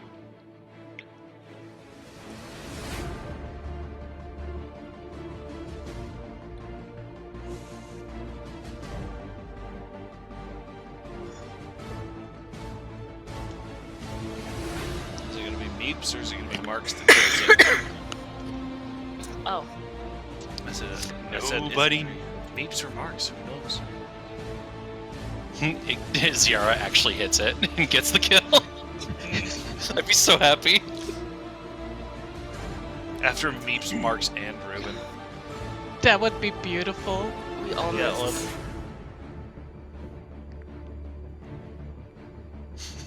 well, Marks just beats this one into like oblivion. mhm. Like swing your weapon like a baseball bat. Alright, so we got 13 and 9, 10 and 8, so it's 18. And 9 is 27, so that's going to be 40 damage. Hiya. He's nice. 40. Okie dokie. Back up to Meeps because it can't do shit. It's floating there, and it makes its disadvantage attacks, and it actually rolled pretty damn well. and it connected with both Ziara and Marks. One claw attack missed Marks, the other claw attack hit Ziara for 10 slashing, and then the I should have lifted mandibles- it higher. And then the mandibles slashed at Marks for 18. So Oh, goodness. mandibles are strong. When it like hits them, I'm just like, I lift it back up a little bit more. I'm like, sorry. Well, if it's in melee, if they're melee range to hit it, it's in melee range to hit them. That's true, but I, Okay, Fluke. Thanks for the info. Meeps, it's your turn.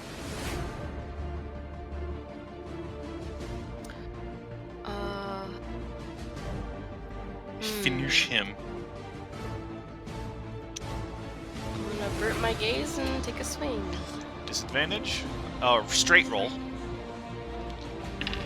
Because now Nat he's like, 20! Nat 20. Oh, damn. I think this might kill him. I don't know.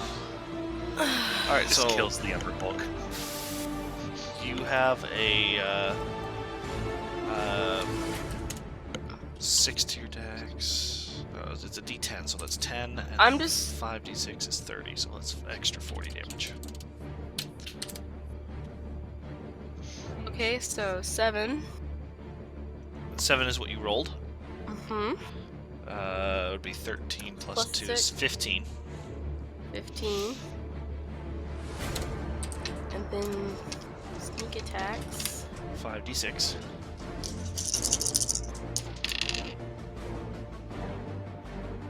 Six, Okay.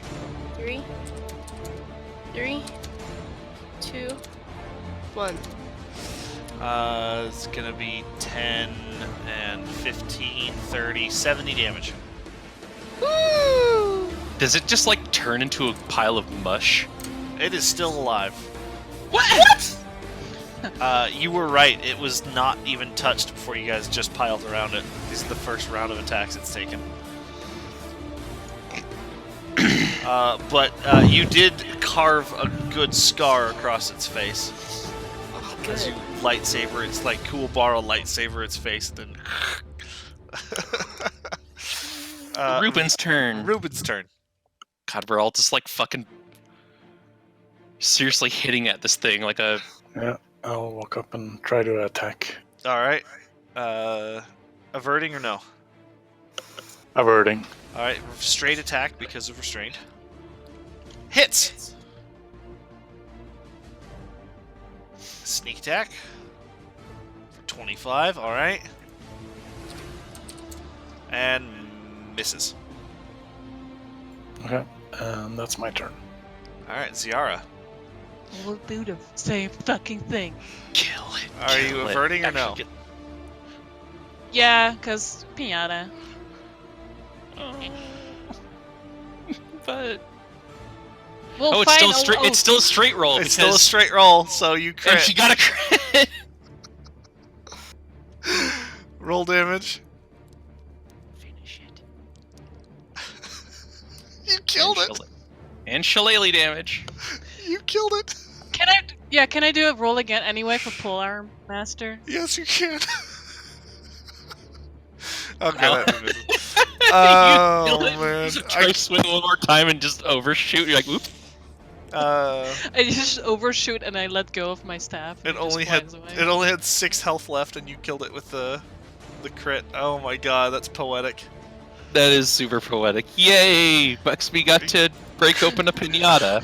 Where's the fucking candy? You flail in after it's reeling from the strike to its face, and then Ruben comes in and like slices a tendon or whatever, or the elbow, and it like one of its arms goes limp.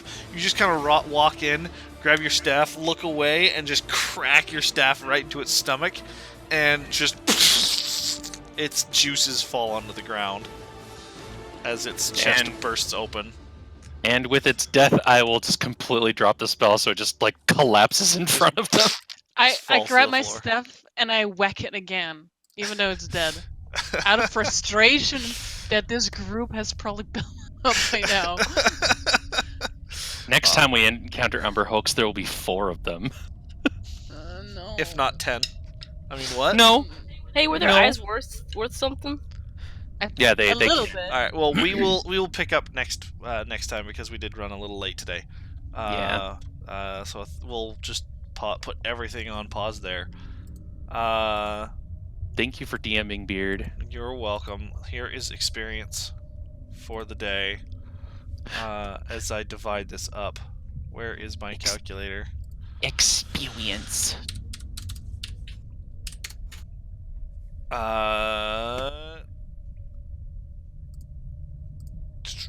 No, let's not do that. Can't believe it's over already. It flew by, but we also got a lot done today. You all got 5,000 experience. Neat. And I'll put that in here. 5k exp. So we are at 92 by the looks of it. All right.